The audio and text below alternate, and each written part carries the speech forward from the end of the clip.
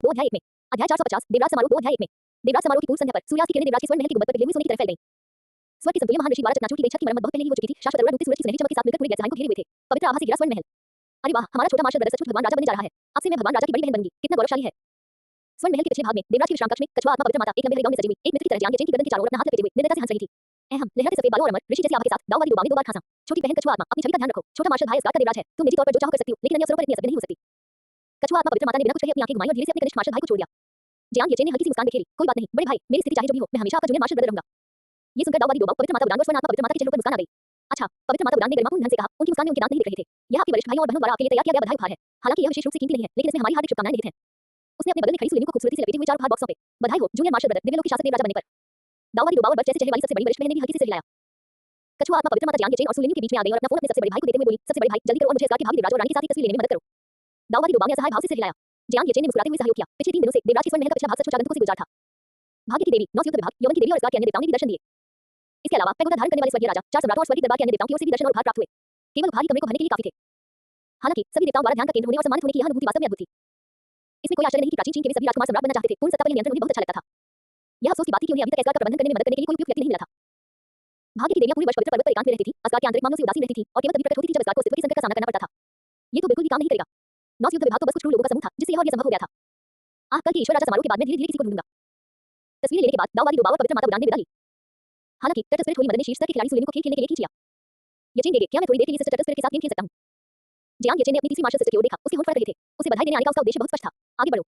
Junior martial brother बहुत अच्छा है। लेकिन मेनी जल्दी करो और मुझे कुछ मैच जिता दो। मैं आजकल बुरी तरह हार रहा हूं। ये सब इसलिए हो रहा है क्योंकि दुश्मन का जंगल बार-बार मुझ पर हमला कर रहा है। कछुआ आत्मा की पवित्र माता ने सुलिनी को खींचते हुए शिकायत की। आनंद में केवल जियांग येचेन और उनकी सबसे बड़ी बहन ही रह गए थे। वह अपनी झूला कुर्सी पर वापस बैठ गया और गोल्डन स्पिरिट होली मदद की ओर तिरछी नजर से देखने लगा। वरिष्ठ बहन, क्या आपको मुझसे कुछ कहना है? ठंडे चेहरे वाली स्वर्णिम आत्मा की पवित्र माता ने अपनी आंखें थोड़ी ऊपर उठाई और सिर हिलाया। उसने अपनी उंगली को थोड़ा सा उठाया और उसकी कमर पर प्रकाश की एक चमकदार धारा चमक उठी। जूनियर मार्शल ब्रदर, ये सीनियर सिस्टर द्वारा आपके देवराज बनने के लिए तैयार किया गया एक और उपहार है। देखिए कि आपको ये पसंद आता है या नहीं। ये सुनकर जियांग येचेन की निगाहें प्रकाश की उस चमकदार धारा पर टिक गईं। प्रकाश बिखर गया और असगार की शाश्वत दिव्य पंखों से बुना हुआ एक दिव्य वस्त्र हवा में लटक गया। दिव्य वस्त्र गहरे सुनहरे रंग का था जो गंभीर और भव्य था। कपड़ा इतना हल्का था मानो हवा में लहरा रहा हो और कभी-कभी उस पर बहती हुई तारों की नदियों की आकृतियां दिखाई देती थी। जियांग येचेन ने अपने हाथ आगे बढ़ाए। दिव्य वस्त्र छूने में शीतल था और वस्त्र की टिमटिमाती तारों जैसी रोशनी उसकी आंखों में प्रतिबिंबित हो रही थी। वरिष्ठ बहन, क्या आपने इसे खुद बनाया है? गोल्डन स्पिरिट होली मदद की आंखों में एक पल के लिए झलकी और उन्होंने हल्के से सिर हिलाया। अगर आपको ये पसंद नहीं है, मुझे ये बहुत पसंद आया। जियांग येचेन ने दृढ़ स्वर में कहा, मैंने इसे कल भगवान राजा के समारोह में पहनूंगी। बड़ी बहन, आपको अवश्य आना और देखना। ये सुनकर गोल्डन स्पिरिट होली मदद के बर्फीले चेहरे पर एक सुंदर मुस्कान आ गई। ठीक है, सीनियर सिस्टर जरूर आएंगी। जियांग येचेन दिव्य वस्त्र को सिला था और उसे पहनने वाला था कि अचानक आकाश से पेगासस की हिलहिलाने की आवाज सुनाई दी। सुनहरे युद्ध कवच से सजी और एक लंबा भाला पकड़े हुए वाल्किरी पेगासस से नीचे कूदी और जियांग येचेन के सामने एक घुटने पर बैठ गई। महारानी हे भगवान, स्वर्ण महल के बाहर मेई नाम की एक देवी आपसे मिलने की विनती कर रही है। मेई जियांग येचेन अचंभित रह गया। उसने धीरे से अपने हाथ में पकड़ी हुई दिव्य पोशाक को नीचे किया और तुरंत कहा, उसे दिव्य हॉल में मेरा इंतजार करने के लिए कहो। हाँ महाराज, भगवान राजा। वाल्किरी अपने घोड़े पर सवार होकर चली गई। जियांग येचेन ने अपनी सबसे बड़ी बहन को अलविदा कहा और सामने वाले हॉल की ओर चल दिए। जब वो सामने वाले हॉल में पहुंचा तो मेई पहले ही आ चुकी थी। उसका झुका हुआ सिर ये दर्शाता था कि वो कुछ सोच रही है। ये कैसा चेहरा है? क्या किसी ने तुम्हें तंग किया? जियांग येचेन ने पास की एक सीट की ओर इशारा करते हुए उसे पहले बैठने का संकेत दिया। मेई ने सिर हिलाते हुए बेबसी से कहा, कल के समारोह के बाद आप असगार के देवराज बन जाएंगे। मुझे लगता है कि राष्ट्र रक्षक मार्शल के विशेष दूत के रूप में मेरी नौकरी चली जाएगी। हाँ, आखिरकार तुम्हारी निष्क्रिय रूप से इस्तीफा देने की इच्छा पूरी हो गई। जियांग येचेन ने मजाक में कहा। मेई ज्यादा खुश नहीं थी। उसने अपना सिर नीचे झुका रखा था। उसके सुनहरे लाल बाल उसके आकर्षक चेहरे को ढके हुए थे। वो काफी देर तक चुप रही, फिर बोली, मुझे लगता है कि आप इस स्वेच्छा से भगवान राजा नहीं बने। या यूं कहें कि भगवान राजा बनने के बाद आप सब कुछ असगार के देवताओं पर डाल देंगे और खुद एक निरंकुश शासक बन जाएंगे, है ना? उद्धरण चिन्ह ... जियांग येचेन ने 2 बार खांसा। ये किस तरह की बात है? धिक्कार है, उसने मुझे पूरी तरह से पहचान लिया। दिखावा करना बंद करो, मैं तुम्हें जानती हूं, कामचोर की बादशाह। मेई ने ठहाका लगाते हुए हंसी। तो क्या तुम्हें कोई उपयुक्त उम्मीदवार मिल गया? जियांग येचेन की आंखों में चिंता की एक झलक दिखाई दी और उसने अपना सिर हिलाया। मेई की आंखें चमक उठी। तो क्या मैं आपकी मदद कर सकती हूं? तुम? जियांग येचेन ने मेई को ऊपर से नीचे तक देखा और सिर हिलाया। यह एक दिव्य लोक है। क्या तुम्हें काम करते-करते मर जाने का डर नहीं है? पहले जब मैंने तुमसे मार्शल मामलों को संभालने में मदद करने के लिए कहा था तो तुम लगातार शिकायत करती रहती थी। अगर मैं तुम्हारा इस्तेमाल किसी दिव्य लोक का प्रबंधन करने के लिए करूं तो लिंग और तुम्हारी बहन मेरे पीछे मुझे जान से मारने की धमकी देंगी। उन्होंने हाथ हिलाते हुए कहा, कोई जरूरत नहीं है। इस दौरान तुमने भी खूब मेहनत की है। मैंने लिंग से सुना है कि तुम्हारी बहन और विनो फैन ताई से लड़ाई हो गई है। देखो, तुम्हारी बहन को भी अपनी खुशी मिल गई है। तुम्हें भी है। तुम्हें भी अपनी खुशहाल जिंदगी की तलाश करनी चाहिए। मेरे लिए हर समय बोझ होने वाले जानवर की तरह काम करना ठीक नहीं है। ये शब्द सुनकर मेई की आंखों की चमक धीरे-धीरे फीकी पड़ने लगी। उसकी भौहें तन गईं और उसने मुट्ठी कसकर भींच ली। जियांग येचेन, वो काफी देर तक चुप रही, फिर अचानक ऊपर देखने लगी। जियांग येचेन की नजरें उसकी मनमोहक स्नेहपूर्ण आंखों से मिली। तुम मेरी खुशी हो। मेई का लहजा बेहद गंभीर था। जियांग येचेन उसकी आंखों में देखते हुए स्तब्ध रह गया। अगर आपको लगता है कि एक दिव्य लोक का अच्छी तरह से प्रबंधन करने के लिए मेरी क्षमता पर्याप्त नहीं है तो मैं सीख सकती हूं। बस शर्त यह है कि मैं आपके साथ रह सकूं, ठीक है? जियांग येचेन कुछ पल चुप रहने के बाद धीरे से बोला, भविष्य में ऐसी बातें मत कहना। मेई ने अपनी हथेलियां भींची। उसके दिल में एक अजीब सी पीड़ा हुई और उसने अपना सिर नीचे कर लिया। तो मैं तुम्हें एक मौका देता हूं। जियांग येचेन ने विषय बदलते हुए मुस्कुराते हुए कहा, अब से तुम निरीक्षक के प्रवक्ता रहोगे और दिव्य लोक के सभी मामलों के प्रबंधन के लिए जिम्मेदार होगे। अगर एक दिन आप थक जाएं तो आप अपनी मर्जी से इस्तीफा दे सकते हैं। इसके लिए आपको मेरी मंजूरी की जरूरत नहीं है। वैसे भी कोई उपयुक्त उम्मीदवार नहीं था तो उसने सोचा कि मेई को ही यह काम सौंप देना बेहतर होगा। उसे प्रशिक्षण देना कोई समस्या नहीं होनी चाहिए।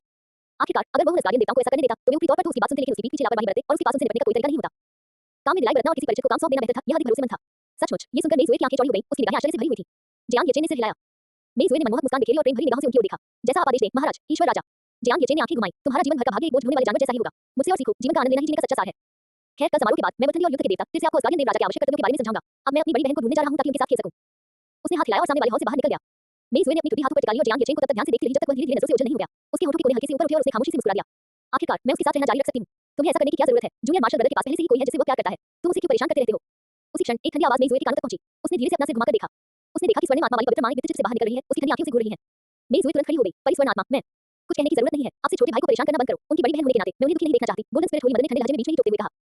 मेजुए ने अपनी नजरें थोड़ी नीचे कर ली। उसकी आंखों के किनारे थोड़े लाल हो गए। उसने बदले में पूछा, सुनहरी आत्मा परी, क्या मैं आपसे एक प्रश्न पूछ सकती हूँ?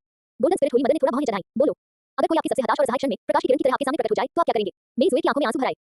स्वर्णिम आत्मा वाली पवित्र माता ने सोच में डूबी हुई अपना सिर झुका लिया। मुझे शायद इसे संजोना चाहिए और इसके लिए आभारी होना चाहिए। तो चलिए मैं आपको अपना जवाब बताता हूँ। मेजुए ने गोल्डन स्पिरिट होली मदन की ओर देखा और अपने दिल को थामते हुए धीरे-धीरे बोली, मुझ जैसे व्यक्ति के लिए जिसका दिल लंबे समय से अंधकार में डूबा हुआ है और जो खुशी के लायक नहीं है, ये प्रकाश बहुत कीमती है। यह इतना अनमोल है कि भले ही मुझे विनम्र होना पड़े, भले ही मुझे पता हो कि अंत में मेरे शरीर पर घावों के निशान होंगे, फिर भी मैं इस प्रकाश का अनुसरण करना चाहता हूँ। स्वर्णिम आत्मा वाली पवित्र माता स्तब्ध रह गई। मेजुए ने आगे कहा, परिस्वर्ण आत्मा, कृपया निश्चित रहें, मैं कुछ भी अति नहीं करूंगी, मैं केवल उनके प्रकाश में जीना चाहती हूँ। इतना कहकर वह मुड़ी और स्वर्ण महल के द्वार की ओर चल पड़ी। उसकी पीठ कुछ उदासी लग रही थी। भूल जाओ, गोल्डन स्पिरिट होली मदन ने मेजुए की पीठ को देखते हुए आह भरी। जूनियर मार्शल ब्रदर को इसे खुद ही संभालने दो। Dot dot dot. अगले दिन देवराज के स्वर्ण महल में दिव्य लोक के आकाश में भोर हुई और इंद्रधनुषी सेतु खुल गया। अचानक रंगों की छटा बिखर उठी और रेशम की तरह चमकीला प्रकाश फैल गया, जो सीधे स्वर्ण महल के मुख्य द्वार तक ले गया। तेजस्वी महान पथ के ऊपर अमर बादल लगातार मंडराते रहते थे। वे स्वर्ग के दरबार के अमर प्राणी थे जो बादलों पर सवार होकर ईश्वर राजा के समारोह में शामिल होने आते थे। अचानक पूर्व दिशा से बैंगनी रंग की ऊर्जा आई और अमर ऊर्जा चारों ओर घूमने लगी। स्वर्ग के दरबार के अमर देवों ने पूर्ण अनुशासन बनाए रखते हुए और अपनी अनुष्ठानिक शालीनता का प्रदर्शन करते हुए क्रमबद्ध तरीके से अपने स्थान ग्रहण किए। वाह! वाल्कीरी के नेतृत्व में चांदी सफेद युद्ध कवच पहने योद्धा बिजलाहट पकड़े हुए महल के द्वार के बाईं ओर खड़े थे और उनके द्वारा बजाई जा रही सींगों की गूंज पूरे दिव्य क्षेत्र में सुनाई दे रही थी। नौस युद्ध विभाग, मृत्यु की देवी हिला और इसका के अन्य देवता अपने अपने दैवीय पद के अनुसार बैठे थे। सभी महल के द्वारों की ओर देख रहे थे। नए देवराज के प्रकट होने की प्रतीक्षा कर रहे थे। भाग्य की देवियां देवराज के सिंहासन के बगल में खड़ी थी। बरथनी ने अपने दोनों हाथों में भगवान राजा के अधिकार के प्रतीक गुंगी को धारण कर रखा था। भूतकाल की देवी और द्वारा पकड़ी गई थाली पर देवराज का लबादा पड़ा था। भविष्य की देवी स्कंद ने चमकती आंखों से अपने हाथों में मौजूद देवराज के मुकुट को देखा। उनकी बाईं ओर यौवन की देवी एडुन एक सुनहरा सेब पकड़े हुई थी, जिसे खाने से अमर जीवन प्राप्त हो सकता था। दाईं ओर फसल की देवी सिर्फ आदरपूर्वक स्वर्ग की रानी के लिए विशेष रूप से अभिमंत्रित मुकुट को धारण किए हुए थी।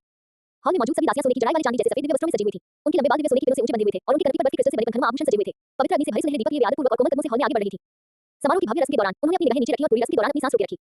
इसी बीच हॉल की दाहिनी ओर जय सम्राट के नेतृत्व में स्वर्ग के दरबार के सभी देवता मुस्कुराते हुए स्वर्ण महल के द्वारों को देख रहे थे। जैसे जैसे बाहर बजने वाले बिगुलों की आवाज धीरे धीरे मंद होती गई, प्रकाश से प्रकाशित दो आकृतियां बदलती दिशा से धीरे धीरे चलने लगी। हॉल के बाहर जियांग येचेन अपने गहरे सुनहरे दिव्य वस्त्र में शांत से खड़े थे। उनके कंधों पर बने दिव्य रूप से गड़े गए सोने के पैटर्न सूर्य की रोशनी में एक सुनहरी चमक बिखेर रहे थे। उन्होंने गहरे नीले रंग के अमर वस्त्र पहने हुए सुंदर चेहरे वाली सुलिनी का हाथ पकड़ा और एक एक कदम बढ़ाते हुए स्वर्ण महल के द्वार में प्रवेश किया। वो जहां भी जाता तुरली बजाने वाले योद्धा और वाल्कीरी एक घुटने पर बैठ जाते, अपने दाहिने हाथ अपने दिल पर रखते और सम्मान में अपना सिर झुकाते। देखो, ये डायरेक्टर और सिस्टर लिन्यू हैं, ये कितने खूबसूरत और आकर्षक हैं। हॉल के बाहर खड़ी होकर यह सब देख रही लिंग ने उन दोनों की ओर इशारा करते हुए चमकती आंखों से कहा, हे तांग यॉन मुस्कुराया, आपसे मैं देवराज का भाई हूं। चीन वापस जाकर मुझे अपने पिता को ठीक से प्रभावित करना होगा। चू शिनचेन और अन्य लोगों ने बेबसी भरी मुस्कान दी। काले गांव में सजी और वाइन रेड बालों वाली मेजुए ही एकमात्र ऐसी थी जिनके चेहरे पर मुस्कान नहीं थी। मेजुए बेहद आकर्षक और मनमोहक लग रही थी। जैसे ही उसने जियांग येचेन और सुलिन्यू को गोल्डन पैलेस के हॉल में प्रवेश करते देखा, वह अपने मन में कल्पना करने से खुद को रोक नहीं पाई। अगर जियांग येचेन उसे उस समय पहली बार मिला होता, तो क्या वह व्यक्ति जिसके साथ वह हाथ पकड़े हुए है अलग होता? मेजुए ने अपना सिर हिलाया, उस विचार को एक तरफ रख दिया और धीरे से फुसफुसाया, जियांग येचेन बधाई हो। स्वर्ण महल के भीतर जियांग येचेन और सुलिन्यू की प्रकट होते ही असगार के देवता तुरंत खड़े हुए और एक साथ प्रणाम किया। इसके बाद प्रशंसा के गीत गूंजने लगे, जो काफी देर तक पूरे हॉल में गूंजते रहे। जय सम्राट भी खड़े हो गए, उनकी निगाहें एक पल के लिए जियांग येचेन से मिली और उन्होंने मुस्कुराते हुए सिर हिलाया। जियांग येचेन ने जवाब में सिर हिलाया, सुलिन्यू को देवराज के सिंहासन तक ले गया, भाग्य की देवियों पर एक नजर डाली और धीरे से एक घुटने पर बैठ गया। भाग्य की देवी बरथनी ने देवराज के अधिकार के प्रतीक गुंगी को उठाया और गंभीरता से बात की। जियांग येचेन, असगार के रक्षक, शुद्धिकरण की शक्ति से आप असगार की गरिमा की रक्षा करते हैं। आज विश्व वृक्ष के नाम पर, रूस के नाम पर और असगार के देवताओं के नाम पर मैं तुम्हें गुंगी प्रदान करता हूं, जो सर्वोच्च सत्ता का प्रतीक है। बरथनी के बोलते ही दोनों तरफ की दासियां तुरंत श्रद्धापूर्वक प्रार्थना करने लगी। आप पवित्रता की शक्ति से दिव्य लोक की रक्षा करें, आप अपनी बुद्धि को ढाल बनाकर दिव्य लोक के विवादों का निपटारा करें। अध्याय 451 देवराज बनना, सूर्य नगर और देवताओं का मंदिर स्तब्ध। अध्याय 1 में असगार, देवराज का महल, राज्याभिषेक। बरथनी ने जोर से पुकारा। चीनी मिट्टी की गुड़िया जैसी दिखने वाली युवा लड़की स्कंद आगे बढ़ी। भगवान राजा भाई, अपना सिर थोड़ा नीचे कर लीजिए। वह अपने पंजों पर खड़ी होकर दोनों हाथों से देवराज का मुकुट पकड़े हुई थी, लेकिन फिर भी उसकी ऊंचाई पर्याप्त नहीं थी। जियांग येचेन ने हल्की सी मुस्कान दी। ये छोटी लड़की काफी प्यारी थी, बिल्कुल वैसी जैसी वे ताकामागारा में माउंट फूजी पर थे। उसने धीरे से अपना सिर नीचे किया और स्कंद ने रत्नजड़ित सुनहरे रंग से चमकते हुए देवराज का मुकुट जियांग येचेन के सिर पर रख दिया। बाद वाले ने अपना सिर थोड़ा ऊपर उठाया, उसकी निगाहें उदासीन थी। लेकिन स्कंद ने जियांग येचेन को हैरानी से देखा। भगवान राजा भाई, आप कितने सुंदर हैं। चुप रहो। भूतपूर्व देवी और आगे बढ़ी और धीमी आवाज में स्कंद को डांटते हुए उसे अपने पीछे खींच लिया। फिर उन्होंने देवराज का लबादा धीरे से झाड़ा और घुटनों के बल बैठकर उसे जियांग येचेन के गले में बांध लिया। मेरी बहन मुखर है, कृपया बुरा न माने, महान देवराजा। जियांग येचेन ने गंभीर मुद्रा में बैठी और की ओर देखा और उदासीनता से सिर हिलाया। इसके बाद फसल की देवी और यौवन की देवी सुलिन्यू के पास गई। चांदी सफेद हीरे से जड़ा रानी का मुकुट सुलिन्यू के सिर पर ठीक से रखा गया था। यौवन की देवी एडुन थोड़ा झुकी और शाश्वत जीवन का प्रतीक सुनहरा सेब सुलिन्यू की हथेली में रखते हुए उसके कान में कुछ फुसफुसाया। इसे खाओ और एक नश्वर प्राणी भी अमर जीवन प्राप्त कर सकता है। ईश्वर करे आप और देवराज असगार की सदा रक्षा करें। ये सुनकर सुलिन्यू की आंखें आश्चर्य और खुशी से चमक उठी। अमर जीवन, तब उसे भाई येचेन के साथ हमेशा के लिए नरे पानी की समस्या की चिंता नहीं करनी पड़ेगी। पहले उसने केवल देवी बनने और अमर जीवन प्राप्त करने के लिए कड़ी साधना की थी, ताकि भाई येचेन को उसे बुरा होते हुए न देखना पड़े। वह सुनहरे सेब को दोनों हाथों में पकड़े हुई थी और उत्साह से थोड़ी कांप रही थी। उठो, असगार के राजा जियांग येचेन, बरथनी ने गंभीरता से कहा। जियांग येचेन ने सुलिन्यू का हाथ पकड़ा और धीरे धीरे उठकर देवराज के हॉल के नीचे स्थित देवताओं के उन्मुख करके खड़ा हो गया। असगार के देवता तुरंत अपने दाहिने हाथ की मुट्ठी अपनी छाती पर रखकर घुटने टेककर एक साथ बोले, असगार के प्रमुख देवताओं, हम महान देवराज और रानी को अपना सम्मान अर्पित करते हैं। हॉल की दाहिनी ओर स्थित स्वर्ग के दरबार के देवता भी खड़े हो गए। स्वर्ग के दरबार के अमर देवता ईश्वर राजा को बधाई देते हैं। ये दृश्य जियांग येचेन की आंखों में झलक रहा था और उसके दिल में एक अनन्य भावना उमड़ पड़ी। सत्ता के शिखर पर होने की संतुष्टि, हजारों लोगों द्वारा सम्मानित होने का घमंड। इस क्षण यह अपने चरम पर पहुंच गया था और यह सब उसने अपनी मेहनत से हासिल नहीं किया था। इसके बजाय यह उसे सिस्टम की सुस्ती के माध्यम से अप्रत्याशित रूप से पहुंचाया गया। जियांग येचेन के होठों पर एक मुस्कान खिल उठी। उसने गहरी सांस ली और इस सुखद अनुभूति का आनंद लिया। चूंकि वह काम चोरी कर रहा था, इसलिए उसे दुनिया की उन सुंदरताओं का अनुभव करना चाहिए जिनका अनुभव उसने पहले नहीं किया था, तब यह यात्रा सार्थक होगी। काफी देर बाद जियांग येचेन ने धीरे से अपना हाथ उठाया। उठो, धन्यवाद महान देवराजा। जियांग येचेन सुलिन्यू को सीढ़ियों से ऊपर ले गए और धीरे धीरे कदम बढ़ाते हुए भगवान राजा के सिंहासन की ओर बढ़ने लगे। सुलिन्यू दूसरी मंजिल पर रानी के सिंहासन के सामने रुकी, अपनी गहरे नीले रंग की दिव्य पोशाक को ठीक किया और गरिमा के साथ बैठ गई। हालांकि उसकी निगाहें पूरी तरह से अपने प्रेमी पर टिकी हुई थी, जो ईश्वर राजा के सिंहासन की ओर बढ़ रहा था। उसकी आंखें प्रकाश से भरी हुई थी। कुछ क्षण बाद जियांग येचेन सुनहरे प्रकाश से जगमगाते देव राजा के सिंहासन के पास खड़ा था। उसके हाथ में मौजूद गुंगी धड़ाम की आवाज के साथ जमीन पर जा गिरा। जैसे ही वह मुड़ा, देवराज का लबादा लहराया और प्रकाश में मुकुट रूप से चमक उठा। देवराज की सत्ता के प्रतीक गुंगी को धारण किए हुए जियांग येचेन धीरे धीरे देवराज के सिंहासन पर बैठ गया। उसने अपनी बाईं कोहनी को सिंहासन के आर्मरेस्ट पर टिकाया, अपना सिर थोड़ा सा उस पर रखा और देवताओं को उदासीनता से देखने लगा। देवता राजा, समारोह संपन्न हुआ। देवी बरथनी ने फिर से जोर से पुकारा। सोने के प्याले लेकर देवियां और सेविकाएं देवराज के सिंहासन की ओर झुककर स्पष्ट शब्दों का जाप करने लगी। देवराज के सिंहासन पर बैठकर और देवताओं को नीचे देखते हुए जियांग येचेन को सचमुच एक सम्राट जैसा महसूस हुआ। ये सचमुच अद्भुत था। एक बार जब वह मेजुए को प्रशिक्षित कर लेता और देवराज के मामलों को उसे सौंप देता तो वह चिंतामुक्त देवराज बन सकता था। सबसे पहले वह असगार दिव्य साम्राज्य का भ्रमण करेगा, शाश्वत गुप्त ज्ञान देखेगा और कविता और संगीत के देवता ब्रागी के दिव्य संगीत को सुनेगा। ईश्वर राजा के रूप में उनका भावी जीवन सुंदर प्रतीत होता था। इस प्रकार असगार में एक नए राजा का जन्म हुआ। जैसे ही बरठंडी ने समारोह पूरा हो गया है, चिल्लाया, हॉल के बाहर प्रशंसा की जोरदार गर्जना गूंज उठी। इंद्रधनुष को जीवंत रंगों से जगमगा रहा था, स्वर्ण महल के स्तंभ गूंज रहे थे और हॉल के चारों ओर पेगासस पर सवार वाल्किरी एक साथ अपने पंख फड़फड़ा रही थी। उनकी सुनहरे कवचों पर दिव्य प्रकाश में लहरों की तरह उठ रहे थे। दूर से वल्हला के योद्धाओं ने अपनी कुल्हाड़ियां और ढालें उठाई और उन्हें आपस में टकराकर बिजली की गड़गड़ाहट जैसी लयबद्ध गर्जना उत्पन्न की। ध्वनि तरंगें परत दर परत फैलती गईं, असगार और यहां तक कि पूरी दुनिया में फैल गईं। मिस्र, सूर्य नगरी। सृष्टिकर्ता सूर्य देवता ने थोड़ा ऊपर असगार की ओर देखा। उनकी सूर्य जैसी आंखों में एक विचारशील भाव प्रकट हुआ। और इनकी मृत्यु हो गई है और असगार ने इतनी जल्दी एक नए देवराज की स्थापना कर दी है। ये सामान्य बात नहीं है। पवन देवता शून्य असगार की दिशा में देखते हुए अपनी भौहें से बोली। सामान्यतः किसी पीढ़ी के देवराज के पतन से सिंहासन के लिए संघर्ष होना अपरिहार्य हो जाता है। बाह्य हस्तक्षेप के बिना इतने कम समय में ईश्वर राजा का निर्धारण करना बिल्कुल असंभव होगा। मुझे संदेह है कि स्वर्गीय दरबार ने पहले ही असगार पर नियंत्रण कर लिया है। ये देवराज संभवतः स्वर्गीय दरबार की कठपुतली मात्र है, जिसका इस्तेमाल असगार को नियंत्रित करने के लिए किया जाता है। रेगिस्तान के देवता सेट ने व्यंग्यपूर्वक कहा। रहस्यों के देवता अमून ने भौहें चढ़ाते हुए कहा, अगर ऐसा है तो संस्कृति खतरे में है। स्वर्गीय दरबार और असगार के बीच युद्ध ने स्वर्गीय दरबार को हम पर आक्रमण करने की पहल करने की शक्ति से वंचित कर दिया है। हालांकि यदि स्वर्गीय दरबार असगार के देवताओं को पराजित कर देता है तो स्थिति बिल्कुल अलग होगी। अब खुआशिया के अलावा शीर्ष 5 राज्यों में से केवल संस्कृति और देवताओं का मंदिर ही शक्तिशाली बने हुए हैं। ताका मगहारा का विनाश हो गया। ओलंपस के देवराज की मृत्यु के बाद उसकी सेनाओं का नेतृत्व काल के देवता क्रोनोस ने किया, जो खुआशिया की ओर झुकाव रखते हैं। अब असगार को भी स्वर्गीय दरबार ने अपने अधीन कर लिया है। इसलिए स्वर्गीय न्यायालय जदूल से पहले अन्य शत्रुओं से निपटना चाहेगा। खंडहर पुनर्जीवित होते हैं। सबसे पहले संस्कृति को निशाना बनाया जाएगा, जिसने 5 स्तंभ देवताओं को खो दिया है। हे सूर्य पूज्य, क्या हमें देवताओं के मंदिर से सहायता लेनी चाहिए? स्वर्ग के देवता अंततः हम पर आक्रमण करेंगे। नमी और वर्षा की देवी कैथरीन ने सूर्य के सबसे निकट से दिव्य स्तंभ को घबराहट भरी नजरों से देखा। सूर्य देव रात में विचारों से बाहर आए। उनकी निगाहें कुछ पल के लिए असगार पर टिकी रहीं, फिर उन्होंने सिर हिलाया। कोई जरूरत नहीं, स्वर्ग के दरबार के पास अब सूर्य नगर और देवताओं के मंदिर से निपटने का समय नहीं है। इसके विपरीत असगार में जदूल की विफलता ने संस्कृति और देवताओं के मंदिर को एक और विकल्प दे दिया है। शु, अमून और अन्य देवता असमंजस में दिख रहे थे। देवता सूर्य, क्या विकल्प है? कैथरीन ने पूछा। रा कुछ देर चुप रहा, फिर अपने सूर्यदेव के दंत के साथ खड़ा हो गया और देवताओं की ओर पीठ करके बोला, मैंने एक बार सोचा था कि जदूल आक्रमणकारियों के रूप में वास्तव में अजय थे, इसलिए संस्कृति के निरंतर अस्तित्व और निरंतरता के लिए मैंने उनकी मदद करने का विकल्प चुना। लेकिन सूर्यदेव रा कुछ देर रुके। उनकी सूर्य जैसी आंखों में जियांग येचेन द्वारा असगार को शुद्ध करने का दृश्य प्रतिबिंबित हो रहा था। मैंने भाग्य के बारे में जीत की आशा देखी है, जीतने की उम्मीद है। देवताओं ने एक दूसरे की ओर देखा। यह कोई रहस्य नहीं था कि जदूल के 3 स्तंभों में से एक कैस संस्कृति में घात लगाए बैठा था।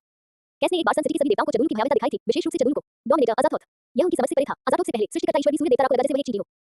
हालांकि वे जदूल के सामने आत्मसमर्पण नहीं करना चाहते थे, लेकिन उसकी असीम शक्ति के सामने अगर वे चाहते थे कि संस्कृति का अस्तित्व बना रहे तो उनके पास जदूल के साथ सहयोग करने के अलावा कोई विकल्प नहीं था। खुआशिया का भाग्य का बालक, अमन ने सोचा। लेकिन सूर्य पूज्य, क्या आपने यह नहीं कहा था कि उसके पास केवल मुख्य देवलों की शक्ति है? इतनी शक्ति जदूल का मुकाबला कैसे कर सकती है? देवता भी असमंजस में थे। सूर्य देवरा ने शांत भाव से कहा, ऐसी स्थिति में जब असगार पूरी तरह से जदूल दिव्य साम्राज्य के अधीन हो गया था, नियति के बालक ने शुद्धिकरण शक्ति का उपयोग करके इसे अपनी मूल स्थिति में बहाल किया और यहां तक कि प्रदूषण के स्रोत काले बकरे को भी शुद्ध किया। आपका क्या विचार है? अगर मैं गलत नहीं हूं तो असगार का नया राजा नियति का पुत्र है। विस्मयादिबोधक चिन्ह, विस्मयादिबोधक चिन्ह, विस्मयादिबोधक चिन्ह। नियति के बालक ने काली बकरी को शुद्ध किया। जैसे ही ये शब्द बोले गए, मिस्र के सभी देवताओं ने हैरानी भरे भाव दिखाए। जदूल के तीनों स्तंभों में सृष्टिकर्ता ईश्वर के स्तर की शक्ति है और उनकी क्षमताएं सृष्टिकर्ता ईश्वर की क्षमताओं से भी अधिक विचित्र हैं। फिर भी मुख्य देवलोक में नियति के एक बच्चे ने वास्तव में एक सृष्टिकर्ता देवता को शुद्ध किया, ये बात बेहद भयावह थी। और अब तो उसने असगार के देवताओं को भी अपने अधीन कर लिया है और वे स्वेच्छा से एक बाहरी देवता को असगार का देवराज बनने दे रहे हैं। ये जानना जरूरी है कि किसी बाहरी देवता को अपने स्वयं के दिव्य राज्य का ईश्वर राजा बनने देना व्यावहारिक रूप से एक अपमान है। मिस्र के देवता स्तब्ध रह गए और चुप रहे।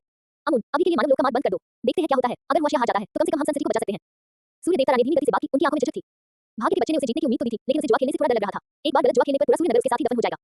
6 महीने में खुआशिया ग्रेट फॉर्मेशन खुल जाएगा और जदूल खंडहर पुनर्जीवित होंगे। यदि नियति के पुत्र में वास्तव में अजाथोथ से निपटने की क्षमता है तो वह मदद करने में कोई आपत्ति नहीं करेगा। जी हाँ, पूज्य सूर्यदेव, अमन ने झुककर उत्तर दिया। भारतीय देवताओं के मंदिर के विचार हीरा के विचारों से मिलते जुलते थे। सुमेरु पर्वत के आधे रास्ते में छाया हुआ कोहरा छट गया और आदिमानव लकड़ी और स्वर्ग से परे के दिव्य पत्थरों से निर्मित मंदिर शिखर पर खड़ा था। भव्य मंदिर के भीतर ब्रह्मा 4 सिरों और 4 मुखों वाले कमल के सिंहासन पर विराजमान थे। उनके हाथों में पवित्र ग्रंथ और पवित्र जल था। वे ज्ञान के आध्यात्मिक प्रकाश से घिरे हुए थे और उनका चेहरा गंभीर था। नियति का बालक असगार का नया राजा बन गया है, ये बात मुझे सचमुच आश्चर्यचकित करती है। उनके बगल में शंख चक्र, गदा और कमल का फूल धारण किए 4 भुजाओं वाले शक्तिशाली विष्णु ने अपनी आंखें थोड़ी सी खोली और असगार की दिशा की ओर मुख किया। असगार और ओलंपस को खुआशिया से बहुत गहरी दुश्मनी है। संभवतः असगार ने अपनी रक्षा के लिए किसी बाहरी देवता को अपना देवराज चुना। ब्रह्मा ने हल्के से सिर हिलाया। इस बार भाग्य के पुत्र ने जदूल के दिव्य साम्राज्य को नष्ट कर दिया और यहां तक कि काले बकरे को भी शुद्ध कर दिया। ये दिखाने के लिए काफी है कि जदूल अजय नहीं है, हमें भी कुछ निर्णय लेने होंगे। ये ठीक नहीं है, विष्णु ने अपना सिर हिलाया। उनके चारों ओर शांत सुनहरी रोशनी चमक उठी। ब्रह्मा, तुम्हें अजाथोथ की भयावहता का ज्ञान होना चाहिए, वरना जदूल के अवतरण के बाद देवताओं के मंदिर की रक्षा के लिए तुमने उस समय द्वार की चाबी को अपनी आत्मा का आधा भाग क्यों अर्पित किया था? ब्रह्मा मौन हो गए। अभी तक परिपक्व न हुए भाग्य के बच्चे पर आशा रखना बहुत जोखिम भरा है। फिलहाल देखते हैं क्या होता है। विष्णु की आंखों में चिंता झलक रही थी। ब्रह्मा काफी देर तक चुप रहे, फिर उन्होंने हल्के से सिर हिलाया। लेकिन उससे पहले शिव के लिए देवताओं के मंदिर में लौटने का समय आ गया है। उस खुआशिया मानव को शून्य द्वार का प्रयोग करके देवताओं के मंदिर में ले आओ। विष्णु की चारों भुजाएं कांपी और उनके सामने एक शून्य द्वार प्रकट हुआ। ब्रह्मा ने शून्य द्वार में हल्के से पवित्र जल छिड़का और सुनहरे ग्रंथ उसमें उड़कर प्रवेश कर गए। Dot dot dot. खुआशिया, स्वर्गीय दरबार। जैसा कि आपने कहा, आदिम सूर्य नगरी और देवताओं के मंदिर ने कोई कदम नहीं उठाया है। सूर्य नगरी ने तो मानव लोक के लिए अपना मार्ग भी बंद कर दिया है। दिव्य खजाने के परम पूजनीय के शब्दों को सुनकर आदिम आरंभ के परम पूजनीय जो कमल के आसन पर पालथी मारकर बैठे थे, ने धीरे-धीरे अपनी आंखें खोली। हम अब जबकि ओलंपस पर काल के देवता क्रोनोस का शासन है और जियांग येचेन असगार के देवराज बने हैं, इसलिए सूर्य नगर और देवताओं के मंदिर दोनों ने प्रतीक्षा करने और देखने का निर्णय लिया है। अब हम निश्चिंत होकर तैयारी कर सकते हैं। परम पूज्य गुरु ने अपनी चिलम लहराई, शून्य का महान दाव प्रतिध्वनित हुआ और सुनहरे अक्षरों वाली एक बाइबल धीरे-धीरे प्रकट हुई। यिलान ने पवित्र चर्च की सर्वोच्च वस्तु बाइबल भेजी, इस उम्मीद में कि इस समय के देवता क्रोनोस पर अजाथोथ के प्रभाव को दबा सकती है। आदिम आरंभ के दिव्य पूजनीय और दिव्य खजाने के दिव्य पूजनीय की निगाहें बाइबल पर टिकी थी, उनकी भौहें अभी भी कसकर सिकुड़ी हुई थी। समय के देवता क्रोनोस द्वारा समय को उड़ने की शक्ति ही उनका एकमात्र तुरुप का पता है, वे इसे खोने का जोखिम नहीं उठा सकते। यदि जदूल खंडहर आधे साल में पुनर्जीवित हो जाते हैं और खुआशिया पराजित हो जाता है, फिर दिव्य समय को उलटकर पुनः तैनाती कर सकते हैं। लेकिन अगर वे समय को फिर से उलट दें तो क्या जियांग येचेन जैसा कोई होनहार खिलाड़ी तब भी मौजूद रहेगा? तीनों दिव्य पूजन निश्चित थे। इस बार जियांग येचेन ने जदूल दिव्य साम्राज्य के निर्माण को रोक दिया था, जिससे इस दुनिया के सभी दिव्य साम्राज्यों को आशा की एक किरण मिली थी। लेकिन क्रोनोस द्वारा वर्णित अजाथोथ इतना भयावह था कि उसे निराशा की स्थिति पैदा हो जाती थी। क्या जियांग येचेन, जो अभी तक भगवान राजा के स्तर तक भी नहीं पहुंचा है, वास्तव में उसे मुकाबला करने के लिए पर्याप्त पूंजी रखता है? इसके बारे में आप और मत सोचो। खुआशिया ग्रेट फॉर्मेशन टूटने की कगार पर है, हमें अभी बहुत कुछ करना बाकी है। आदिम आरंभ के दिव्य पूजनीय धीरे-धीरे खड़े हुए, 3 पवित्र आत्माओं के हॉल के बाहर आकाश की ओर देखा और दाव किले में विलीन हो गए। मैं तो ये भी कह रहा था कि मैं खुद जाकर अपने शिष्य को बधाई दूंगा, लगता है इसकी कोई संभावना नहीं है। दिव्य खजाने के पूजनीय देव ने अपने पैरों के नीचे एक बादल का आह्वान किया और एक आह भरकर ओलंपस की ओर उड़ गए। परम पूज्य भगवान ने अपने हरे बैल पर सवार होकर धीरे-धीरे आकाश की ओर प्रस्थान किया। Dot dot dot. असगार, देवराज का महल। समारोह समाप्त हुआ और देवता विचरण कर गए। विशाल दिव्य हॉल में केवल कुछ ही आकृतियां शेष रह गईं। येचेन, क्या मेरा यह नाम तुम्हें संतुष्ट करता है? ज़ैद सम्राट ने देवराज के सिंहासन पर बैठे जियांग येचेन की ओर देखा, अपनी ठुड्डी पर हाथ फेरा और हल्की मुस्कान के साथ पूछा। जियांग येचेन देवराज के सिंहासन पर पीछे की ओर झुक गए। ये सुनकर कि ज़ैद सम्राट उन्हें प्रिय मंत्री कहकर नहीं पुकारते, उनकी भौहें तन गईं। महामहिम, यह एकदम सही है। मेरे लिए लड़ने के लिए आपका बहुत-बहुत धन्यवाद महाराज। ज़ैद सम्राट ने भौहें चढ़ाते हुए कहा, लेकिन मैंने विनय से सुना है कि तुम शाही फरमान की अवहेलना करना चाहते हो। यह एक गलतफहमी है, सब कुछ गलतफहमी है। जियांग येचेन ने तुरंत समझाया। मैं महाराज के आदेश का उल्लंघन करने की हिम्मत कैसे कर सकता हूँ? ज़ैद सम्राट ने अपनी आंखें से खोली, लेकिन उसे उजागर नहीं किया। अच्छा, तो येचेन अस्गार्ड का अच्छे से प्रबंधन करना, मुझे तुम्हारी क्षमताओं पर भरोसा है। दोनों ने कुछ और औपचारिक बातें की और फिर ज़ैद सम्राट स्वर्ग के दरबार के लिए रवाना हो गए। जियांग येचेन आराम से भगवान राजा के सिंहासन से टिक गया, अपनी जेब से अपना फोन निकाला और स्थानिक शक्ति का उपयोग करके इंटरनेट से जुड़ गया। उसने हुआशिया में अपनी मां को वीडियो कॉल किया। इतनी महत्वपूर्ण बात तो जाहिर तौर पर अपनी मां को ही बतानी चाहिए थी। गहरे नीले रंग की दिव्य पोशाक पहने और बेहद खूबसूरत दिख रही सुलिनी ने भी अपना सिर अंदर झाँका। कुछ देर बाद कॉल कनेक्ट हो गई। उनकी मां ने कमर से चिपकी हुई सफेद टिकाऊ पहनी हुई थी और उनके पिता के गले में अभी भी एप्रन बंधा हुआ था। ऐसा लग रहा था कि वह फिर से रसोई में लौट आए हैं। बदमाश, ये कैसी नजर है? शेन किंगयुए ने भौहें चढ़ाते हुए कहा। लेकिन जियांग जेनटियन की नजर जियांग येचेन के हाथ में मौजूद सुनहरे भाले पर पड़ी। उसने उलझन में पूछा, ये भाला नॉर्स पौराणिक कथाओं के ओडिन की गुंगी जैसा क्यों दिखता है? जियांग येचेन ने सुना, सुलिनी के साथ मुस्कुराहट का आदान-प्रदान किया और बोलने के लिए ऊपर देखा। मां, पिताजी, आपका बेटा अब अस्गार्ड का देवराज बन गया है और आपकी बहू अस्गार्ड की रानी बन गई है। बहुत ही प्रभावशाली है ना? Shen Qingyu, Jiang Zhentian. अध्याय 452 अस्गार्ड की दुविधा। एक सरल मामला। 2 अध्याय 1 में अस्गार्ड देवराज का महल। फोन पर बात कर रहे जियांग जेनटियन और शेन किंगयू ने जियांग येचेन की बातें सुनकर आश्चर्य के भाव दिखाए। शाओ चेन, क्या तुम सचमुच अस्गार्डियन देवराजा बन गए हो? उसकी मां ने भौहें चढ़ाते हुए आधे संदेह के साथ पूछा। यहाँ तक कि ज़ैद सम्राट ने भी उसके बेटे को मार्शल का पद दिया था, इसलिए ज़ियाओ चेन की बातों में कुछ हद तक विश्वसनीयता थी। बिल्कुल ये सच है। जियांग येचेन मुस्कुराते हुए खड़ी हो गई और कैमरे को भव्य स्वर्ण महल की ओर घुमाते हुए बोली, मां, यहाँ आपके बेटे के देवराज का महल है। कितना सुंदर है ना? अरे बाप रे, ये सचमुच स्वर्ण महल है जो अस्गार्ड के देवराजा का निवास स्थान है। ओडिन, तुम बच्चे। आमतौर पर शांत रहने वाला जियांग जेनटियन आश्चर्य से चिल्लाया, उसकी आंखें सदमे से भरी हुई थी। शेन किंगयू की भौहें तन गईं और उनके चेहरे पर हल्की सी मुस्कान आ गई। शियाओ चेन, कमाल का है, अब से मैं एक देवराज की मां बनूंगी। तुमने मुझे सचमुच गर्व महसूस कराया है। जियांग जेनटियन भी गर्व से भरा हुआ था। आखिर देवराज होने का क्या अर्थ था? वो एक दिव्य राज्य का सर्वोच्च शासक था और किसी तरह वह एक देवराज का पिता बन गया था। अगर बूढ़े तांडू और बूढ़ी चू को इसके बारे में पता चलता तो वे ईर्ष्या से पागल हो जाते। ये बहुत ही प्रतिष्ठित था। बेटे, हमें जल्दी बताओ, तुम ये देवराज कैसे बने? मुझे तो पौराणिक कथाओं में लगता था कि अस्गार्ड के देवराज का चुनाव आंतरिक मतदान के माध्यम से होता है। तुम्हारे जैसे बाहरी व्यक्ति ने ये कैसे कर दिखाया? जियांग येचेन ने मना नहीं किया। जब से उसने काम से जी चुराना शुरू किया था, तब से वह अपने परिवार के साथ अपने अनुभव साझा करने के लिए बहुत उत्सुक था। उन्होंने स्वर्ग के दरबार के देवताओं के अस्गार्ड में प्रवेश करने के समय से वेदांत शुरू किया। सुलिनी चुपचाप उनके बगल में बैठी सुनती रही और रोमांचक हिस्सों पर वह अपने हाथों से अपने गालों को सहारा देती और प्रशंसा भरी निगाहों से उनकी ओर देखती। इस तरह के भावनात्मक महत्व के प्रभाव में आकर उन्होंने और भी अधिक उत्साह से बात की। अपनी बड़ी उपलब्धियों के बारे में बात करना बाहरी लोगों को दिखावा लग सकता है, लेकिन परिवार के सामने यह अलग बात थी। परिवार वाले आपको खारिज नहीं करेंगे या आपको विनम्र रहने के लिए नहीं कहेंगे, वे आपको प्रोत्साहित करेंगे और आपकी प्रशंसा करेंगे। फोन पर बातचीत पूरे 2 घंटे तक चली, जिसके बाद जियांग येचेन ने अच्छा से फोन काट दिया। भाई येचेन, तुम्हारे माता-पिता तुम्हारे लिए बहुत खुश हैं। अस्गार्ड में सब कुछ ठीक हो जाने के बाद चलो उनके लिए कुछ उपहार लेकर वापस चलते हैं। सुलिनी ने धीरे से उसके कंधे पर सिर रखते हुए सुझाव दिया। सुलिनी की जीवंत आंखों को देखते हुए जियांग येचेन की आंखें झपक उठी और उन्होंने हल्के से सिर हिलाया। दोनों एक दूसरे को काफी देर तक देखते रहे। सुलिनी ने अनजाने में अपनी ठुड्डी ऊपर उठाई और उसके लाल होंठ धीरे-धीरे आगे बढ़ने लगे। उसके होठों के कोने से एक नम ठंडी अनुभूति हुई। जियांग येचेन ने अपना बायां हाथ सुलिनी की पतली कमर के चारों ओर लपेट लिया और धीरे-धीरे अपनी आंखें बंद कर लीं, उसके शर्माते हुए चेहरे को देखते हुए। जैसे ही वह एक कदम और आगे बढ़ने वाला था, अचानक हॉल के बाहर से एक पेगासस के हिलहिलाने की आवाज सुनाई दी। एक चौंके हुए खरगोश की तरह सुलिनी ने उसके होठों को छोड़ा और अपना शर्म से लाल चेहरा उसकी छाती में छिपा लिया। जियांग येचेन ने धीरे-धीरे अपनी आंखें खोली, वह अवाक रह गया। परिस्थिति जन्य जागरूकता का ऐसा भाव। वाल्किरी, महामहिम देवराजा को प्रणाम करती है। हॉल के बाहर से आती आवाज सुनकर जियांग येचेन ने गहरी सांस ली और सुलिनी को वापस दिव्य सिंहासन पर बैठने के लिए कहा। अंदर आएं। सुनहरे कवच से सजी वाल्किरी हॉल में दाखिल हुई। उसके हर कदम के साथ उसके कवच की धातुई खनक सुनाई दे रही थी। महामहिम देवराजा, भाग्य की देवियां, नौसियुक्त विभाग के चिर, पाताल लोक की हिला और अन्य लोक आपसे अस्गार्ड के भविष्य पर चर्चा करने के लिए मुलाकात करना चाहते हैं। प्रश्नवाचक चिन्ह, प्रश्नवाचक चिन्ह, प्रश्नवाचक चिन्ह। ये सुनकर जियांग येचेन के मन में एक प्रश्न चिन्ह उठ खड़ा हुआ। वर्तमान अस्गार्ड का भविष्य आखिर है क्या? देवताओं के युद्ध ने मानव जगत का विनाश कर दिया था और जरूर के प्रदूषण ने दिव्य राज्य के उद्गम स्थल को क्षति पहुंचाई थी। स्थिति पूरी तरह से अस्त-व्यस्त थी, फिर भी भविष्य के बारे में बात कर रहे थे। उसने एक पल के लिए सोचा, ये सोचते हुए कि चूंकि अब वह उनका ईश्वर राजा है, इसलिए उसे इसमें भाग लेना चाहिए। मेजुए को पदोन्नत करने का यह एक उत्तम अवसर था। भविष्य में सभी दिव्य राज्य के मामलों का संचालन वह कर सकती थी, जबकि वह स्वयं यात्रा कर सकता था और देवराज के रूप में अपने जीवन का आनंद ले सकता था। बहुत अच्छा, उन्हें अंदर आने दो। साथ ही मेजुए को भी बुला लो, जिसका जिक्र मैंने पिछली बार तुमसे किया था। जी हाँ, महामहिम देवराजा। वाल्किरी मंदिर से बाहर निकली और कुछ ही क्षण बाद भाग्य की देवियां और अन्य देवियां अंदर आईं। उन्होंने अपनी मुट्ठियां अपनी छाती पर रखी और झुककर प्रणाम किया। प्रणाम, देवराजा। जियांग येचेन ने हल्के से सिर हिलाया और समझदारी से पूछा, इस राजा से आपका क्या काम है? अतीत की देवी ने कहा, अब जबकि देवराज का राज्याभिषेक समारोह समाप्त हो गया है, हम जानना चाहते हैं कि महामहिम देवराज की अस्गार्ड के भविष्य के लिए क्या योजनाएं और अपेक्षाएं हैं। आप गलत व्यक्ति से पूछ रहे हैं। हम। जियांग येचेन के अप्रत्याशित उत्तर ने उनको असमंजस में डाल दिया। आप अस्गार्ड के राजा हैं, अगर हम आपसे नहीं पूछेंगे तो किससे पूछेंगे? हिला, टायर और अन्य लोग भी बहुत हैरान थे। जियांग येचेन ने मुस्कुराते हुए उंगलियां चटकाईं। लगभग 15 मिनट बाद वाल्किरी लंबी काली पोशाक पहने मेजुए को हॉल में लेकर आई। आपको उसे पूछना चाहिए। इस राजा ने निर्णय लिया है कि अब से दिव्य राज्य के सभी मामले, चाहे छोटे हों या बड़े, सबसे पहले उसे ही सौंपे जाएंगे। बेशक, अगर आप इसे खुद हल कर सकते हैं तो ऐसा करें। अगर आप सचमुच नहीं कर सकते तो इसे हल करने का कोई तरीका ढूंढें। जियांग येचेन ने अपनी कामचोरी करने की रणनीति को जारी रखा। हालांकि इन शब्दों से भाग्य की देवियों और अन्य देवियों ने नाराजगी व्यक्त की। उन्होंने मादक लाल बालू वाली मेजुए को गौर से देखा। क्या वह भी एक चीनी देवी थी? क्या वह सचमुच अस्गार्ड की महिमा के लिए ईमानदारी से काम कर सकती थी? महामहिम देवराजा के शब्द भी अत्यंत गैर जिम्मेदाराना थे। दिव्य राज्य के भविष्य जैसा इतना महत्वपूर्ण मामला एक चीनी प्रधान देवता के हाथों में सौंपा जा रहा था। हे देवराजा, वर्तनी आगे बढ़ी। वर्तमान में अस्गार्ड का मानव लोक नष्ट हो चुका है और आस्था की शक्ति बाधित हो गई है। यदि इसका शीघ्र समाधान नहीं किया गया तो देवताओं को देवलोक से गिरने का खतरा होगा।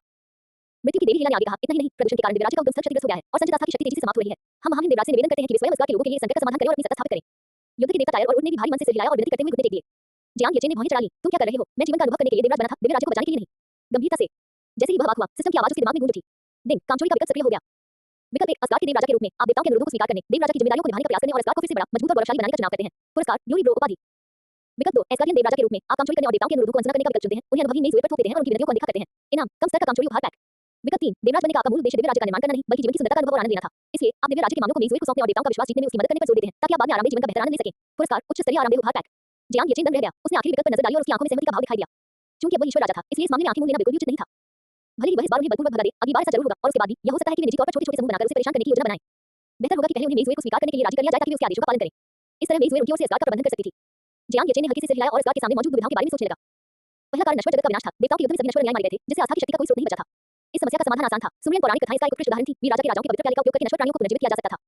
बलिदानों के बारे में भी चिंता करने की कोई आवश्यकता नहीं थी। देवताओं के युद्ध में मारे गए देवताओं ने पहले ही राजाओं के पवित्र प्याले को पूरी तरह से भर दिया था। दूसरा मुद्दा क्षतिग्रस्त दिव्य राज्य के उद्गम स्थल का था। अस्गार्ड के प्राचीन ग्रंथों के अनुसार क्षतिग्रस्त उद्गम स्थल को देवताओं द्वारा दिव्य शक्ति से पोषित करना आवश्यक था। इसे पूरी तरह से ठीक करने में 100 से लेकर 1000 वर्ष तक का समय लग सकता था। इस समय सबसे बड़ी समस्या यही थी। जियांग येचेन की भौहें धीरे-धीरे सिकुड़ गईं। वह किसी दिव्य राज्य की उत्पत्ति की मरम्मत करने में सैकड़ों साल बर्बाद नहीं कर सकता था। वह क्या करे? दिन, मेजबान को सेकंड ऑफ का विकल्प चुनने के लिए बधाई। इनाम, high level second gift pack. इसे खोलें। हम। जियांग येचेन ने अपनी भौहें उठाई और मुस्कुराए बिना नहीं रह सका। सिस्टम वाकई उसे समझता था। गिफ्ट पैक खोलो, उसने सोचा। मेजबान को बधाई हो, उन्होंने प्राप्त किए अनंत मरम्मत आकाश सुधार पत्थर 100 दिव्य रंग कथन चैन पैक। अनंत मरम्मत आकाश सुधार पत्थर। जियांग येचेन ने अपनी आंखें से खोल ली। सिस्टम, मुझे आराम से काम से छुट्टी लेने की छूट देकर तुम सचमुच मेरी इच्छाएं पूरी कर देते हो। उसने इनाम के विवरण पर क्लिक किया। अनंत मरम्मत आकाश सुधार पत्थर क्षति की सीमा की परवाह किए बिना किसी भी क्षतिग्रस्त वस्तु की तुरंत मरम्मत कर सकता है। इसका उपयोग करते समय बस मरम्मत की जाने वाली वस्तु का नाम बोलें। नोट, यह उपयोज्य है, इसका उपयोग केवल एक बार किया जा सकता है। सिर्फ एक बार, बस इतना ही काफी है।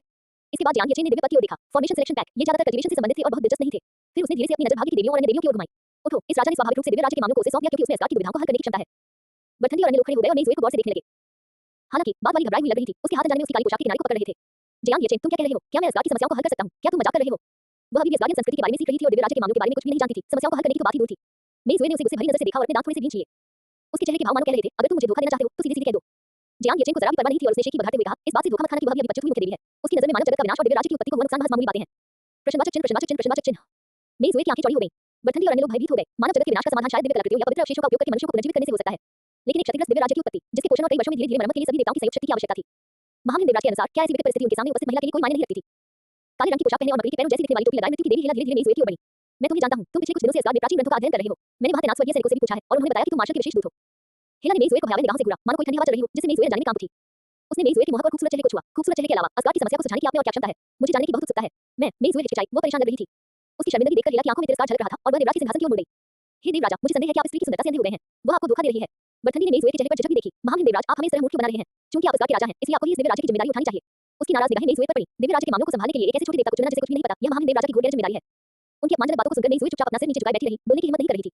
जियांग येचेन ने अपनी आंखें से खोल ली, तो आप में से कोई भी इस पर विश्वास नहीं करता। क्या होगा अगर वह सचमुच असगार की समस्याओं को हल कर सकती है? यदि यह सचमुच वैसा ही है जैसा देवराजा कहते हैं, तो मैं हिला अब से उनके आदेशों का पालन करूंगी। हिला ने अपनी बुझाई मोड़ी और आत्मविश्वास से बोली, नौ युद्ध विभाग भी ऐसा ही करेगा। युद्ध के देवता ने आगे कहा। भाग्य की देवियों को भी कोई आपत्ति नहीं थी। मैं इसी का इंतजार कर रहा था। जियांग येचेन ने हल्की सी मुस्कान के साथ मेज़वेल की ओर देखा। यहाँ आओ। मेज़वेल ने थोड़ा ऊपर देखा, एक पल के लिए हिचकिचाई और फिर भगवान राजा के सिंहासन की ओर कदम बढ़ाया। सुलेनु की भौहें तन गईं और वह बहन ज़ुए के लिए चिंतित हुए बिना नहीं रह सकी। भाई येचेन ने उसे पहले ही अपनी उस योजना के बारे में बता दिया था जिसमें वह बहन ज़ुए को दिव्य राज्य के मामलों के लिए प्रतिनिधि के रूप में नियुक्त करने वाला था। लेकिन सिस्टर ज़ुए पिछले कुछ दिनों से असगारियन संस्कृति के बारे में सीख रही थी। भला उन्हें असगार की मौजूदा समस्याओं को हल करने की क्षमता कैसे हो सकती है? इसके अलावा मनोविज्ञान का अध्ययन करने के कारण वह एक नजर में ही बता सकती थी कि सिस्टर ज़ुए कितनी शर्मिंदा हुई थी। सुलेनु ने अपनी हथेलियां भींच लीं जब उसने मेज़वेल को भाई येचेन की ओर जाते देखा।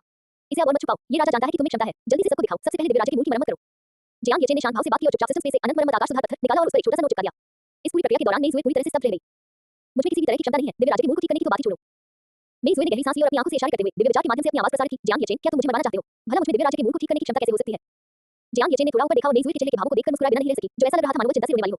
तुम अभी हंस रहे हो। अगर मैं कहूं कि तुम्हारे पास यह है, तो तुम्हें इसे लेना ही होगा। इसे ले लो।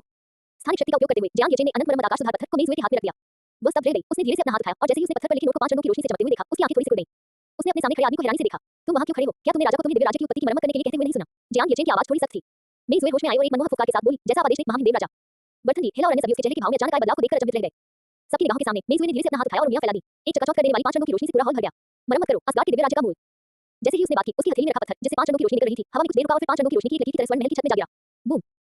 एक जोरदार धमाके के साथ 5 रंगों की ऊर्जा तरंगें पूरे अंतरिक्ष में फैल गईं। बरथंडी, हिला और अन्य लोग इस चमत्कारिक दृश्य को देखकर आश्चर्यचकित रह गए। लेकिन इसके तुरंत बाद उनकी दिव्य शक्ति की आभा धीरे-धीरे बढ़ने लगी। उनकी दैवीय शक्ति पुनः जागृत होते देख उनकी आंखें चौड़ी हो गईं। उनका पतन हो चुका राज्य पुनः उठ खड़ा हुआ था, दिव्य राज्य का मूल पुनः स्थापित हो चुका था। इस महिला ने दिव्य राज्य के मूल को इतनी आसानी से ठीक कर दिया। अध्याय 453 असगारियन देव राजा का आराम से जीवन व्यतीत करना 2 अध्याय 1 में।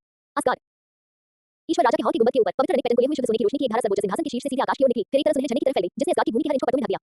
दिव्य राज्य की सुविधाओं के पुनर्निर्माण में व्यस्त रक्षक और मानव जगत के विनाश को लेकर चिंतित देवता सभी आकाश में बरस रही सुनहरी वर्षा से आकर्षित हो गए। शुद्ध सोने के प्रकाश की वह धारा अनगिनत सुनहरे प्रकाशनों में परिवर्तित हो गई और जैसे ही वे असगार के देवताओं पर गिरे, उनकी दिव्य शक्ति की आभा उसी के अनुरूप बढ़ गई। देवता अचानक चौंक गए। मानव जगत के नष्ट होने और दिव्य राज्य के उद्गम स्थल की क्षतिग्रस्त होने के कारण उनके सभी राज्य पतन की ओर थे। वे अचानक पुनः क्यों उठ खड़े हुए? दिव्य राज्य की उत्पत्ति की मरम्मत हो गई है। क्या यह संभव है? दिव्य राज्य का उद्गम स्थल चंद्रमा द्वारा दूषित और क्षतिग्रस्त हो गया था। इसे ठीक करने का एकमात्र तरीका देवताओं की सामूहिक शक्ति का उपयोग करके इसे पोषित करना है। इसे एक ही बार में कैसे ठीक किया जा सकता है? यह संभव नहीं है। क्या भाग्य की देवियां क्षतिग्रस्त मूल के मुद्दे को हल करने के लिए नए राजा को खोजने नहीं गई थी? ये पुनर्स्थापना महामहिम देव राजा का कार्य हो सकता है। उद्धरण चिन्ह उद्धरण चिन्ह। सभी देवता देवराज के महल की ओर देखने लगे। उनकी आंखें समय से भरी हुई थी। यदि यह महामहिम देव राजा थे, तो इसमें आश्चर्य की कोई बात नहीं थी। जब रानी फ्रिज जीवित थी, तब उन्होंने स्वयं भाग्य के पुत्र को हुआ महान संरचना की मरम्मत करते और अकेले ही बिना किसी नुकसान के ताका मगाहरा में प्रवेश करते देखा था। असगार के राजा एक महान और चमत्कारी हस्ती, हमें विश्वास है कि आप निश्चित रूप से असगार को एक गौरवशाली भविष्य की ओर ले जाएंगे। फसल की देवी से अपने स्वर्ण महल की ओर मुख करके श्रद्धापूर्वक प्रार्थना करने के लिए घुटने टेक दिए। देवताओं ने भी एक करके घुटने टेककर देवराज के शानदार कारनामे की प्रशंसा की। इसी बीच स्वर्ण महल के अंदर जब बरथंडी और अन्य लोगों ने मेज़वेल को दिव्य राज्य के मूल की मरम्मत इतनी आसानी से करते देखा, तो उनकी आंखों में मौजूद तिरस्कार पूरी तरह से गायब हो गया और उसकी जगह अत्यधिक सम्मान ले ली। क्या चीनी देवता इतने अकलमंद हैं? स्वर्ग के दरबार के एक विशेष दूत ने वास्तव में असगार की सबसे बड़ी मौजूदा समस्या को इतनी सरलता से हल कर दिया। पाताल लोक की देवी हिला ने मेज़वेल की ओर देखा, धीरे-धीरे आगे बढ़ी और क्षमाप्रार्थी भाव से झुककर बोली, कृपया मेरे पिछली अज्ञानता और अहंकार को क्षमा करें। बरथंडी और अन्य लोगों ने भी माफी मांगने के लिए मेज़वेल के सामने सिर झुकाया। केवल भविष्य की देवी स्कंद ने ही अपनी निर्मल आंखों को झुकाया और चारों ओर देखा। मेज़वेल ने हिला और माफी मांग रहे अन्य लोगों की ओर नहीं देखा। उसने शुद्ध सुनहरे प्रकाश की धारा को देखा। उसकी निगाह धीरे-धीरे भगवान राजा के सिंहासन पर बैठे जियांग येचेन पर टिक गई। यह आदमी सचमुच अजीब है। वो स्पष्ट रूप से स्वयं ही इस समस्या को हल कर सकता था और असगार के देवताओं का विश्वास और सम्मान प्राप्त कर सकता था, फिर भी उसने ऐसा करने दिया। उसकी आंखों में कृतज्ञता छिपी हुई थी। उसके लाल होंठ हल्के से सिकुड़े हुए थे क्योंकि वो जियांग येचेन को ध्यान से देख रही थी। यहाँ तक कि कुछ हद तक मोहित भी लग रही थी। दिव्य सिंहासन पर बैठी सुलेनु ने बहन ज़ुए को आश्चर्य से देखा। ऐसा प्रतीत हो रहा था कि उसे उम्मीद नहीं थी कि बहन ज़ुए वास्तव में दिव्य राज्य की उत्पत्ति की मरम्मत करने में सक्षम होगी। बरथंडी ने अभी जो कहा, उसके अनुसार दिव्य राज्य के उद्गम स्थल की मरम्मत के लिए देवताओं की सामूहिक शक्ति की आवश्यकता थी, फिर भी सिस्टर ज़ुए ने इसे इतनी आसानी से कर दिया। वो वाकई अद्भुत है। जैसे ही वो प्रशंसा करने ही वाली थी, उसने देखा कि बहन ज़ुए भाई येचेन को मोह भरी निगाहों से देख रही है और उसके होठों के कोनों पर मौजूद मुस्कान धीरे-धीरे गायब हो गई। उसे खुद पर थोड़ी शर्म महसूस हुई। बहन ज़ुएर हमेशा भाई अचेन की मदद करती थी, जबकि वह महज एक सजावटी फूलदान की तरह थी। सुलिनी ने अपने हाथ आपस में जोड़ लिए और थोड़ा सा नीचे झुका लिया, क्योंकि वह सोच में डूब गई थी। और ईश्वर राजा के सिंहासन पर जियांग येचेन हिला और अन्य लोगों के बिल्कुल अलग रवैये को देखकर मन ही मन प्रसन्न हुआ। इस तरह वह भविष्य में दिव्य राज्य के मामलों को मेज़ुए को सौंप सकता था और आराम से अपने सुख में जीवन का आनंद ले सकता था। इतने सक्षम सहायक का होना वाकई शानदार था। जियांग येचेन ने थोड़ा ऊपर देखा और मेज़ुए की मोहित निगाहों से उसकी नजरें मिली। उसने 2 बार खांसा और गंभीर भाव का दिखावा किया। खैर, चूंकि दिव्य राज्य की उत्पत्ति की मरम्मत हो चुकी है, मुझे उम्मीद है कि मानव जगत के प्राणियों के विनाश का मामला आपके लिए ज्यादा मुश्किल नहीं होगा। मेज़ुए की नजरें फिर से केंद्रित हुई और जियांग येचेन को एक शरारती नजर देने के बाद वह हिला और अन्य लोगों की ओर मुड़ गई। उसने हल्के से अपना हाथ उठाया और सुनहरी रोशनी की एक चमक के साथ सुनहरा पवित्र प्याला सबके सामने प्रकट हो गया। पवित्र प्याले के अंदर का चमकीला लाल तरल पदार्थ छलक रहा था, मानो जरा सी भी हलचल से वह बाहर गिर जाएगा। ये वीर राजा है, गिलगामेश का राजाओं का पवित्र प्याला। यह मानव जगत के प्राणियों को पुनर्जीवित करने की इच्छा पूरी कर सकता है। बर्थंडी और अन्य लोगों की निगाहें प्रचंड थी, वे अपनी आंखों में खुशी राजाओं के पवित्र प्याले को घूर रहे थे। यद्यपि राजाओं का पवित्र प्याला एक प्राथमिक ईश्वर श्रेणी की दिव्य कलाकृति थी, फिर भी ये बहुत खास थी। जब तक पर्याप्त बलिदान होते थे, ये किसी भी इच्छा को पूरा कर सकती थी। इसके अलावा पवित्र प्याले में रखी गई बलि की वस्तुएं इस समय अत्यधिक मात्रा में थी, जो मानव जगत के प्राणियों को पुनर्जीवित करने के लिए पूरी तरह से पर्याप्त थी। इस तरह आस्था की शक्ति की समस्या का भी समाधान हो गया। बर्थंडी, हेला और अन्य लोगों ने एक दूसरे को देखा, उनके चेहरों पर आश्चर्य स्पष्ट रूप से झलक रहा था। उन्होंने शुरू में सोचा था कि इस बात की विकट परिस्थिति नए राजा को अभिभूत कर देगी, लेकिन उन्हें उम्मीद नहीं थी कि देवराज स्वर्ग के दरबार से एक विशेष दूत को बुलाकर इसे इतनी आसानी से हल कर देंगे। यदि देवराज का चुनाव इस बात के देवताओं में से किया गया होता, तो संभवतः उनके पास क्षतिग्रस्त दिव्य राज्य की उत्पत्ति या मानव जगत के विरुद्ध होने से निपटने का कोई तरीका नहीं होता। उन्हें अचानक यह महसूस हुआ कि नियति के पुत्र को उसका राजा चुनना एक अविश्वसनीय रूप से सही निर्णय था। हे महामहिम देवराज, हमें इस पूजनीय व्यक्ति को कैसे संबोधित करना चाहिए? पाताल लोक की देवी हिला ने आदरपूर्वक पूछा। जियांग येचेन ने मेज़ुए की ओर देखा और कुछ देर सोचा। आप उसे लेडी मेई कहकर बुलाएंगे। आपसे इसरार के सभी छोटे बड़े मामले लेडी मेई ही संभालेंगी। अगर कोई मामला सचमुच अनसुलझा रह जाए, तो वह मुझे बता देंगी। याद रखना, मुझे रिपोर्ट करने के लिए उसे दरकिनार मत करना, वरना तुम्हें इसके परिणाम भुगतने पड़ेंगे। हेला ने कोई आपत्ति नहीं जताई और मेज़ुए को थोड़ा झुककर प्रणाम किया। मेई देवी, मैं अपना वादा निभाऊंगी। पाताल लोक आपके निर्देशों का पालन करेगा। नॉस युद्ध विभाग लेडी मेई के निर्देशों का पालन करेगा। युद्ध के देवता की कर्कश आवाज गूंजी। भाग्य की देवियों ने एक दूसरे की ओर देखा और स्वेच्छा से कहा, हम लेडी मेई के निर्देशों का पालन करने के लिए तैयार हैं। मेज़ुए थोड़ी हैरान थी, उसका चेहरा थोड़ा विचलित था। इससे पहले वह इस बात को लेकर चिंतित थी कि इस बात के देवताओं को अपनी बात कैसे मनवाए। लेकिन अब जियांग येचेन ने इसे इतनी सरलता से हल कर लिया था। हालांकि उसे सिर्फ इस बात की परवाह है कि क्या मैं उसे काम से छुड़ाने में मदद कर सकता हूं, इसके अलावा उसके मन में और कोई विचार नहीं है। मेज़ुए ने जियांग येचेन के चेहरे के भावों पर एक नजर डाली और धीरे से आह भरी। बहुत अच्छा। जियांग येचेन मुस्कुराया, तो फिर ये तय हो गया। एक पल रुके, भाई येचेन। इसी क्षण सुलिन्यू ने अचानक उसे बीच में ही रोक दिया। सुलिन्यू को दिव्य सिंहासन से उठते मेज़ुए के पास जाते और अंतरंगता से उसका हाथ पकड़ते देख जियांग येचेन दंग रह गया। भाई येचेन, मैं अब इसका की रानी हूं, इसलिए मुझे भी कुछ जिम्मेदारी लेनी चाहिए। क्या मैं बहन ज़ुए को आपके साथ मिलकर दिव्य राज्य का प्रबंधन करने में मदद करूं? हैं? जियांग येचेन ने थोड़ा सा माथा सिकुड़ा। मेज़ुए को राज्य का प्रबंधन सौंपने का कारण ये था कि वह वास्तव में चाहता था कि वह काम करे। लेकिन सुलिन्यू, एक शुद्ध प्रेम योद्धा के रूप में उसके सभी पिछले कार्यों को याद करते हुए उसके प्रति उसके मन में इतना स्नेह था कि वह उसका इस तरह से उपयोग करने को तैयार नहीं था। लिन्यू, क्या तुम्हें अभी भी साधना करने की आवश्यकता नहीं है? दिव्य राज्य के प्रबंधन में शामिल मत हो, खुद को थकाओ मत। सुलिन्यू ने अपना सिर हिलाया और हाथ में पकड़े सुनहरे सेब को ऊपर उठाया। मैं भाई येचेन के साथ हमेशा रहने के लिए ही इतनी मेहनत से साधना करती थी। अब जब मेरा लक्ष्य पूरा हो गया है, तो मैं भाई येचेन की अन्य चीजों में मदद करना चाहती हूँ। जियांग येचेन की आंखें चौड़ी हो गईं। आह, यह मूर्ख लड़की। ठीक है, अगर कुछ चीजें ऐसी हैं जिन्हें आप संभाल नहीं सकते, तो खुद पर दबाव मत डालो। वो काफी देर तक हिचकिचाया, लेकिन सुलिन्यू का दृढ़ रवैया देखकर उसके पास सहमत होने के अलावा कोई विकल्प नहीं था। धन्यवाद, भाई येचेन। सुलिन्यू ने खुशी से एक कदम बढ़ाया और खुद को जियांग येचेन की बाहों में झोंक लिया। उन्हें देखकर मेज़ुए को थोड़ी जलन महसूस हुई। उसकी लाल होंठ थोड़ी ऊपर की ओर मुड़ गए और उसकी आंखों में नाराजगी का भाव था। क्या उसे इतना दोहरा रवैया अपनाना जरूरी है? मैंने तुम्हें मुझसे कभी ऐसे शब्द बोलते नहीं सुना। आखिर बोझ ढोने वाले जानवर को भी थोड़ी चिंता तो मिलनी चाहिए, है ना? मेज़ुए ने अंतरंग दृश्य को देखने से बचने के लिए अपना चेहरा दूसरी ओर कर लिया। भव्य महल को निहारते हुए दिव्य प्रकाश ने उसकी काली पोशाक और लाल बालों के मोहक संयोजन को और भी निखार दिया। वो प्रकाश में खड़ी रह सकती थी और इस प्रकाश की किरण से मिलने वाली खुशी और सुरक्षा का आनंद ले सकती थी। हालांकि जियांग येचेन को अगले ही दिन सुलिन्यू के अनुरोध को स्वीकार करने पर पछतावा हुआ। अगली सुबह जियांग येचन भव्य लेकिन कुछ हद तक एकांत स्वर्ण महल में बैठा था। सुलिन्यू द्वारा बनाए गए नाश्ते को खा रहा था और उसे खाली निगाहों से घूर रहा था। लिंग तान और अन्य लोग स्वर्ग के दरबार के देवताओं के साथ साधना करने के लिए वापस चले गए थे और उन्हें रोकना संभव था। अब चूंकि उन्होंने कल सुलिन्यू और मेज़ुए को एक साथ इस बात का प्रबंधन करने की अनुमति दे दी थी, इसलिए वे इतनी मेहनत कर रहे थे कि ऐसा लग रहा था जैसे वे एक दूसरे से प्रतिस्पर्धा कर रहे हों।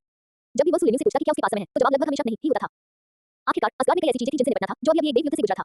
जियांग येचेन ने आह भरी। मैं मूल रूप से लिन्यू के साथ असगार्ड के दिव्य राज्य का भ्रमण करने की सोच रहा था, लेकिन लगता है कि मुझे अकेले ही जाना पड़ेगा। उन्होंने अपना मुंह ठीक किया और नाश्ता खत्म करने के बाद धीरे-धीरे गोल्डन पैलेस से बाहर निकल गए। सुप्रभात, महामहिम ईश्वर राजा। वहां से गुजरने वाले पहरेदार, दासियां और देवता सभी ने अभिवादन में सिर झुकाया। जियांग येचेन ने अपने क्षेत्र की गश्त लगाते हुए शेर की तरह से हिलाया। कुछ देर तक बिना किसी उद्देश्य के घूमने के बाद उसे याद आया कि वल्हला और स्वर्ण महल के अलावा एक और रहस्यमय स्थान भी है। यौवन की देवी एडोन और कविता के देवता ब्रागी का निवास स्थान शाश्वत गुप्त उद्यान। इस जगह का नाम सुनते ही घूमने जाने का मन कर जाता है। चल दर। जियांग येचेन ने सुबह की ठंडी ओस से नम पन्ना हिरण की मुलायम मखमली जटिका की परत पर कदम रखा और नर्म प्रकाश से जगमगाती एक अदृश्य बाधा के सामने रुक गई। वह अपनी दैवीय शक्ति का उपयोग करके स्वयं को प्रकट करने ही वाला था, लेकिन अगली पल अवरोध स्वतः ही खुल गया। उसकी नजरों के सामने एक युवती थी जो सुबह की ओस की तरह निर्मल थी। उसके बाल कुछ चोटियों में गुथे हुए थे। उसकी वही दूर के पहाड़ों जैसी और उसकी आंखें निर्मल झरनों जैसी थी। सुप्रभात, महामहिम ईश्वर राजा। एडोन ने थोड़ा झुककर अभिवादन किया। उसकी आवाज आत्मा को ताजगी प्रदान कर रही थी। लड़की के बगल में ब्रागी खड़ा था, जिसके हाथ में एक सुनहरा वीणा था। उसके चेहरे पर स्नेह का भाव था, होठों पर हल्की सी मुस्कान थी और उसने अपना दाहिना हाथ अपनी छाती पर रखा हुआ था, साथ ही वही सलीके से अभिवादन कर रहा था। सुप्रभात, महामहिम ईश्वर राजा। क्या आप चाहेंगे कि मैं आपके लिए स्वर्ण से की स्तुति बजाऊं? जियांग येचेन की आंखों में मुस्कान की एक झलक दिखाई दी। ये देवराज का दर्जा वाकई बहुत बढ़िया है। वो जहां भी जाता है, उसका स्वागत मुस्कान के साथ होता है। जरूर, आपको ये भी पता है कि मैं हुआशिया से आया हूं और मैंने प्राचीन पौराणिक ग्रंथों में आपके शाश्वत गुप्त ज्ञान के बारे में सुना है। क्या मैं अंदर आ सकता हूं? बिल्कुल, यौवन की देवी एडोन ने सिर हिलाया और एक तरफ हट गई। एडोन आपका स्वागत करते हैं, महामहिम देवराज। जियांग येचेन ने हल्की सी मुस्कान बिखेरी और धीरे से अंदर कदम रखा। जैसे ही उसने बैरियर के अंदर प्रवेश किया, प्रकाश अचानक गर्म हो गया। न तो चुभने वाली धूप थी और न ही धुंधली परछाइयां। यह शाश्वत गर्म और कोमल चमक थी। ऐसा लग रहा था मानो कुछ में तारों की रोशनी को हर कोने में समान रूप से बिखेर दिया गया हो, जैसे पूरा बगीचा एक शांत आभा से घिर गया हो। जियांग येचेन ने ऊपर देखा और भव्य दृश्य एक ज्वार की तरह उसकी दृष्टि में समा गया। नक्काशीदार जैकी रेलिंग पर गुलाब, चमेली और कुछ अज्ञात दिव्य फूल लिपटे हुए थे। गुलाबी सफेद, हल्की बैंगनी और सुनहरे रंग की पंखुड़ियों की परतें एक के ऊपर एक जमी हुई थी। जब हल्की हवा चलती, तो फूलों की पंखुड़ियों की हल्की बारिश धीरे-धीरे गिरने लगती और हवा एक ताजी भरी मीठी सुगंध से भर जाती। जियांग येचेन ने गहरी सांस ली और आंखें बंद कर ली। ऐसा लगा जैसे उसका पूरा अस्तित्व शुद्ध हो गया हो और सुबह की उसकी उदासी पूरी तरह गायब हो गई। चलते-चलते एडोन और ब्रागी एक ऐसे झरने के पास रुक गए जो इतना साफ था कि उसकी तलहटी साफ दिखाई दे रही थी। ब्रागी काय से ढके पत्थर के स्टूल पर बैठा था। उसकी उंगलियां बालों द्वारा गिर गई सुनहरी वीणा को हल्के से बजा रही थी। वीणा की तारें कोमल दिव्य प्रकाश से जगमगा रहे थे। हर तार की ध्वनि झरने के पानी की तरह पत्थर पर गिरती हुई गुड़गुड़ी थी, फिर भी किसी प्राचीन कविता की तरह गहरी थी, धुन घुमावदार और मधुर थी। संगीत शुरू होते ही एडोन का नृत्य धुन के साथ थिरकने लगा। हल्के हरे और चांदनी सफेद रंग से बुनी हुई उसकी लंबी पोशाक खिले हुए सुनहरे सेब के फूल की तरह लहरा रही थी। फूल सदा खिलते रहते हैं, सुनहरी डालियां हरी भरी रहती हैं। इस बगीचे में न दिन है, न रात का परिवर्तन, हवा बुढ़ापा नहीं लाती और वर्षा के निशान नहीं छोड़ते। जियांग येचेन ने गीत और वीणा के संगीत के अंतर्मिश्रण को सुना। एडोन के नृत्य के कदमों को देखा जो जंगल में सुबह की धूप की तरह हल्के थे और उनके दिल में प्रशंसा की भावना जागृत हुई। फूलों की सुगंध और वीणा के संगीत से भरे इस बगीचे में सचमुच मदहोश कर देने वाला माहौल था। उन्हें लगा कि यह यात्रा निश्चित रूप से सार्थक थी और वे मुस्कुराते हुए देखने लगे। इस प्रकार जबकि मेज़ुए और सुलिन्यू असगार्ड के मामलों में व्यस्त थी, जियांग येचेन आज शाश्वत गुप्त उद्यान और डूबे हुए झरने के किनारे गए और असगार्ड के सभी हिस्सों का भ्रमण किया। लेकिन खुशियों के पल एक सफेद घोड़े की तरह तेजी से बीत जाते हैं, पल झपकते ही एक महीना बीत गया। जियांग येचेन ने असगार्ड के हर कोने का अच्छी तरह से भ्रमण कर लिया था और उसके पास अपनी उबाऊ दिनचर्या में लौटने के अलावा कोई विकल्प नहीं था। ईश्वर राजा के सिंहासन पर बैठे असगार्ड ने नीति देते हुए उन्होंने स्वर्ण महल के जीर्णोद्धार के बारे में सोचना शुरू किया। स्वर्ग दरबार में उनका क्लाउड रोमिंग पहले से तरह की मनोरंजन सुविधाओं से पूरी तरह सुसज्जित था। भले ही सूर्य और अन्य लोग साधना में व्यस्त हों, वह अकेले में अपने समय का आनंद ले सकते थे और अपनी पसंद के अनुसार मनोरंजन पा सकते थे। लेकिन ये स्वर्ण महल पहली नजर में वह कहने पर मजबूर करने के अलावा बेकार था। जियांग येचेन ने शहर की एक घूंट ली। मुझे इसका जीर्णोद्धार कैसे करना चाहिए? हे ईश्वर राजा, स्वर्ग दरबार से एक दूत आपसे मिलने का अनुरोध करता है। जैसे ही वह सोच रहा था, अचानक हॉल के बाहर से एक वालकिरी की आवाज सुनाई दी। क्या वह स्वर्ग दरबार का दूत है? जियांग येचेन ने अपनी आंखें सिकोड़ ली। उसे अंदर आने दो। हाँ। कुछ ही देर बाद हॉल के बाहर से एक जानी पहचानी आकृति अंदर आई। महामहिम ईश्वर राजा, बहुत समय हो गया, आशा है आप कुशल मंगल होंगे। वीनस ने मुस्कुराते हुए थोड़ा झुककर अभिवादन किया। जियांग येचेन उनका अभिवादन करने के लिए उठी। वीनस, आप जानती हैं कि मैंने अभी इस कार्य का कार्यभार संभाला है और मेरे पास स्वर्ग दरबार के मामलों को देखने का बिल्कुल समय नहीं है। कृपया वापस जाकर महाराज को बता दीजिए जब मैं खाली हो जाऊंगी तब हम बात करेंगे। ज़ैद सम्राट का दूत अवश्य ही मुझसे कुछ काम करवाने के लिए यहाँ आया होगा। हालांकि ज़ैद सम्राट के साथ उनकी कुछ हद तक मित्रता थी, लेकिन हर छोटी मोटी बात के लिए उन्हें नहीं बुलाया जा सकता था, अन्यथा वे महज एक मजदूर बनकर रह जाते। ये सुनकर वीनस के होंठ अपने आप ही फड़कने लगे। जब जियांग येचेन राष्ट्र रक्षक मार्शल थे, तभी उन पर अपने पद की बाध्यताएं थीं। चाहे वे कितनी भी लापरवाही बरतें, उन्हें सम्राट द्वारा सौंपे गए कार्यों का पालन करना ही पड़ता था। लेकिन अब उसने खुद को पूरी तरह से बेकाबू होने देना शुरू कर दिया था। महामहिम ईश्वर राजा को गलतफहमी हुई है। महामहिम ने मुझे इस बार आपको स्वर्गीय दरबार में एक स्मारक सेवा में शामिल होने के लिए आमंत्रित करने भेजा है। वीनस ने अपनी मुस्कान बरकरार रखी। देवताओं के युद्ध में शहीद हुए लोगों के लिए महाराज ने स्वयं एक महीने तक स्मारक बनवाने में व्यतीत किया है और सभी अमर प्राणियों को शोक व्यक्त करने और अपना सम्मान दिखाने के लिए आमंत्रित किया है। ये सुनकर जियांग येचेन के चेहरे पर मौजूद अस्वीकृति का भाव धीरे-धीरे गायब हो गया। ज़ैद सम्राट ने स्वयं एक स्मारक बनवाया, कितना भावुक क्षण है। देवताओं के उस दुखद युद्ध के बारे में सोचते हुए उन्होंने जंगल को दुनिया को नष्ट करने से रोकने के लिए अपने प्राणों की आहुति दी थी। उन्हें अवश्य ही जाना चाहिए। ठीक है, मैं जाऊंगी। जियांग येचेन ने सहमति जताते हुए पूछा, वीनस तुम इस बार सिर्फ शोक सभा के लिए तो नहीं आई हो ना? वीनस मुस्कुराई, स्वाभाविक रूप से महाराज को आपको एक और मामला सौंपना है। अध्याय 454 अज़ातोत के साथ पहला टकराव संयुक्त अध्याय। अस्गार्ड में स्थित देवराज के महल के अंदर। वीनस की बातें सुनकर जियांग येचेन ने एक अपेक्षित भाव दिखाया और मुस्कुराते हुए कहा, मुझे इसके बारे में बताओ, लेकिन मैं जरूरी नहीं कि तुम्हारी मदद करूं। शुक्र। उसने आह भरी और धीरे से बोला, हे ईश्वर राजा, 5 महीनों में हुआशिया की महान संरचना चकनाचूर हो जाएगी और चतुर देवता खंडहरों से पुनर्जीवित हो उठेंगे। महामहिम ने मुझे आपको हुआशिया में वापस आमंत्रित करने का आदेश दिया है। पहला, आपको तैयारी करने का समय देने के लिए और दूसरा, इस अवसर का लाभ उठाकर वापस जाकर अपने परिवार और दोस्तों से मिलने के लिए। ये सुनकर जियांग येचेन ने धीरे से भौहें सिकोड़ी। वीनस इतनी निराश क्यों है? ये हतोत्साह नहीं है, बात यह है कि स्वर्ग के पूजनीय लोगों को भी जीत की कोई निश्चितता नहीं होती। वीनस ने अपनी नजरें झुका लीं। अपने युवा चेहरे और सफेद बालों के बावजूद वह बुरा लग रहा था। स्वर्गीय पूज्य ने कहा है कि महाराज ही एकमात्र परिवर्तनशील तत्व हैं। 5 महीने बाद होने वाले भीषण युद्ध में शायद केवल आप ही जीवित बच पाएंगे। जियांग येचेन स्तब्ध रह गया। उसकी आंखों में हैरानी के भाव थे। यहाँ तक कि जगुल दिव्य साम्राज्य को भी रोका जा चुका था, तो फिर स्वर्ग के पूजनीय लोग ऐसी बात क्यों कहेंगे? क्या वाकई जगुल को हराना इतना मुश्किल हो सकता है? लेकिन दोबारा सोचने पर वह एक सिस्टम का इस्तेमाल करने वाला धोखेबाज था, उसे कत्ल से क्यों डरना चाहिए? वह शुक्र ग्रह के उदासी भरे माहौल से अपने अच्छे मुंह को प्रभावित नहीं होने दे सकता था। जियांग येचेन ने अपना हाथ नीचे दबाया। वीनस, थोड़ा और आशावादी बनो, इतना चिंतित होने का कोई फायदा नहीं है, है ना? वीनस ने अपनी आंखें थोड़ी ऊपर उठाई और मुस्कुराते हुए कहा, महामहिम आप उतने ही आशावादी हैं जितने कि आप स्वर्गीय दरबार के मार्शल थे। ठीक है, अब और ये निराशाजनक बातें नहीं। जहाँ तक उस दूसरे मामले का सवाल है जो महाराज ने हमें सौंपा है, स्वर्गीय दरबार में लौटने के बाद महाराज आपको व्यक्तिगत रूप से सूचित करेंगे। जियांग येचेन के होंठ फड़फड़ाए, वह अभी भी पहेलियां सुलझा रहा था। अगर वह नहीं बताएगा तो भूल जाए, वह हत्याबाजी करने में बहुत आलसी था, ये बहुत थका देने वाला काम होता। ठीक है, शोक सभा कब है? 10 दिनों में। जियांग येचेन ने हल्के से सिर हिलाया। अच्छा, ये राजा समय पर पहुंच जाएगा। वीनस ने आदरपूर्वक झुककर विदाई ली और बादल पर सवार होकर स्वर्ण महल से प्रस्थान कर दिया। जियांग येचेन देवराज के सिंहासन पर बैठे थे, उनकी गहरी आंखों में गहन चिंतन झलक रहा था। स्वर्ग के पूजनीय देवों ने कहा कि शायद मैं ही अकेला जीवित बचूंगा, जो कि गलत नहीं है। सर्वोच्च स्तर का अस्तित्व अजय होता है, मुझे कौन मार सकता है? लेकिन उन शब्दों का ये भी अर्थ है कि मेरे अलावा मेरे माता-पिता सुलिन्यू, मेइज़ुएर और लिंगलिंग भी मर जाएंगे। ये सोचते ही जियांग येचेन की भौहें अपने आप ही कसकर सिकुड़ गईं। क्या सचमुच जगुल स्वर्ग के पूजनीय देवताओं को इस हद तक भयभीत करता है? छोड़ो, मैं इसके बारे में नहीं सोचूंगा। स्वर्ग के दरबार में लौटने के बाद तनाव को मन में दबाए रखने की बजाय दूसरों से पूछना कहीं अधिक कारगर होगा। जियांग येचेन ने अपना सिर हल्के से हिलाया और फिलहाल गंभीर मामलों को एक तरफ रख दिया। वह उठे और अपने मन और शरीर को आराम देने के लिए अपनी दैनिक सैर जारी रखने के लिए स्वर्ण महल से बाहर निकल गए। डॉट डॉट डॉट 10 दिन बाद इंद्रधनुषी कुल। येचेन, दिव्य राज्य में अभी भी बहुत से काम निपटाने बाकी हैं। क्या मैं वापस न जाऊं? आप अपने काम पर ध्यान दें, मैं आपके लिए व्यवस्था संभालूंगा। गहरे नीले रंग के गाउन में सजी सुलिन्यू ने एक मुकुट पहना हुआ था जो इंद्रधनुषी कुल के प्रकाश में और भी अधिक आकर्षक लग रहा था। जियांग येचेन ने हाथ उठाकर सुलिन्यू के माथे पर उंगली मारी। क्या तुम्हें काम करना इतना पसंद है? नहीं, सुलिन्यू ने अपना सिर थोड़ा नीचे झुकाया और फुसफुसाते हुए कहा, असल में येचेन की मदद कर पाने से मुझे बहुत खुशी मिलती है। उद्धरण चिन्ह डॉट डॉट डॉट उद्धरण चिन्ह। जियांग येचेन ने मन ही मन आह भरी। देवताओं की दृष्टि में स्वर्ग की रानी और देवराज की पत्नी बनने के बाद भी इस लड़की का सरल शुद्ध प्रेम का गुण जरा भी कम नहीं हुआ था। लेकिन मैंने अपने माता-पिता को पहले ही बता दिया है कि मैं अपनी बहू को घर वापस ले आऊंगी। अगर तुम वापस नहीं जाओगी तो वे बहुत निराश होंगे। जियांग येचेन ने अपना तुरुक का पत्ता इस्तेमाल किया। ये सुनकर सुलिन्यू का चेहरा तुरंत घबराहट से भर गया। उसकी निगाहें सिर्फ और येचेन के बीच जगमगाने लगी। लिन्यू, उसके साथ वापस जाओ, मैं अकेले ही दिव्य साम्राज्य के मामलों को संभाल सकती हूँ। मेइज़ुएर की आंखों में थोड़ी सी उदासी छा गई, लेकिन उसके चेहरे पर समझदारी के भाव थे। सुलिन्यू ने अपने होंठ दबाए। ठीक है फिर। जियांग येचेन ने सुलिन्यू के सिर पर थपथपाते हुए कहा, शाबाश बच्ची। मेइज़ुएर इंद्रधनुषी कुल के अंत में उन दोनों को गायब होते हुए देखते ही उसका दाहिना हाथ उसके बाएं कंधे पर था और उसकी शराब जैसे लाल रंग के लंबे बाल हवा में लहरा रहे थे। काश कभी मैं उसे मुझसे ये कहते हुए सुन पाता। उसने अपने ब्रह्मों पर सिर हिलाया और जाने के लिए मुड़ गई। उत्तरी स्वर्गद्वार के बाहर स्थित स्वर्ग प्रांगण। मनुष्य के आकार के सफेद श्वेत पत्थर के मकबरों की कतारें घनी रूप से सजी हुई थी, जो स्वर्ग के द्वार के अंत तक फैली हुई थी। स्वर्ग दरबार के सभी देवता यहाँ एकत्रित थे, समाधियों की ओर भारी निगाहों से देख रहे थे और शोक में अपने सिर झुकाए हुए थे। स्वर्ग दरबार में लौटने के बाद जियांग येचेन ज़ैद सम्राट के साथ-साथ कब्रिस्तान से होते हुए आगे बढ़ा। सुलिन्यू की बात करें तो वह सबसे पहले अपने पिता से मिलने के लिए नश्वर दुनिया में लौटी थी। जैसे-जैसे जियांग येचेन आगे बढ़ा, उसने समाधियों को देखा। अधिकांश समाधियों पर प्राचीन अमर लिपि खुदी हुई थी, जिसमें दिवंगत देवताओं की उपाधियां, दिव्य नाम और उपलब्धियां दर्ज थीं। हालांकि कई अमर प्राणी एकत्रित थे, लेकिन वहां सन्नाटा पसरा हुआ था, जिससे वातावरण और भी गंभीर हो गया था। येचेन, यह आध्यात्मिक अधिकारी वान का त्यागपत्र है, आपको भी इसे देख लेना चाहिए। ज़ैद सम्राट ने एक ज़ैद पट्टिका सौंपी। आध्यात्मिक अधिकारी वान, वही जिसने अदालती सभाओं के दौरान काम में ढिलाई बरतने के लिए अक्सर उसकी शिकायत की थी। जियांग येचेन ने ज़ैद पट्टिका ली और उस पर कुछ पंक्तियां अंकित हो गईं। आपके सेवक वान शान ने स्वर्ग दरबार के धर्मात्मा देवता के रूप में अपने कर्तव्यों का पूर्ण निर्वाह करते हुए अपना जीवन व्यतीत किया है, परंतु मेरी दृष्टि संकीर्ण थी। मैंने स्वर्ग राजा जियांग की सर्वव्यापी प्रतिभा को नहीं पहचाना और उनके विरुद्ध अनेक तुच्छ शब्द कहे। आपका सेवक भयभीत है और हार स्वीकार करता है। मैं जांच अधिकारी के पद से इस्तीफा देता हूं। मुझे आशा है कि महाराज आप स्वर्ग के राजा जियांग जैसे असाधारण प्रतिभावान व्यक्ति का भरपूर उपयोग करेंगे ताकि स्वर्ग दरबार में शांति बनी रहे। उद्धरण डॉट डॉट डॉट उद्धरण। जियांग येचेन मुस्कुराया और ज़ैद सम्राट की ओर देखा। महाराज, वह तो बस एक मजाक था। आध्यात्मिक अधिकारी वान को वास्तव में इस्तीफा देने की कोई आवश्यकता नहीं है। वान शान की बुरी मंशा नहीं थी, वह बस इतना चाहता था कि जियांग अपने पद पर रहते हुए अपना काम ठीक से करे। येचेन, तुम सचमुच उदार हो। ज़ैद सम्राट ने आह भरी। अफसोस की बात है, वान शान असगार्ड की लड़ाई में मारा गया। जियांग येचेन की आंखें थोड़ी कांप उठी। ज़ैद सम्राट ने और कुछ नहीं कहा। वह कुछ कदम आगे बढ़े और वान शान की समाधि के सामने रुक गए। जियांग येचेन ने उसका पीछा किया। उसकी नजर वान शान की समाधि पर पड़ी और उसके चेहरे से मुस्कान धीरे-धीरे गायब हो गई। येचेन, असगार्ड की लड़ाई में स्वर्गीय दरबार ने अपनी लगभग 30% शक्ति खो दी, फिर भी हुआसिया महान संरचना के टूटने से पहले केवल 5 महीने शेष हैं। ज़ैद सम्राट का चेहरा चिंता से भरा हुआ था। इन परिस्थितियों में भयानक चगुल देवताओं के खिलाफ जीतने की संभावना लगभग शून्य है। जियांग येचेन ने थोड़ा भौहें चढ़ाकर वो सवाल पूछा जो वह लंबे समय से अपने दिल में छिपाए हुए था। महाराज, चगुल वास्तव में कितना शक्तिशाली है? ज़ैद सम्राट ने पीछे मुड़कर उसकी ओर देखा, फिर मुड़कर चलते हुए बोला, येचेन, तुम्हें आयामों के बारे में पता होना चाहिए, है ना? उसके पीछे जियांग येचेन ने सिर हिलाया। यद्यपि मानव जगत में मार्शल आर्ट का विकास हुआ था, लेकिन प्रौद्योगिकी के विकास की अपेक्षा नहीं की गई थी। एक उदाहरण के तौर पर कहें तो एक त्रिआयामी दुनिया की नजर में एक द्विआयामी दुनिया वैसी ही है जैसे एक चींटी एक इंसान का सामना कर रही हो। और चतुर देवताओं के अधिपति अज़ातोथ एक उच्चायामी दुनिया के शासक हैं। उनकी दृष्टि में मैं नैनआयामी दुनिया की एक चींटी मात्र हूं, एक ऐसा अस्तित्व जिसे आसानी से कुचला जा सकता है। ज़ैद सम्राट की आंखों में बेबसी की एक झलक दिखाई दी। जियांग येचेन ने गंभीरता से सुना। तो फिर लड़ने का क्या फायदा? ये तो सरासर आयामी दमन है, किसी भी प्रकार की साधना से इसकी भरपाई नहीं हो सकती। रुको, ये सही नहीं है। महाराज, यदि आयामी दमन मौजूद है तो हुआशिया ग्रेट फॉर्मेशन जरूर को कैसे दबा सकता है? खंडहर, उसने हैरानी से पूछा। जेड सम्राट एक क्षण के लिए रुके और आकाश की ओर देखने लगे, क्योंकि हुआशिया की सृष्टिकर्ता ईश्वर ने उच्च आयामी जगत की दहलीज को छुआ है, इसलिए उन्होंने पवित्र चर्च के ऐलान के साथ मिलकर हुआशिया महान संरचना की स्थापना की। मैंने अभी जो कहा उसके अनुसार उन्हें उच्च आयामी प्राणी के रूप में भी वर्गीकृत किया जा सकता है। इसका मतलब है कि हम साधना के माध्यम से उच्च आयामी दुनिया की दहलीज को भी छू सकते हैं। जियांग येचेन की आंखें चमक उठी। जेड सम्राट ने सिर हिलाया, सही है, लेकिन इसके लिए अनंत युगों की आवश्यकता होगी। महान देवता पांडु का अस्तित्व स्वर्ग और पृथ्वी की रचना से भी पहले से है। उनकी स्तर तक साधना करना सरासर असंभव है। जियांग येचेन ने हल्की सी मुस्कान दी। उन्हें नहीं पता था कि दूसरे देवता ऐसा कर सकते हैं या नहीं, लेकिन सिस्टम की स्वचालित साधना के साथ अगर वो कुछ समय के लिए आराम करे तो ये कोई समस्या नहीं होगी। लेकिन अगर वे उच्च आयाम की दहलीज को छू भी लेते तो वे उच्च आयामी दुनिया के स्वामी अजातवत का मुकाबला नहीं कर पाते। जेड सम्राट ने आंख भरी, उनके हाथ पीठ के पीछे थे और उनका चेहरा गंभीर हो गया था। इसलिए हमें पूरी योजना बनानी होगी। यही वह दूसरा मामला है जिसके लिए मैंने आपको वापस बुलाया है। जियांग येचेन के होंठ फड़क उठे। तो तुमने पहले जो कुछ भी कहा था वह महज एक संकेत था। क्या आप सीधे-सीधे बात नहीं कर सकते? आप बहुत देर से बोल रहे हैं लेकिन मुद्दे पर नहीं आ रहे हैं। महामहिम, कृपया बोलिए। मेरे पीछे आओ। जेड सम्राट जियांग येचेन को 3 पवित्रों के हॉल के बाहर ले गए और फिर बोले, येचेन, तुमने स्वर्ग के पूजनियों के बारे में जरूर सुना होगा जो समय के देवता को बचाने के लिए ओलंपस जा रहे हैं। जियांग येचेन ने हल्के से सिर हिलाया। स्वर्गीय पूजनियों द्वारा काल के देवता क्रोनोस को बचाना विफलता की स्थिति में तैयार की गई बैकअप योजना थी। जेड सम्राट ने विस्तार से बताया कि काल के देवता अतीत का पता कैसे लगा सकते हैं। जियांग येचेन चुपचाप सुनता रहा। जेड सम्राट ने अचानक विषय बदल दिया, लेकिन जब समय के देवता क्रोनोस ने भविष्य देखने के लिए समय की नदी का उपयोग किया तो वे अजातवत से प्रभावित हो गए और उनकी आत्मा दूषित हो गई। स्वर्गीय पूजन ने पवित्र चर्च की पवित्र वस्तु बाइबल का उपयोग करना चाहा, लेकिन 1 महीने बाद भी इसका कोई प्रभाव नहीं पड़ा। इसके बजाय इसने क्रोनोस को और भी पागल बना दिया। तो येचेन, मैंने तुम्हारी शुद्धि अमर कला के बारे में सोचा। क्या ये सभी अशुद्धियों को दूर नहीं कर सकती? क्या इस मानसिक अशुद्धि को दूर किया जा सकता है?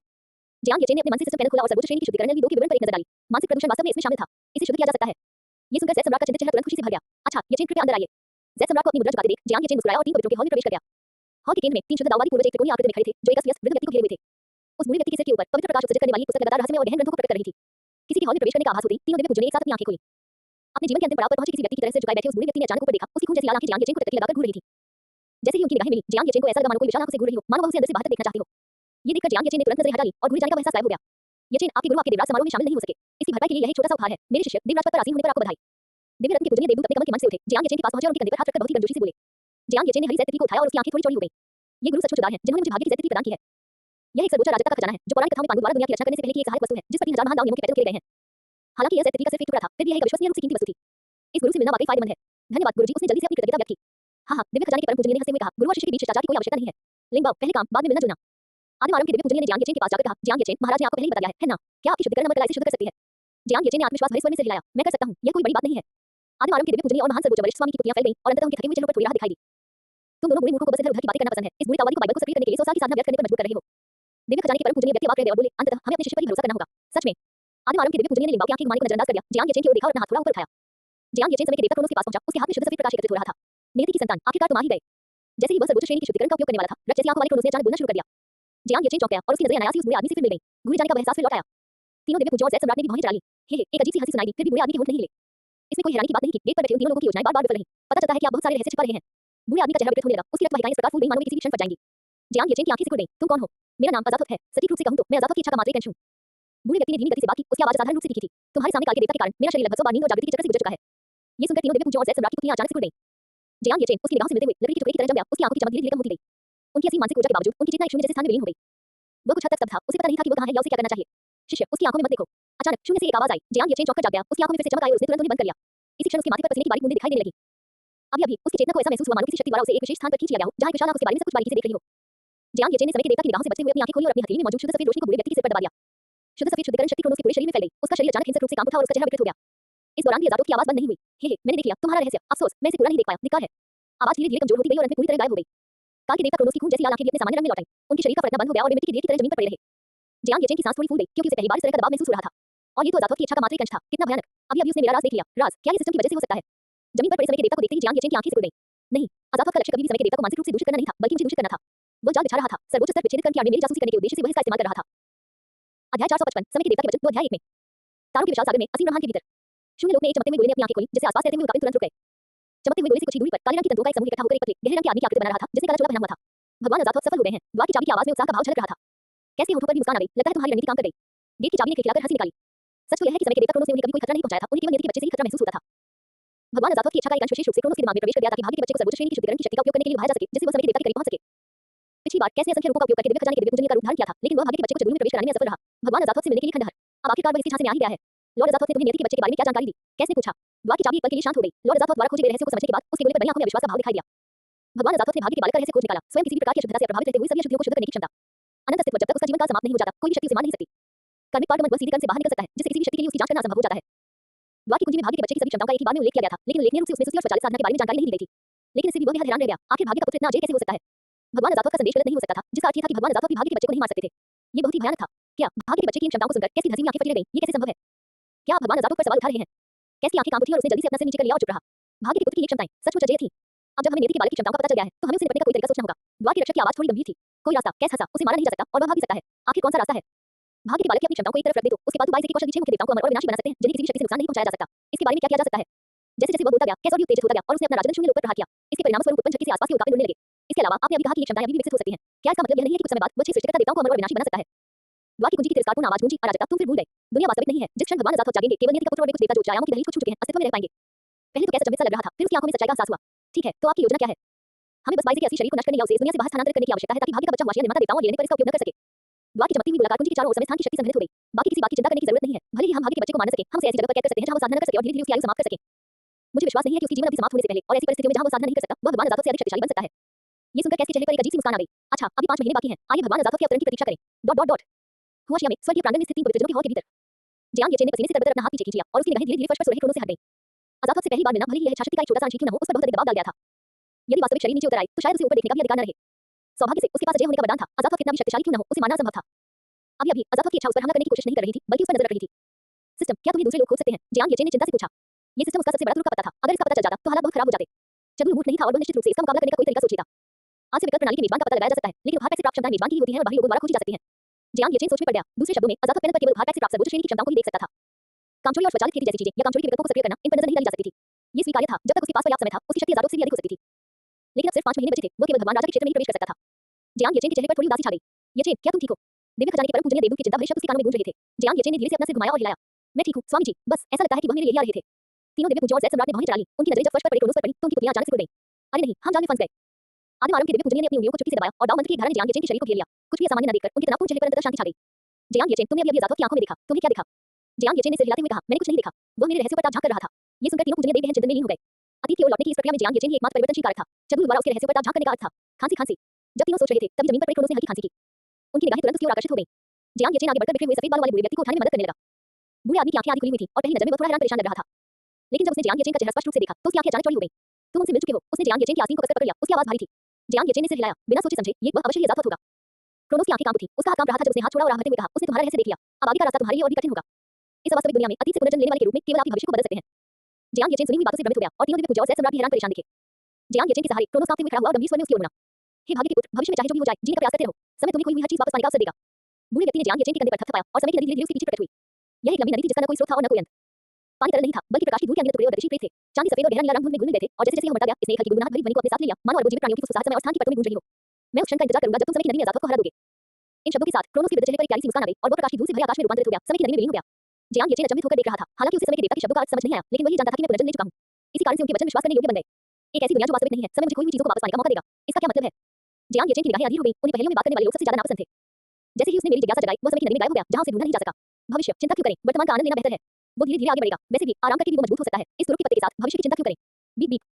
अचानक जियांग येचेन की जेब में रखे फोन से बीप की आवाज आई। उसने फोन निकाला और उसे देखा। खुशी से उसकी भौहें तन गईं। उसने क्रोनोस के शब्दों के बारे में सोचना बंद कर दिया। स्वर्गीय पूज्य और ज़ैद सम्राट की ओर मुड़ा, प्रणाम किया और कहा, महाराज, क्रोनोस की मानसिक अशुद्धता दूर हो गई है। मैं अब घर जा रहा हूं। मेरी मां मुझे बुला रही हैं। तीनों दिव्य पूज्य और ज़ैद सम्राट स्तब्ध रह गए। ज़ैद सम्राट के चेहरे पर एक अजीब सी मुस्कान आ गई। ओह ओह, तो आगे बढ़ो, येचेन। उन्होंने एक क्षण के लिए तीनों पूजनीय देवियों के साथ दृष्टि का आदान-प्रदान किया और सहमति में सिर हिलाया। जियांग येचेन ने स्वर्गीय पूज्य और ज़ैद सम्राट के चिंतित भावों पर एक नजर डाली, अपने होठों को सिकुड़ा और तीन पवित्रों के हौल से बाहर निकल गया। दरअसल वह भी सब कुछ समझना चाहता था, लेकिन इसमें बहुत मेहनत लगती थी। बेहतर यही था कि आराम किया जाए, जीवन का आनंद लिया जाए और सच्चाई के अपने आप सामने आने का इंतजार किया जाए। परमेश्वर, क्रोनोस ने अभी जो कहा, येचेन। ज़ैद सम्राट ने जियांग येचेन की जाती हुई पीठ को देखा और अपनी छुरी से हिलाते रहे। आदिम आरंभ के दिव्य पूजनीय ने आंख भरी, स्वर्ग के रहस्य प्रकट नहीं होने चाहिए। 5 महीनों में जब हुआशिया महान संरचना टूटेगी और हुआशिया सृष्टिकर्ता देवता और लीला ने पुनः प्रकट होंगे, तब उन्हें पूर्ण सत्य का पता चलेगा। उसे इन बचे हुए खूबसूरत पलों का आनंद लेने दो।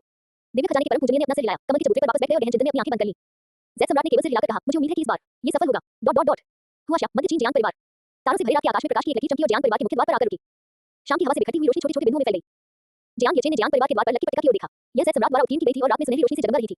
युवा स्वामी, आप वापस आ गए। स्वामी और महोदया आपका लंबे समय से इंतजार कर रहे थे। दरवाजे पर अंकल फैन ने आगे बढ़कर आदरपूर्वक कहा, भाई येचेन। अंकल फैन ने मुस्कुराते हुए कहा, युवा स्वामी, सुश्रीमती पिछले 4 घंटे से दरवाजे पर आपका इंतजार कर रही हैं। कृपया अंदर जाइए। जियांग येचेन ने सुलिनी की गालों को चुटकी भरते हुए कहा, ना समझ लड़की, घर के अंदर इंतजार करना तो एक जैसा ही है ना। सुलिनी ने प्यारी सी मुस्कान के साथ अपनी उंगली उठाई और कहा, सभी रोमांस लोग कहते हैं कि प्यार में यही रस का भाव होता है। उद्धरण चिन्ह डॉट डॉट डॉट उद्धरण चिन्ह। जियांग येचेन के होंठ हल्के से फड़क उठे और उसने बेबसी से उसका हाथ पकड़ा और हवेली में चला गया। वैसे भाई येचेन, क्या आपको अभी भी अपने छोटे भाई जियांग फैन याद है? रास्ते में सुलिनी ने अचानक पूछा। जियांग येचेन चौंक गया और उसके दिमाग में उस अहंकारी सीईओ सिंड्रोम वाले भाई की छवि कौन गई? उसका जिक्र क्यों किया? जियांग फैन ने जेल में अच्छा व्यवहार किया और उसकी सजा कई बार कम की गई। उसे 6 महीने पहले रिहा कर दिया गया था। मां और पिताजी जानते हैं कि तुम अभी पारिवारिक व्यवसाय नहीं संभाल सकते, इसलिए उन्होंने जियांग फैन को परिवार में वापस आने दिया। सुलिनी ने मुट्ठी से इशारा करते हुए कहा, उसने कहा कि वो आपसे मिलना चाहता है। अगर आप नहीं चाहते भाई येचेन, तो मैं उसे पीट कर भगा दूंगी। अरे यही रुक जाओ। इससे पहले कि वह अपनी बात पूरी कर पाती, पीछे से एक जानी-पहचानी आवाज आई। आवाज सुनकर जियांग येचेन और सुलिनी मुड़े और उन्होंने जियांग फैन को एक मेहंदी सूट में देखा, जो अपनी सुलौट टूटी को ठंडी निगाहों से झुकाए हुए था। जेल ने भी तुम्हारे अहंकारी सीईओ सिंड्रोम को ठीक नहीं किया, ये वास्तव में बहुत गहरा है। जियांग येचेन ने अवाक होकर कहा। जियांग फैन ने अपनी पीठ सीधी की और आगे बढ़ते हुए बड़ी ही सीधे शब्दों में कहा, यार, मैं चाहता हूं कि तुम मुझे चू शिनचिन से मिलवाओ। मैं तुम्हें नहीं ले जा रहा, अगर तुम मुझसे मिलना चाहते हो तो खुद जाओ। जियांग येचेन ने अपनी आंखें घुमाई और सु लिन्यू के साथ बैठक कक्ष में जाने ही वाला था। धड़ाम। जियांग फैंग अचानक घुटनों के बल गिर पड़ा, मुट्ठी नीचे हुई बोला, मेरी सहनशीलता की परीक्षा मत लो। जियांग फैंग को घुटनों के बल बैठकर विनती करते देख जियांग येचेन और सु लिन्यू पूरी तरह से अचंभित रह गए। भाई, चूंकि आप इतनी दूर आ ही गए हैं, तो मैं अनिच्छा से ही सही चू शिनचेन से इस बारे में बात कर लूंगा। जियांग येचेन ने कुछ हंसी के साथ कहा। उसे सहमत होते देख जियांग फैंग के ठंडे चेहरे पर खुशी की एक झलक दिखाई दी। धन्यवाद, चिंता मत करो, जियांग परिवार का उत्तराधिकारी हमेशा तुम ही रहोगे। मैं अपने पिता के पापों का प्रायश्चित करने के लिए जियांग परिवार में लौटा हूं, मुझे तुम्हारी दया की जरूरत नहीं है। उसका लहजा अब भी घमंडी था, ये कल्पना करना मुश्किल था कि उस जैसे व्यक्ति जेन में कैसे जीवित रह सकता है। जियांग फैंग धीरे-धीरे खड़ा हुआ और बोला, भाई, मैं अब आप दोनों को और परेशान नहीं करूंगा। वो मुड़ा और चला गया, उसकी पीठ अकेली और वीरान लग रही थी। जियांग येचेन थोड़ा हैरान था, ये पहली बार था जब जियांग फैंग ने उसे भाई कहकर पुकारा था। हालांकि उसे इस दबन सीओ सिंड्रोम के बारे में कुछ खास अच्छी राय नहीं थी। थोड़े समय के अंतराल के बाद दोनों बैठक कक्ष में चले गए। वातावरण में एक मनमोहक सुगंध फैल गई और उसकी मां की बोली तुरंत उसके कानों तक पहुंच गई। मैंने तुम्हें समय बताया था वापस आने का, स्वर्ग के दरबार में अधिकारी होने मात्र से ही तुम सोचते हो कि तुम्हारे पंख मजबूत हो गए हैं, है ना? तुम मेरी बात भी नहीं सुनते। पत्नी, मैं अपनी सच में कहीं नहीं जा सकता। जियांग येचेन और सु लिन्यू ने एक दूसरे को देखा और मुस्कुराए, चुपचाप अपनी मां के डांटने के खत्म होने का इंतजार करने लगे। जैसे ही शेन की गिवे और डांटने ही वाली थी कि उसने मुड़कर उन दोनों को देखा और अचानक वह अवाक रह गई। ठीक है, आपका बेटा और बहू वापस आ गए हैं, मैं आज आपको छोड़ देता हूं। इतना कहकर उसकी मां ने फोन रख दिया और हल्की मुस्कान के साथ उसकी ओर चल पड़ी। लिन्यू, आओ और बैठो, शियाओ चेन, यूं ही खड़े मत रहो। खाने की मेज पहले से ही सुगंधित व्यंजनों से सजी हुई थी, लेकिन केवल 3 लोगों के लिए कटोरियों और चॉपस्टिक के 5 सेट थे। उफ, मैं तो असल में लिन्यू के पिता और तुम्हारे पिता को खाने पर बुलाकर तुम्हारी शादी के बारे में चर्चा करना चाहता था। इसे बेवजह लंबा खींचना ठीक नहीं है। शेन की गिवे ने सु लिन्यू के कटोरे में पसली का एक टुकड़ा डाला, लेकिन उन दोनों को स्वर्गीय दरबार के सच्चे देवताओं के रूप में भर्ती कर लिया गया है और उनके पास घराने का समय नहीं है। उन्होंने मुझसे कहा है कि मैं खुद फैसला करूं। शियाओ चेन, लिन्यू, आप दोनों शादी कब करना चाहते हैं? जल्दी शादी कर लो ताकि मुझे जल्दी ही एक पोता मिल सके। ये सवाल सुनकर सु लिन्यू का चेहरा थोड़ा लाल हो गया। उसने जियांग येचेन की ओर देखा और होंठ सिकोड़ते हुए कहा, मैं भाई येचेन की बात सुनूंगी। जियांग येचेन ने एक पल के लिए सोचा, लेकिन उसके मन में नया सी वो दबाव याद आ गया जो जातक ने उस पर तब डाला था जब वो क्रोनोस के मानसिक प्रदूषण को शुद्ध कर रहा था। सभी खतरे टल जाने के बाद मैं अपने प्रिय से शादी करूंगा 5 महीनों में। ये सुनकर शेन की गिवे ने तुरंत सिर हिलाया, अच्छा अच्छा, मैं कल किसी से निमंत्रण पत्र बनवा दूंगी ताकि लिन्यू सम्मान के साथ जियांग परिवार में प्रवेश कर सके। सु लिन्यू की आंखों में भी खुशी झलक रही थी, उसका दिल तेजी से धड़क रहा था। मैं भाई येचेन से शादी करने जा रही हूं, आखिरकार मैं भाई येचेन से शादी कर पाऊंगी। अपनी मां और सु लिन्यू को इतना खुश देखकर जियांग येचेन के होठों के कोने भी धीरे-धीरे ऊपर उठ गए। कभी-कभी एक छोटा सा वाक्य भी पूरे परिवार को खुश कर सकता है। ये काफी अच्छा है। अध्याय 456 देवराज लोक में प्रवेश 2 अध्याय 1 में 3 दिन बाद सुबह। भाई येचेन, नाश्ता करना याद रखना। पलंग के पास से एक कोमल मधुर आवाज आई। जियांग येचेन ने धुंधली आंखों से अपनी आंखें खोली और सु लिन्यू की प्यारी मुस्कान सामने आ गई। ठीक है, मैं थोड़ी देर और सो जाता हूं। सु लिन्यू ने उसके गाल पर एक चुंबन दिया और आज्ञाकारी भाव से कमरे से बाहर जाने के लिए उठ खड़ी हुई। जियांग येचेन ने उसके चेहरे की गर्माहट को छुआ, उसका दिल मिठास से भर गया। शादी की तारीख तय होने के बाद से सु लिन्यू पिछले 3 दिनों से ऊर्जा से भरपूर थी। हर सुबह नाश्ते के अलावा तथाकथित सुबह का चुंबन भी होता था। वो कुछ मिनट तक वहीं लेटा रहा, फिर उठकर हॉल में सु लिन्यू और उसकी मां के बीच हो रही बातचीत सुनने लगा। लिन्यू, तुम्हें ये शादी का जोड़ा कैसा लगा? मां ने अपनी शादी में यही पहना था। ये बहुत अच्छा है, लेकिन मैं अपनी शादी की पोशाक खुद बनाना चाहती हूँ। मैं अपने जीवन की सबसे खूबसूरत पल में भाई येचेन से शादी करना चाहती हूँ। बच्चे, ठीक है, मां तुम्हारी मदद करेगी। उनकी बातें सुनकर जियांग येचेन ने आंख भरी, एक बार फिर उसके पास करने के लिए कुछ नहीं था। आलस करना जारी रखना ही बेहतर होगा। वो उठा, हाथ मुंह धोया, नाश्ता किया और फिर धीरे-धीरे बगीचे में टहलने लगा। ये कहना ही पड़ेगा कि घर पर रहना शरीर और मन दोनों के लिए वास्तव में सुकून देने वाला था। जियांग येचेन कुछ देर तक बगीचे की बेंच पर बैठे रहे, तभी उन्हें जमीन पर चमड़ी की जूतों की आवाज सुनाई दी। मैं स्पष्ट कर दूं, चू शिनचेन से मिलना ठीक है, लेकिन यहाँ मत सोचो कि सिर्फ इसलिए कि मैं नाम का तुम्हारा भाई हूं, तुम स्वर्गीय दरबार में मनमानी कर सकते हो और किसी दबंग सीईओ की तरह व्यवहार कर सकते हो। बेहद साफ-सुथरे ढंग से तैयार किए गए महंगे सूट में सजे जियांग फैंग ने ठंडे लहजे में सिर हिलाया। जियांग येचेन बेंच के पीछे झुक गए, अपना हाथ उठाया और स्नैप की आवाज के साथ अपनी उंगलियों को झटका दिया। आसपास का वातावरण कांप उठा और ये दोनों पल भर में बगीचे से गायब हो गए। अंतरिक्ष में टेलीपोर्टेशन के कारण चक्कर आने से जियांग फैंग को उल्टी आने ही वाली थी। जब उसने दोबारा आंखें खोली, तो वे पहले से ही स्वर्गीय दरबार के दोषमय महल में थे। भगवान राजा जियांग, ये कौन है? गोल्डन फर्नेस बॉय आगे बढ़ा और पूछा। जियांग येचेन ने एक पल सोचा, मेरा छोटा भाई, उसे चू शिनचेन से मिलवाने ले चलो। इस रिश्ते के बारे में सुनकर गोल्डन फर्नेस बॉय तुरंत समझ गया और सिर हिलाते हुए जियांग फैंग की ओर चल पड़ा। मेरे पीछे आओ। जियांग फैंग की आंखें ठंडी थी, उसने अपनी हथकड़ी ठीक की और धीमी सी मम की आवाज निकाली। जैसे ही गोल्डन फर्नेस बॉय आगे बढ़ने ही वाला था, जियांग फैंग ने उसे रोकते हुए ठंडे लहजे में कहा, मेरी अनुमति के बिना कोई भी मेरे आगे नहीं चल सकता। ये सुनकर जियांग येचेन ने उसे नितंब पर लात मारी, जिससे जियांग फैंग लड़खड़ाकर जमीन पर गिर गया। अगर तुम चल सकते हो तो चलो, अगर नहीं तो सीधे घर जाओ। जियांग फैंग ने अपनी मुट्ठियां भींची, शान से खड़ा हुआ और गोल्डन फर्नेस बॉय के पीछे-पीछे चलने लगा। गोल्डन फर्नेस बॉय बिना कुछ कहे आगे चलने लगा और जियांग फैंग को महल के रसायन शास्त्र कक्ष में ले गया। भाई येचेन, आप यहाँ क्यों हैं? तांगलोन, जॉर्ज फिग्राम भट्टी के सामने समाधि की सच्ची अग्नि का उपयोग करके अपने भौतिक शरीर को मजबूत कर रहा था, खड़ा हुआ और उसने उसकी ओर हाथ हिलाया। जियांग येचेन चलकर पास आया, अपनी उंगलियों को आपस में रगड़ा और उसके हाथ में एक चमकीला लाल निमंत्रण पत्र प्रकट हुआ, जिसे उसने तांगलोन को सौंप दिया। मैं असल में जियांग फैंग को चू शिनचेन से मिलवाने आ रहा था, लेकिन लिन्यू ने मुझसे कहा कि मैं आपको शादी के निमंत्रण पत्र पहले ही दे दूं, इसलिए मैं खुद आया। शादी का निमंत्रण। तांगलोन ने धीरे से लाल निमंत्रण पत्र खोला। जब उसने उस पर जियांग येचेन और सु लिन्यू के नाम देखे, तो उसकी आंखों में खुशी की चमक आ गई। उसके बगल में खड़ी लिंग ने भी यह आवाज सुनी और उछलकर तांगलोन का हाथ पकड़ लिया। वाह, मंत्री जी, आप सिर्फ लिन्यू से शादी कर रहे हैं, क्या मेरे लिए भी कोई जगह है? जियांग येचेन ने मुस्कुराते हुए सिर हिलाया। लिंग का निमंत्रण पत्र निकाला और उसे सौंप दिया। मोयान, तुम्हारे पास भी एक है। तांगलोन ने निमंत्रण पत्र पर लिखे संदेश को देखा और आह भरी, भाई येचेन, आखिरकार मुझे आपको और लिन्यू को एक सुखद अंत तक पहुंचने देखने का मौका मिल रहा है। क्या तुम्हें पता है कि जब तुम निर्माण के पीछे पड़े थे, तब ओचू और मुझे कितना पछतावा हुआ था, ये सोचकर कि तुम इतनी अच्छी लड़की को निराश कर रहे थे। बीते दिनों की यादें ज्वार की तरह उमड़ आईं। जियांग येचेन ने हल्की सी मुस्कान दी। प्रक्रिया थोड़ी जटिल थी, लेकिन परिणाम सुंदर था। वैसे लियांग शान कहाँ है? वो मुझे कहीं क्यों नहीं दिख रहा? जियांग येचेन ने लियांग शान का निमंत्रण पत्र पकड़े हुए पूछा। तांगलोन और लिंग के चेहरों पर मुस्कान थोड़ी फीकी पड़ गई। मंत्री जी, वो देवताओं के मंदिर गए थे, लिंग ने अपने रोबोट के सिर को सहलाते हुए कहा। उन्होंने कहा कि हम सब जल्द ही देवता बनने वाले हैं, लेकिन वह भी अटके हुए हैं और दिव्य अनुबंध के कारण देवलोक में प्रवेश नहीं कर पा रहे हैं। वो हमें रोकना नहीं चाहता था, इसलिए उसने एक पत्र छोड़ा और गायब हो गया। उसने मंत्री जी से ये भी कहा कि वे चिंता न करें, वह इसे संभाल लेगा। ये सुनकर जियांग येचेन ने कुछ देर सोचा। ठीक है फिर। हर किसी को अपनी पसंद का अधिकार है, मंत्री होने के बावजूद वह जबरदस्ती हस्तक्षेप नहीं कर सकता था। निमंत्रण पत्र बांटने के बाद जियांग येचेन ने तांगलोन और अन्य लोगों को कुछ साधना संसाधन दिए और उनसे कहा कि वे कड़ी मेहनत से साधना करें और आगे बढ़ते रहें। फिर वो चलते हुए क्लाउड रूम में पैलेस वापस गया, 7 परियों को बुलाया और पिछवाड़े के आंगन में आराम से और बेफिक्र होकर संगीत सुना। समय धीरे-धीरे बीतता गया। स्वर्गीय दरबार और जियांग परिवार के बीच आधा महीना यात्रा करने के बाद जियांग येचेन अच्छा से अस्गार्ड लौट आया। आखिरकार वह एक देवराज थे, हुआशिया में बहुत लंबे समय तक रहना अनुचित होगा। अस्गार्ड, देवराज का महल। ओह, तो महामहिमीश्वर राजा ने आखिरकार वापस आने का फैसला कर लिया। जैसे ही उसने स्वर्ण महल के मुख्य हॉल के दरवाजे में प्रवेश किया, एक बेशुमार आवाज उसके कानों तक पहुंची।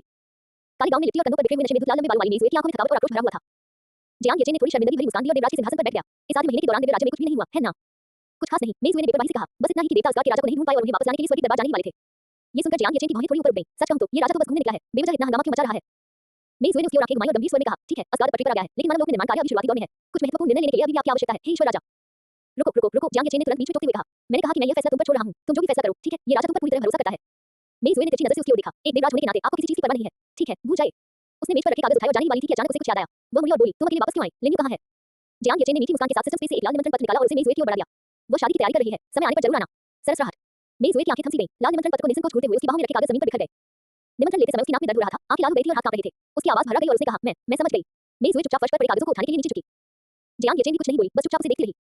जब तक मेज वेट ने सारा सामान उठा नहीं लिया, तब तक उसने जियांग येचेन की ओर पीठ नहीं की। ऐसा प्रतीत होता था कि वह नहीं चाहती थी कि वो उसका चेहरा देखे। वो दरवाजे की ओर 2 कदम बढ़ी, रुकी और थोड़ी सी साफ करके आवाज में बोली, जियांग येचेन, मुझे आपसे एक सवाल पूछना है। जियांग येचेन ने अपनी आंखें थोड़ी ऊपर उठाई और उसकी पीठ की ओर देखा। क्या सवाल? अगर आप सबसे पहले मुझसे मिलते, सुलिन से नहीं, तो क्या आप मुझे चुनते? मेज वेट की लाल आंखों में आशा की किरण दिखाई दी जब उसने पूछा। जियांग येचेन कुछ देर चुप रहे। आप मुझसे ये पूछ सकते हैं, लेकिन मैं इस तरह से नहीं सोच सकता। मेज वेट ने अपनी हथेलियां भींची, उसकी आंखों से क्रिस्टल जैसे आंसू बहने लगे और उसने एक आह भरी। ठीक है, तो अब आप मुझे मुफ्त में काम पर नहीं रख सकते। मुझे वेतन चाहिए। जियांग येचेन ने हल्की सी मुस्कान दी। ठीक है, मैं तुम्हें 10 गुना वेतन दूंगा। मेज वेट मुड़ी, तेजी से जियांग येचेन के पास गई और निमंत्रण पत्र को मेज पर पटक दिया। मुझे अपने पसंदीदा व्यक्ति को किसी और का पति बनते देखने में कोई दिलचस्पी नहीं है। मैं नहीं जा रही। उसका लहजा हटपूर्ण था, अपनी बची कुची गरिमा को बचाते हुए वह बड़ी ठंडेपन से मुंह फेर लिया। जियांग येचेन ने निमंत्रण पत्र उठाया और मजाक में कहा, ठीक है, इससे मेरा काम आसान हो गया। इसे यहाँ दो, बस थोड़ा इंतजार करो, मैं तुम्हारी शादी में द गेस्ट गाना गाने जा रहा हूँ। ये सुनकर मेज वेट को गुस्सा आ गया, उसने निमंत्रण पत्र छीना और गोल्डन पैलेस से बाहर भाग गई। जियांग येचेन जोर से हंस पड़ा, सिंहासन से टीक लगाकर उसका दिल काफी हल्का महसूस कर रहा था। अपने पिछले जीवन में उसने शुद्ध प्रेम योद्धा को निराश किया था, इस जीवन में वो शुद्ध प्रेम योद्धा को फिर से हारने नहीं देगा। सब तैयार है, अब भगवान राजा की तरह आराम भरी जिंदगी में वापस लौटते हैं। जियांग येचेन ने अंगड़ाई, सिस्टम स्पेस से एक टैबलेट और कुछ स्नैक्स निकाले और शो देखने की अपनी दैनिक दिनचर्या शुरू कर दी। दिन एक-एक करके बीतते गए, देखते ही देखते 4 महीने बीत गए और निमंत्रण पत्र में लिखी शादी की तारीख तक केवल 10 दिन बचे थे। दिन, बधाई हो मेजबान, आपका क्षेत्र ईश्वर राजा क्षेत्र तक पहुंच गया है। क्या आप अपनी साधना को एकीकृत करना चाहेंगे? स्वर्ण महल में ईश्वर राजा के सिंहासन पर जियांग येचेन, जो वर्तमान में अपनी तीसरी मार्शल सिस्टर के साथ खेल रहा था, सिस्टम के संकेत को सुनकर अपनी गतिविधियों को रोक दिया। जूनियर मार्शल ब्रदर, तुम AFK क्यों हो गए? जल्दी करो और दुश्मन के क्रिस्टल को धक्का दो। जियांग येचेन अचानक होश में आई और जल्दी से बोली, वरिष्ठ बहन, मुझे कुछ जरूरी काम है। इस बार मुझे आपको छोड़कर जाना पड़ेगा, अगले रैंक मैच में मैं आपकी जगह ले लूंगी। जूनियर मार्शल ब्रदर, तुम बेवकूफ, ये मेरा प्रमोशन मैच है। जियांग येचेन ने सीधी गेम बंद कर दिया और वॉइस चैट डिस्कनेक्ट हो गई। उसने सिस्टम पैनल खोलने के लिए क्लिक किया। मेजबान, जियांग येचेन। क्षेत्र ईश्वर राजा क्षेत्र स्तर 1 समन्वित स्वचालित संवर्धन प्रगति 0%। स्वचालित संवर्धन गति 0.00390625% घंटा। दिव्य शक्ति अनंतता। मानसिक ऊर्जा अनंतता। प्रतिभा दिव्य चेतना का उपयोग करता अधिकतम स्तर अराजकता शरीर परिपूर्ण। साधना तकनीक 0 शास्त्र परिपूर्ण। हथियार 0 दर्पण वर्तमान में 0 शास्त्र को बढ़ावा दे रहा है। कौशल सर्वोच्च स्तर दिव्य प्रकाश प्रबोधन, सर्वोच्च श्रेणी का देवत्व, सर्वोच्च स्तर अनंत दिव्य शक्ति, सर्वोच्च स्तर कर्मों का पृथक्करण, सर्वोच्च श्रेणी का शुद्धिकरण स्तर 2। पालतू जानवर दिव्य पशु 22 से वर्तमान विकास 100% अधिकतम। वर्तमान स्वतः खेती की गति 0.00390625% 1 घंटा अधिकतम स्तर पर पहुंच चुकी है और इसे बढ़ाया नहीं जा सकता। खेती की कठिनाई के अनुसार स्वतः खेती की गति में उचित कमी आएगी। इस बेहतरीन पैनल को देखकर जियांग येचेन के होठों के कोने पर एक मुस्कान आ गई। सिस्टम फ्यूज कल्टीवेशन संलग्न हो रहा है। मेजबान के लिए बेहतर आराम का अनुभव प्रदान करने के लिए सिस्टम सफलता की कठिनाइयों को सहन करेगा और केवल सफलता के विशेष प्रभावों को प्रदर्शित करेगा। समझदार। एक औपचारिक भाव के साथ जियांग येचेन ने असगार्डियन मीट का एक गिलास भरा, एक घूंट लिया और आनंदित भाव से सिंहासन पर पीछे की ओर झुक गए। स्वर्ण महल के बाहर इंद्रधनुष की पूरी रोशनी अचानक बंद पड़ गई। स्वर्ण महल का गुंबद व्यवस्थित दरारों से फट गया और असगार्ड के चारों ओर स्थित 9 लोगों की तारा कक्षाएं एक साथ पीछे की ओर घूमने लगी। असगार्ड के सभी देवताओं ने स्वर्ण महल की ओर देखा। जब उन्होंने विष्णु वृक्ष के शीर्ष पर स्थित स्वर्ण महल के भीतर दिव्य प्रकाश को विस्फोटित होते देखा, तो विष्णु वृक्ष द्वारा मूल रूप से प्रतिबंधित और 9 लोगों के नियमों द्वारा सीमित देवत्व अवरोधों में तुरंत बारीक दरारें पड़ गईं। उत्सर्जित हो रही हल्की सुनहरी दिव्य शक्ति असगार्डियन देवताओं की अंतर्निहित बिजली और तारों की रोशनी वाली शक्ति नहीं थी, बल्कि व्यवस्थित स्थानिक घूर्णन में परिवर्तित हो गई थी। प्रत्येक स्थानिक विस्थापन के साथ उनके सामने का शून्य विकृत होता गया और अलौकिक होता चला गया। ये परम पूज्य ईश्वर राजा की स्थानिक शक्ति है। परम पूज्य ईश्वर आगे बढ़ रहे हैं। परिधि से परे जाना, अब देवत्व, शक्ति की सीमाओं या भाग्य के बंधनों से मुक्त होना, ये ईश्वर राजा क्षेत्र में प्रवेश करने का संकेत है। आहा हा हा, स्वर्ग असगार्ड की रक्षा करता है। नया राजा निश्चित रूप से असगार्ड को गौरव की ओर ले जाएगा। उद्धरण चिन्ह उद्धरण चिन्ह। जियांग येचेन को देवराज क्षेत्र में प्रवेश करते देख सभी देवताओं ने आनंदित भाव प्रदर्शित किए और श्रद्धापूर्वक प्रार्थना की। देवताओं की सभा के कक्ष में मेज हुए दिव्य साम्राज्य के विभिन्न हिस्सों से आए पत्रों को देख रही थी, तभी वह भी स्वर्ण महल में प्रकट हो रही घटनाओं की ओर आकर्षित हो गई। यह हंसी बादशाह अपनी पिछली सफलता के बाद से केवल 1.5 साल ही बीता है और इसने फिर से सफलता हासिल कर ली है। ये तो कमाल का है। उसका दिल खुशी से भरा था, लेकिन साथ ही उसे ईर्ष्या भी हो रही थी। वह बड़ी मुश्किल से जियांग येचेन द्वारा दी गई दिव्य गोलियों के सहारे मुख्य देवलोक तक पहुंच पाई थी। लेकिन मुख्य देवलोक में आधा साल बीतने के बाद भी प्रगति के कोई संकेत नहीं थे, आगे की कोई भी उन्नति बहुत दूर की पड़ी लग रही थी। मेज हुए के लाल होंठ हल्के से मुड़े। ये लड़का दिन भर घूमता है, टीवी शो देखता है और गेम खेलता है। कभी-कभी तो बिना किसी कठिन साधना के मनमर्जी से घूमने निकल जाता है। और फिर भी इस तरह आराम करने मात्र से ही वह 1.5 साल में मुख्य देवता से देवराज बन गया और स्वर्ग के दरबार के जय सम्राट के समान स्तर पर पहुंच गया। ये तो हास्यास्पद है। उसने लिंग सुलिनी और उन सभी के बारे में सोचा जो हर दिन कड़ी मेहनत करते थे लेकिन फिर भी देव बनने की तैयारी कर रहे थे। सचमुच तुलना अनंत की दुश्मन है। मेज हुए ने स्वर्ण महल के चारों ओर उमड़ते बादलों के सागर और भीतर दिव्य प्रकाश को देखा। कुछ ही दूरी पर वल्हला में गाए जा रहे युद्ध गीत अचानक रुक गए क्योंकि अनगिनत वीर आत्माएं भारी जमीन पर घुटने टेककर स्वर्ण महल की ओर झुक गईं। उसने डेस्क के नीचे से लाल निमंत्रण पत्र उठाया। उसके चेहरे के भाव उदासी से बेबसी में बदल गए और अंत में राहत की झलक दिखाई दी। मेरे ईश्वर राजा के क्षेत्र में आपकी सफलता पर बधाई और आपको वैवाहिक जीवन की अग्रिम शुभकामनाएं। हुआ स्वर्गीय दरबार। चमत्कारी धुन के हॉल में जय सम्राट पूजो के साथ वासिया के आसन पर चर्चा कर रहे थे, तभी शून्य से आ रही दिव्य शक्ति के उतार चढ़ाव ने चारों का ध्यान आकर्षित किया। यह असगार्ड की दिशा से आ रहा है। यह ग्रैंड सुप्रीम एल्डर लॉर्ड ने अपनी आंखें बंद कर ली और एक पल के लिए संवेदन किया, फिर अचानक उन्हें खो दिया। कोई गॉड किंग दायरे में घुसपैठ कर रहा है। ये सुनकर जय सम्राट, आदिम आरंभ के दिव्य पूज्य और दिव्य खजाने के दिव्य पूज्य तीनों ने एक साथ जियांग येचेन के बारे में सोचा। क्या ये येचेन है? जय सम्राट ने अनिश्चितता से पूछा। आदिम आरंभ के दिव्य पूजनीय ने हल्के से सिर हिलाया। लगता है समय के देवता क्रोनोस ही थे। अजातवत को हराने का एकमात्र तरीका समय ही है। लेकिन महान सनी के बिखरने में केवल एक दिन बचा है। जय सम्राट ने भौहें चढ़ाते हुए कहा। दिव्य खजाने के परम पूज्य ने मुस्कुराते हुए सिर हिलाया। महाराज, आप जिस समय की बात कर रहे हैं वो हमारा समय है, मेरे शिष्य का समय नहीं। ये सुनकर जय सम्राट थोड़ा हैरान रह गया। आदिम आरंभ के दिव्य पूजनीय व्यक्ति खड़े हुए और स्वर्ग के प्रांगण के ऊपर स्थित निर्माण पट्टिका की ओर देखा, जो दरारों से भरी हुई थी और किसी भी क्षण ढह सकती थी। वह जागने ही वाला है, हमें तैयारी करनी चाहिए। भारत देवताओं का मंदिर। कमल के आसन पर पालथी मारकर बैठे हुए 4 सिरों और 4 भुजाओं वाले ब्रह्मा, जिनकी आंखें ज्ञान के दिव्य प्रकाश से चमक रही थी, असगार्ड की ओर देख रहे थे। नियति का बालक ईश्वर राजा क्षेत्र में प्रवेश कर चुका है। गहरे नीले रंग की त्वचा और 4 भुजाओं में दिव्य कलाकृति धारण किए हुए विष्णु ने हल्की सी हंसी हंसते हुए कहा, ईश्वर राजा के पद तक पहुंचना तो ठीक है, लेकिन फिर भी वह अजातों का सामना नहीं कर पाएगा। नहीं विष्णु, तुम गलत हो। उसी क्षण मंदिर की दूसरी ओर से 3 आंखों, 4 भुजाओं और माथे पर लाजवालों से चमकती तीसरी आंख वाले शिव ने धीरे-धीरे बोलना शुरू किया। क्या आपको पता है कि नियति का बालक आखिरी बार मुख्य देवलोक में कब प्रवेश कर पाया था? विष्णु ने अपनी आंखें सिकुड़ी और ध्यान से सोचने पर उनकी पुतलियां अचानक से खुल गईं। उन्होंने कहा, 1.5 साल पहले, ये गति। शिव ने हल्के से सिर हिलाया और ब्रह्मा की ओर देखा। हुआशिया की विशाल संरचना टूटने की कगार पर है। देवताओं के मंदिर को भी एक निर्णय लेना होगा। क्या हम चतुर के गुलाम बन जाएंगे या हम नियति की पुष्ट पर अपनी आशा दांव पर लगाएंगे? ब्रह्मा, आपका क्या विकल्प है? मंदिर में मंत्रोच्चार की ध्वनि गूंज रही थी और ब्रह्मा की आंखें चिंतन में डूबी हुई थी। काफी देर बाद ब्रह्मा की निगाहें दृढ़ हुई और उन्होंने शांत स्वर में कहा, चलो जुआ खेलते हैं। मुझे भाग्य के बारे में आशा दिखाई देती है। अध्याय 457 ईश्वर राजा के कर्तव्यों के हस्तांतरण के बाद प्रणाली सर्वोच्च श्रेणी का उपहार प्रदान करती है। 1 में 2 अध्याय। विशाल ब्रह्मांड में अरबों तारे दीपक की तरह तैरते हैं और निहारिकाएं रंगीन रेशम में बदल जाती हैं, जो शून्य क्षेत्र में फैलती और लहराती हैं। शून्य लोक में एक चमकता हुआ गोला धीरे-धीरे तैर रहा है। अचानक गोला चलना बंद कर देता है और उसकी सतह पर एक आंख खुल जाती है, जिसमें नीले ग्रह का प्रतिबिंब दिखाई देता है। नियति का बालक प्रवेश कर चुका है। द्वार की चाबी के लॉक की आवाज गूंज उठी। पास ही नाचती हुई काली छाया की तंत्रियां एक मानव रूप में एकत्रित हुई और तिरस्कार पूर्वक बोली, ये तो बस ईश्वर राजा का क्षेत्र है, इसमें हंगामा करने जैसी कोई बात नहीं है। उच्चायामी दुनिया के स्वामी भगवान अजातवत के लिए एक तुच्छ देवराज क्षेत्र का प्राणी एक चींटी के समान कमजोर है, जिसे एक हाथ से ही दबा दिया जा सकता है। लेकिन द्वार की चाबी की आंख में गंभीरता झलक रही थी, उसकी आवाज आश्चर्य से भरी थी, एक लयबद्ध सफलता। क्या आपने ध्यान नहीं दिया कि जब भी भाग्य का बच्चा सफलता प्राप्त करता है, तो लगने वाला समय दुगना हो जाता है? अन्य देवताओं के विपरीत जिन्हें किसी राज्य में स्थापित होने में 100 या 1000 साल लगते हैं, उन्हें स्वामी देवता से ईश्वर राजा बनने में केवल 1.5 साल का समय लगा। जैसे जैसे द्वार की चाबी बोलती गई, उसका स्वर और भी गंभीर होता गया। यदि यही सिलसिला जारी रहा तो 3 वर्षों में नियति का बालक सृष्टिकर्ता ईश्वर तक पहुंच सकता है, 6 वर्षों में वह उच्चायामी जगत की दहलीज को छू सकता है, 12 वर्षों में क्या वह भगवान अजातवत के साथ ऐसा करने में सक्षम नहीं होगा? ये बात उसे और भी अविश्वसनीय लगने लगी, लेकिन इस परिकल्पना को खारिज नहीं किया जा सकता था। आखिरकार उसने पहले ही नियति के बालक के स्वर विरोधी स्वभाव को देख लिया था। कैसे सुना और उसके चेहरे पर चिंतन का भाव आ गया। ये जानना जरूरी है कि नियति का बालक एक शाश्वत अस्तित्व है, यहाँ तक कि भगवान अजातवत भी उसे मान नहीं सकते। यदि वह सचमुच इसी गति से साधना करता रहा, तो वह जल्द ही भगवान अजातवत को पीछे छोड़ देगा। यह मैं समझ गया। लॉर्ड अजातवत जिस रहस्य को पूरी तरह से नहीं देख पाए, वह है नियति के बच्चे की साधना गति। द्वार की चाबी रहस्यमय ढंग से बोल रही थी। भगवान अजातवत ने भाग्य के बच्चे के रहस्यों की जांच करने के लिए इच्छाशक्ति की एक हल्की सी शक्ति का इस्तेमाल किया, लेकिन वह सब कुछ उजागर नहीं कर पाए। तो फिर हमें क्या करना चाहिए? कैसे भौहें चढ़ा ली? द्वार के प्रमुख ने एक क्षण के लिए विचार किया। ये सरल है, ब्रह्मांड में कोई भी प्राणी जो अपने जीवन स्तर को पार करना चाहता है, उसे ऊर्जा अवशोषित करनी होगी। जब तक हम नियति के बच्चे को सीध करके सभी बाहरी ऊर्जा को पार नहीं देते, तब तक वह अपने जीवन स्तर को पार नहीं कर पाएगा। तब ये स्वर विरोधी साधना क्षमता बेकार हो जाएगी। ये सुनकर कैसे होठों पर एक मुस्कान आ गई। तो फिर ये दुनिया कोई खतरा नहीं रहेगी। अब प्रलय का स्वागत करने का समय आ गया है। द्वार की कुंजी और कैस ने एक साथ अपने सामने नीले ग्रह को देखा। उनकी निगाहें हिमालय के बुलंद पर्वत की दिशा में जाकर टिक गईं। एक और दिन में हुआशी ग्रेट फॉर्मेशन चकनाचूर हो जाएगा और भगवान अजातवत का जागरण अपरिहार्य हो जाएगा। चलो चलते हैं, हमें भगवान अजातवत के अवतरण का स्वागत करने के लिए कुंलन की ओर चलना चाहिए। अराजकता एक घोर काले राजदंड पर टिकी हुई थी। हर कदम के साथ तारों के ब्रह्मांड के सागर में लहरें फैल रही थी। द्वार की चाबी ने इस बात पर आखिरी बार बेचैनी भरी नजर डाली, मानो कुछ अंधेरा रह गया हो। चमकता हुआ गोला थोड़ा सा हिला और अराजकता के पीछे पीछे चल दिया। इसी बीच असगार के अंदर विश्व वृक्ष के ऊपर नियमों का सागर उमड़ता और उबलता रहा और एक विशाल दिव्य चक्र ने सूर्य, चंद्रमा और तारों को निगल लिया। वो दिव्य चक्र धीरे धीरे भगवान राजा के हॉल में उतर गया और जियांग येचेन के सिर के पीछे मंडराने लगा, जो लाल शराब की चुस्कियां ले रहा था और एक मधुर धुन सुन रहा था। क्षण भर में उसकी आंखें हल्के सुनहरे दिव्य प्रकाश से जगमगा उठी और उसके पैरों के नीचे एक अनंत दिव्य साम्राज्य फैल गया। उसने महसूस किया कि एक विचार सभी आत्माओं के जीवन और मृत्यु का निर्धारण कर सकता है और एक शब्द स्वर्ग और पृथ्वी के नियमों को बदल सकता है। जियांग येचेन ने अपना शराब का गिलास नीचे रख दिया और उस क्षेत्र द्वारा लाए गए परिवर्तनों को महसूस किया। सफलता। उसने धीरे धीरे अपनी आंखें बंद कर ली। उसकी दिव्य आत्मा की अनुभूति अनंत रूप से विस्तारित हो गई, मानो वह समय के अंत और अंतरिक्ष के किनारे को छू सकता हो। अतीत, वर्तमान और भविष्य अब उसकी आंखों में धुंधले नहीं थे। अंतरिक्ष के नियम का अभ्यास करने वाले देवता के रूप में वह वास्तव में भाग्य में झांक सकता था। जियांग येचेन ने अपनी एक उंगली को हल्का सा उठाया और असगार के देवताओं का भाग्य उनके मन में अंकित हो गया। टकरा जाना। लेकिन जो दृश्य उसने देखा वह दर्पण की तरह चकनाचूर हो गया और उसके कानों में केवल टुकड़ों के टकराने की आवाज सुनाई दी। ये किस तरह का भविष्य है? वह थोड़ा हैरान लग रहा था, लेकिन उसने इस बारे में ज्यादा नहीं सोचा। आखिरकार वह अभी देवराज क्षेत्र में पहुंचा था, इसलिए थोड़ा अपरिचित होना स्वाभाविक था। जियांग येचेन ने धीरे धीरे अपनी आंखें खोली और उनकी आंखों के कोनों में एक हल्की सुनहरी दिव्य चमक दिखाई दी। ईश्वर राजा क्षेत्र में प्रवेश करने पर सबसे सहज अनुभूति पूर्ण रूप से हल्केपन की थी। यह अरबों वर्षों तक एक खोल में फंसे रहने के बाद अंततः सभी बंधनों से मुक्त होने जैसा एक तरह का स्वतंत्र विस्तार था। अगर वह अभी सर्वोच्च श्रेणी की कार्यकारिता पारलौकिकता को सक्रिय नहीं भी करता है, तो अन्य देवता उसे भेद नहीं पाएंगे, सिवाय द्वार की चाबी की विलक्षण सर्वज्ञता और सर्वदृष्टि के बेशक। जियांग येचेन खड़े हुए और अपने शरीर को फैलाया। उन्हें अपना शरीर इतना हल्का महसूस हुआ मानो वह अस्तित्वहीन हो। उनके शरीर और दिव्य आत्मा को ऐसा लगा जैसे उन पर से 1000 पाउंड का बोझ हट गया हो और वे उदात्तीकरण की अवस्था में पहुंच गए हों। खेती संबंध पूर्ण हुआ। हम आरामदायक। उसने मुस्कुराते हुए अपनी आंखें खोली। 1.5 साल तक आराम करने के बाद मैं गॉड किंग बन गया हूं। सिस्टम की मौजूदा साधना प्रगति के अनुसार मैं 3 साल में क्रिएटर गॉड स्तर तक पहुंच जाऊंगा। चीज का इस्तेमाल करना बहुत अच्छा लगता है। उसने जानबूझकर मैच हारने की भरपाई के लिए थर्ड मार्शल से संपर्क करने की योजना बनाई थी, लेकिन संदेश भेजने के बाद एक लाल विस्मय चिन्ह दिखाई दिया। जियांग येचेन ने पलकें झपकाईं और अपने गेम रिकॉर्ड पर क्लिक किया। इसमें कोई आश्चर्य की बात नहीं थी कि वे वह मैच हार गए थे। ओह नहीं, सीनियर सिस्टर नाराज हैं। लेकिन उसे जरा भी चिंता नहीं थी। जल्द ही उसकी बड़ी बहन, जिसे खेल की बुरी लत थी, उसे खुद ही ब्लैकलिस्ट से बाहर निकाल देगी। दिन मैसेज नोटिफिकेशन सुनकर जियांग येचेन मुस्कुराया। उसने सोचा था कि यह उसकी सीनियर सिस्टर का मैसेज है, लेकिन जब उसने मैसेज खोला तो वह सुलिनी का था। उसने शादी की पोशाक की एक तस्वीर और एक मधुर आवाज वाला संदेश भेजा। येचेन गेगे, मैंने शादी का जोड़ा और सूट तैयार कर लिया है। मैंने चीनी और पश्चिमी दोनों तरह के कपड़े तैयार कर लिए हैं। आप कब खाली रहेंगे? आकर पहनकर देख लीजिए कि ये आपको फिटाते हैं या नहीं। जियांग येचेन ने तस्वीर पर क्लिक किया। जमीन पर एक सफेद पर्दा फैला हुआ था, धुंध की तरह हल्का जालीदार कपड़ा, पर्दे पर जमीन को छूता हुआ मानो गिरती हुई चांदनी हो। पहली नजर में ही यह शादी का जोड़ा बेहद खूबसूरत लग रहा था, जिससे वह तुरंत सुलिनी को इसे पहने हुए देखना चाहता था। जियांग येचेन, मैं कल वापस आऊंगा। मेरी पत्नी ने जो बनाया है वो सचमुच बहुत सुंदर है। सुलिनी ही जब तक येचेन गेगे को पसंद है। जियांग येचेन मुस्कुराया और अपना फोन नीचे रख दिया। उसका दिल भविष्य के लिए लालसा से भरा हुआ था। महारानी हे भगवान, देवता काफी देर से हॉल के बाहर इंतजार कर रहे हैं। हॉल के बाहर वाकिली की आवाज सुनाई दी। इससे जियांग येचेन की उत्सुकता भंग हो गई और उसकी आंखें पल भर में खाली हो गई। उन्हें अंदर आने दो। असगार के देवता स्वर्ण महल में प्रवेश कर गए। एक के बाद एक घुटने टेककर और प्रणाम करते हुए एक साथ बोले, महामहिम, आपको बहुत बहुत बधाई। हे ईश्वर राजा लोक में प्रवेश करने पर आप असगार की सर्वोच्च महिमा होंगे। देवी वर्धन खड़ी हुई और प्रणाम किया। महामहिम, हे ईश्वर राजा, अब आप नाम और वास्तविकता दोनों से ईश्वर राजा हैं। आपको 9 लोगों की राजत्व को दबाना चाहिए, दिव्यलोक के शाश्वत अस्तित्व को सुनिश्चित करना चाहिए, विश्व वृक्ष को गिरने से बचाना चाहिए और राजनारों की विपत्ति का भार अपने कंधों पर लेना चाहिए। अपनी सत्ता को देवताओं की स्थिरता के लिए त्याग दो। सिंहासन पर जीवन भर रहकर 10,000 पीढ़ियों के भाग्य का भार वहन करो। मैं इस को छोड़कर बाकी सभी देवताओं ने श्रद्धापूर्वक प्रणाम किया। महारानी हे भगवान, भोग विलास में लिप्त मत हो। असगार की महिमा के लिए सबसे पहले युद्ध करो। 6 महीने पहले जब जियांग येचेन देवराज बने, तब से दिव्य साम्राज्य के सभी मामले लेडी मे को सौंप दिए गए थे। उन्होंने पाताल लोक के दंगों जैसी बड़ी घटनाओं को दबाने के लिए भी कोई कदम नहीं उठाया था। वह हर दिन आलस में बिताता था, ब्रागी के साथ उन पर चर्चा करता था, वल्हला के योद्धाओं की कहानियां सुनता था और असगार में बर्फ की प्रशंसा करता था। वह समय पर हुआशिया भी चला जाता था। वह बिल्कुल भी किसी देवराज जैसा नहीं दिखता था। अगर उन्होंने उसे सलाह नहीं दी होती, तो लेडी मे व्यवहारिक रूप से कार्यवाहक भगवान राजा की भूमिका निभा रही होती। देवराज के सिंहासन पर बैठे जियांग येचेन देवताओं के शब्दों को सुन रहे थे। उनकी आंखों में अधीरता झलक रही थी। क्या मैंने यह नहीं कहा था कि अगर कोई समस्या हो तो मैं इस से संपर्क करें? वे फिर से मेरे पास क्यों आ रहे हैं? वे मुझ पर फिर से जिम्मेदारियों का बोझ डालना शुरू कर रहे हैं। दिन कामचोरी का विकल्प सक्रिय हो गया। विकल्प एक, एस्गार के देवताओं द्वारा आपको एक देव राजा के उचित दायित्वों को निभाने के लिए कहने पर आप गंभीरता से सुनिए और उसके बाद जीवन भर एस्गार के उत्थान के लिए कड़ी मेहनत करने का चुनाव करते हैं। पुरस्कार, बुद्धिमान शासक की उपाधि। विकल्प 2, एस्गार के देवता आपको एक देव राजा के रूप में उचित जिम्मेदारियां निभाने के लिए कहते हैं, लेकिन आप कामचोरी करते हैं और उनकी अनदेखी करते हैं, जिससे देवता मंदिर से बाहर चले जाते हैं ताकि आपका मुंह खराब न हो। इनाम, मध्यवर्ती कामचोरी उपहार पैक।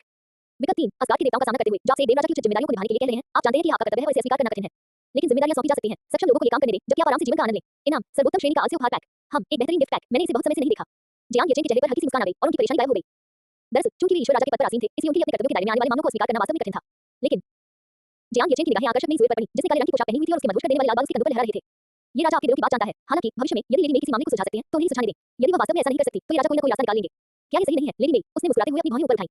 मे सूर्य के लाल होंठ ऊपर की ओर मुड़ गए। ऐसा लग रहा था जैसे वह उसे निपटना नहीं चाहती हो, लेकिन अंत में उसने सहयोग में सिर हिलाया। लेकिन जैसे ही बर्थनी बोलने ही वाली थी, जियांग येचेन ने बीच में ही हाथ उठाकर कहा, बर्थनी, क्या लेडी मे ने दिव्य राजा का प्रबंधन ठीक से नहीं किया है? बर्थनी स्तब्ध रह गई। उसकी आवाज काफी कमजोर हो गई। उसने इसे बहुत अच्छे से संभाला है। क्या कोई गलतियां हुई हैं? नहीं, लेडी मे बहुत गंभीर है और अक्सर हमसे उन चीजों के बारे में पूछती है जो उन्हें समझ में नहीं आती। तो क्या आपको उससे कोई समस्या है जिसके कारण आपने देवताओं को एकजुट करके इस राजा को लेडी मे को दी गई शक्ति वापस लेने के लिए मजबूर किया है? जियांग येचेन की आवाज तेजी से ठंडी होती गई। वर्धनी की आंखों में भय प्रकट हुआ। वो तुरंत घुटनों के बल बैठ गई और सिर हिलाते हुए बोली, नहीं महाराज, हे भगवान, आपने गलत समझा है। मैंने अभी देखा है कि महाराज भगवान राजा सारा दिन बिताता है। चूंकि कोई समस्या नहीं है, वाल्किरी, देवताओं को बाहर ले जाओ। जियांग येचेन ने आदेश दिया, जिसमें किसी भी तरह की आपत्ति की गुंजाइश नहीं थी। वाल्किरी ने कब्जाधारी पहरेदारों को हॉल में ले जाने से पहले एक पल के लिए संकोच किया। वर्धनी और अन्य सभी देवताओं ने आंख भरी और देवराज के महल से चले गए। देवताओं के चले जाने के बाद हॉल में केवल नई जुएली रह गई। उसकी निगाहें कंप्यूटर और भगवान राजा के सिंहासन के सामने रखे नाश्ते पर पड़ी। उसने बाहें मोड़कर नाराजगी से कहा, भगवान राजा बनकर आपको बहुत आराम मिल रहा है, आपने तो खेल खेलना भी शुरू कर दिया है। जियांग येचेन ने हल्की सी मुस्कान दिखेरी, क्या यह इसलिए नहीं है क्योंकि तुम मेरे साथ हो, तुम तो मानो इस राजा की परी हो। छी, मेरी जुए ने उसकी ओर आंखें घुमाई और एक पत्र कंप्यूटर डेस्क पर फेंक दिया। ये वीनस द्वारा भेजा गया पत्र है। उसने कहा कि महाराज ने इसे आपको व्यक्तिगत रूप से लिखा है। जियांग येचेन अचंभित रह गया। समय का अनुमान लगाते हुए उसने कुछ सोचा। उसने पत्र खोला, जिसमें केवल एक पंक्ति लिखी थी, येचेन, खुआशिया की महान संरचना केवल एक और दिन तक ही टिक सकती है। यदि स्वर्गीय दरबार चतुर्थ देवताओं को नहीं रोक पाता है, तो कृपया इस बात से सहायता प्रदान करने का अनुरोध करें। एक दिन जियांग येचेन ने अनजाने में अपने गाल थपथपा लिए। वह इतना ज्यादा आलस कर रहा था कि उसे समय का पता ही नहीं चला। लेकिन कल उसने सुलेन्यू से वादा किया था कि वह उसके साथ शादी के कपड़े ट्राई करने जाएगा। उसने समय पर एक नजर डाली, अगर वह किसी तरह समय निकाले तो यह संभव हो जाएगा। जहां तक चतुर्थ देवताओं की बात है, अजातक के अलावा डरने की कोई बात नहीं थी। मेजुए देवताओं को तुरंत सूचित करें कि वे कल हुआशिया की ओर प्रस्थान करें ताकि मिलकर चतुर्थ देवताओं से निपटा जा सके। ये सुनकर मेजुए ने धीरे-धीरे अपनी भुजाएं नीचे कर ली। क्या महान संधि टूटने वाली है? जियांग येचेन ने हल्के से सिर हिलाया। लेकिन इस बात के देवता ऐसा करेंगे। अगर स्वर्गीय दरबार हार जाता है, तो क्या इस बात का अस्तित्व बना रह सकता है? उन्हें इसके फायदे और नुकसान पता है, बस जाकर उन्हें सूचित कर दीजिए। मेजुए के चेहरे पर गंभीरता छा गई। ठीक है, मैं अभी चलती हूँ। जियांग येचेन ने उसे हॉल से बाहर जाते हुए देखा। उसकी निगाहें फिर से पत्र पर लिखे शब्दों पर पड़ी और उसकी आंखों में थोड़ी गंभीरता झलक उठी। पिछली बार भगवान अजातक की इच्छा के उस क्षणिक प्रभाव का असर अभी भी उनके मन में बना हुआ था। लेकिन डिवाइन बीस्ट बाइज़ की दिव्य सुरक्षा सक्रिय होने से कम उसके परिवार और सूर्य के समूह की सुरक्षा की गारंटी दी जा सकती थी। दिन मेजबान को आलसे का विकल्प चुनने के लिए बधाई। इनाम सर्वोत्तम श्रेणी का आलसे उपहार पैक। इसे खोलें। ठीक उसी समय उसके दिमाग में सिस्टम की सूचना सुनाई दी। सर्वोच्च श्रेणी का उपहार पैक, एक ऐसा पैक जो सर्वोच्च श्रेणी का पुरस्कार देने की गारंटी देता है। जियांग येचेन की आंखें चमक उठी। अगर इसे अजातक से निपटने की क्षमता मिल जाए तो ये बहुत अच्छा होगा। सिस्टम गिफ्ट पैक खोलो, उसने उत्साह से कहा। मेजबान को बधाई हो, सर्वोच्च श्रेणी की लूट, बिना ऊर्जा के स्वचालित खेती कार्य। लूटपाट। जियांग येचेन ने एक पल सोचा और धीरे से इनाम के विवरण पर क्लिक किया। सर्वोच्च श्रेणी की लूट एक प्रमुख क्षेत्र में प्रतिद्वंदी की क्षमता को अपने उपयोग के लिए लूट सकता है और इसमें किसी क्षमता को स्थायी रूप से लूटने का एक मौका शामिल है। नोट, स्थायी लूटपाट के बाद लूटी गई व्यक्ति की क्षमता पूरी तरह से गायब हो जाती है। सामान्य लूटपाट का उपयोग लगातार 3 बार किया जा सकता है, लेकिन इससे प्रतिद्वंदी की क्षमता केवल 3 घंटे के लिए स्थायी रूप से गायब हो जाती है। एक प्रमुख क्षेत्र में लूटपाट करने की क्षमता। बकवास। जियांग येचेन की आंखें चौड़ी हो गईं। वह इस समय देवराज के स्तर पर था, एक प्रमुख स्तर को पार करना सृष्टिकर्ता देवता के स्तर का होता। यहाँ तक कि परम पूजनीय भी नहीं, परम पूजनीय और अन्य दिव्य राज्यों के सृष्टिकर्ता देवताओं की क्षमताएं सर्वोच्च श्रेणी की क्षमताओं जितनी शक्तिशाली नहीं थी। हालांकि द्वार की कुंजी की सर्वज्ञता और सर्वदृष्टि तथा दूसरों को दुनिया से बाहर निर्वासित करने की क्षमता काफी दिलचस्प थी। आखिरकार चतुर्थ की तीनों स्तंभ शक्ति में स्वर्गीय पूजनीय के बराबर थे। जियांग येचेन के मन में एक विचार आया और उसकी आंखों में मुस्कान आ गई। ये बहुत बढ़िया है। जियांग येचेन का पहले वाला गंभीर भाव पूरी तरह गायब हो गया। उसने पहले ही सोच लिया था कि चतुर्थ देवताओं के साथ कैसे खिलवाड़ किया जाए। इसके बाद उसने दूसरे इनाम पर नजर डाली। बिना ऊर्जा के स्वचालित साधना कार्य सभी साधनाओं के लिए स्वयं को मजबूत करने के लिए बाहरी दुनिया से ऊर्जा अवशोषित करना आवश्यक होता है। हालांकि इस कार्य के साथ मेजबान बाहरी ऊर्जा अवशोषित किए बिना स्वचालित रूप से साधना कर सकता है, जिससे क्षेत्र पूर्ण हो जाता है। जीवन स्तर पर अभूतपूर्व प्रगति और उदात्तीकरण। जियांग येचेन ने इनाम के विवरण को सरसरी तौर पर पढ़ा और भौहें चढ़ा ली, क्योंकि वह ये समझ नहीं पा रहा था कि इस फंक्शन का क्या उपयोग है। अगर मैं हुआशिया में किसी ऐसी जगह पर भी रहूं जहां आध्यात्मिक ऊर्जा सबसे कम हो, तब भी सिस्टम की स्वचालित साधना उसी गति से होती है। थोड़ा बेकार सा लगता है। खैर, बात तो सिस्टम की खामियों को उजागर करने के लिए है। अगर मुझे मौका मिले तो मैं उसे ले लूंगा। सर्वोच्च श्रेणी की लूट जैसी असाधारण क्षमता प्राप्त करने के बाद जियांग येचेन अच्छे मूड में था। उसने सिस्टम पैनल बंद कर दिया और सिंहासन पर पीछे की ओर झुक गया। उसके मन में एक दृश्य उभर आया। जब चतुर्थ देवता अवतरित होते थे, तो वह अपने ऊंचे हाथ का उपयोग करके द्वार की निर्वासन क्षमता की कुंजी को छीन लेता था और सीधे चतुर्थ देवताओं को दुनिया से बाहर निर्वासित कर देता था। द्वार की चाबी से निर्वासन मार्ग भी नहीं खुल पाएगा, जिससे चतुर्थ देवताओं को वापस लाया जा सके। उस समय द्वार की कुंजी की प्रतिक्रिया निश्चित रूप से शानदार होगी। अध्याय 458 महान संधि बिखर जाती है। 4 महान दिव्य राज्यों के देवता कुंडल में एकत्रित होते हैं। 2 अध्याय 1 में हुआशिया मध्य चीन का जियांग परिवार। फर्श पर लाल गुलाब की पंखुड़ियां बिखरी हुई एक कमरे में जियांग येचेन चमड़े के सोफे पर बैठे थे। उनकी निगाहें उनके सामने कपड़ों के रैक पर टंगी दुल्हन की पोशाक पर टिकी हुई थी। लाल रंग का दुल्हन का गाउन गहरे सुरुचिपूर्ण लाल रंग का था, जिसका कपड़ा बहते पानी की तरह सहजता से लिपटा हुआ था और रोशनी में एक गंध कोमल चमक बिखेर रहा था। जियांग येचेन आगे बढ़ी और उनकी उंगलियां गाउन पर कढ़ाई की गई गहरे सुनहरे रंग के आपस में गुंथी हुई शाखाओं के पैटर्न को छू रही थी। सिलाई बारीक और घनी थी, जो हिलने पर हल्की सी झिलमिलाहट दिखा रही थी। वह इस दृश्य को देखकर कुछ हद तक स्तब्ध रह गया। ये वास्तव में कला का एक अद्भुत नमूना था।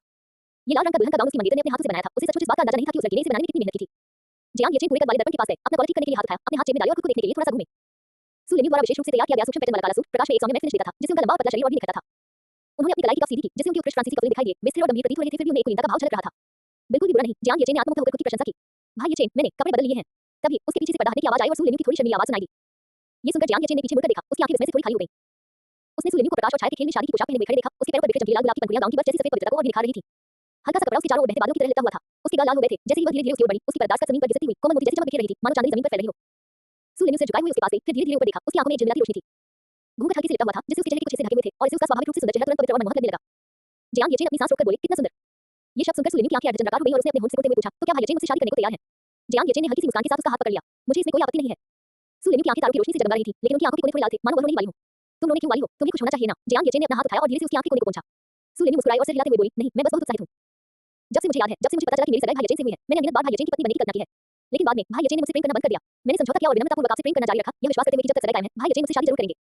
जब मेरे पिता ने हमें रोकने की कोशिश की, तब भी मैं मजबूरी से डटी रही। सुलेन्यू ने रोते हुए रास्ते में आने वाली कठिनाइयों का वर्णन किया। उसके लिए दुखी होकर जियांग येचेन ने उसे अपनी बाहों में भर लिया और उसे स्नातक समारोह के दौरान सिस्टम द्वारा दिए गए सरप्राइज ब्लैंक बॉक्स की याद आ गई। सुलेन्यू की सबसे बड़ी इच्छा उसे शादी करने की थी। सुलझान ने बार-बार उस पर दबाव डाला और खुद भी उसका व्यवहार ठंडा रहा, फिर भी उसने कभी हार नहीं मानी और चुपचाप सारा दबाव सहन करती रही। लेन्यू, जियांग येचेन ने उसे कसकर गले लगाया, तुमने बहुत मेहनत की है। सुलेन्यू ने आंखों में आंसू लिए सिर हिलाया, कोई बात नहीं, मेरी मेहनत रंग लाई है। देखो, उसने अपनी शादी की पोशाक ऊपर उठाई और मीठी मुस्कान के साथ बोली, 10 दिन बाद मैं भाई येचेन से शादी कर लूंगी। मैं आखिरकार भाई येचेन से शादी कर लूंगी। अंतिम वाक्य में सुलेन्यू की आवाज भर आ गई, जिससे वर्षों की दुख और प्रवाह का भाव बाहर निकल आया। जियांग येचेन ने उसे गले लगाया, उसकी आंसुओं से उसकी छाती भीग गई और वह धीरे-धीरे उसके मुलायम बालों को सहलाता रहा। सुलेन्यू उसके सीने से टिक गई, उसकी आंखें और नाक लाल थी, फिर भी उसके होठों पर एक प्यारी और खुश मुस्कान थी। आखिरकार मैं शादी कर सकती हूँ। दरार। जब वह खुशी से सोच रही थी, तभी उसके कानों में किसी चीज के टूटने की एक भयानक आवाज गूंजी। जियांग येचेन और सुलेन्यू दोनों चौंक गए और एक साथ खिड़की से बाहर देखने लगे। उन्होंने आकाश में फैली एक दरार देखी, मानो किसी ने आकाश में चीरा लगा दिया हो। जियांग येचेन की भौहें थोड़ी सिकुड़ गईं, हुआशिया की विशाल संरचना बिखर गई थी। भाई येचेन, ये। जियांग येचेन ने सुलेन्यू के माथे पर चुंबन किया और सिस्टम स्पेस से डिवाइस को बुलाया। हुआशिया की महान संरचना बिखर गई है, मुझे जाना होगा। शुद्ध सफेद बाई से को सहलाते हुए उसने इच्छा शक्ति का प्रयोग किया और बाई ने तुरंत दिव्य संरक्षक को सक्रिय कर दिया, जिससे वह सूर्यनु उसके माता पिता और अन्य लोगों से बन गया। क्या ये खतरनाक होगा? सूर्यनु के कोमल छोटे हाथ ने आश्चर्यजनक मजबूती से उसकी बांह पकड़ ली। उसकी आंखों में थोड़ी सी चिंता झलक रही थी। हालांकि उसे चंद्रुल की संकट की गहरी समझ नहीं थी। हुआशिया ग्रेट फॉर्मेशन के विनाश के बाद खंडहरों का पुनरुद्धार हो रहा था और ये देखते हुए कि स्वर्गीय न्यायालय ने ब्रश का सामना कैसे किया, चंद्रुल को निश्चित रूप से कम नहीं आंका जाना चाहिए था। जियांग येचेन ने हल्की सी मुस्कान दी। नहीं, क्या आपको अपने होने वाले पति पर भरोसा नहीं है? उसने सूर्यनु के सिर पर हाथ फेरा और प्यार से कहा, छोटी बाई तुम्हारी रक्षा के लिए तुम्हारे साथ रहेगी, इसलिए चिंता मत करो। सूर्यनु के हाथ को धीरे से थपथपाते हुए जियांग येचेन ने उसकी आंखों में देखते हुए धीरे से कहा, मेरे वापस आने और तुमसे शादी करने का इंतजार करो। तभी सूर्यनु ने अपनी पकड़ ढीली की, अपना हाथ अपने दिल पर रखा और दृढ़ता से सिर हिलाया। जियांग येचेन की हथेली में स्थानिक शक्ति एकत्रित हुई और एक मिनट के साथ वह उस स्थान से गायब हो गया। सूर्यनु ने बाई के बर्च जैसे सफेद फर को सहलाते हुए मन ही मन प्रार्थना की। आकाश के ऊपर पूरे ब्रह्मांड में फैली दरार प्रकट होने के बाद रुकी नहीं दरार दुनिया को हिला देने वाली विनाशकारी ध्वनियों की एक श्रृंखला गूंजी जो इतनी तेज थी कि कान बहरे हो गए। आकाश में कई और दरारें दिखाई दी जो अविश्वसनीय रूप से गहरी थी, जिससे ऐसा लग रहा था मानो स्वर्ग का विभाजन हो रहा हो। सबसे अधिक दरारें और सबसे गंभीर क्षति कुनलुन पर्वत में देखी गई। यहाँ के आकाश को केवल दरारों वाला कहना पर्याप्त नहीं था, पूरा आकाश तेजब से गलने वाली फिल्म की तरह था जो उड़ने और ढहने लगी थी। एक कथा, अमानवीय शाश्वत अराजकता का खुलासा। महाराज, चंद्रुल देवता पुनर्जीवित होने वाले हैं। पैगोडा धारण किए हुए स्वर्गीय राजा ने आगे बढ़कर गंभीर भाव से कहा। ड्रैगन सिंहासन पर बैठे हुए, आंखें थोड़ी नीचे किए हुए, ज़ेड सम्राट ने शांत स्वर में कहा, फॉर्मेशन को सक्रिय करो। हाँ। ली जिन ने अपनी कमर से युद्ध ध्वज निकाला। असगार्ड की लड़ाई से बचे हुए 50,000 स्वर्गीय सैनिकों और जनरलों को देखकर उसने दांत पीसते हुए दहाड़ा, फॉर्मेशन को सक्रिय करो। युद्ध के झंडे लहराए और युद्ध के नगाड़े बजे। ज़ेड सम्राट चुपचाप देखता रहा, मौन बना रहा। लेकिन पश्चिम की महारानी मां ने अपने फीनिक्स रथ पर सवार होकर चारों ओर देखा और उलझन में पूछा, जियांग येचेन कहां है? क्या महाराज ने उसे असगार्ड के देवताओं का नेतृत्व करने और सहायता प्रदान करने का आदेश नहीं दिया था? ज़ेड सम्राट ने धीरे से पीछे मुड़कर देखा। महारानी, असगार्ड के देवता युद्ध के बाद के अवशेष मात्र हैं, वे आएं या ना आएं परिणाम नहीं बदलेगा। ये सुनकर पश्चिम की महारानी मां तुरंत हैरान रह गई। तो महाराज? ज़ेड सम्राट ने सिर हिलाकर उसकी बात काट दी। तुम और मैं दोनों ही अतीत के मात्र प्रेत हैं।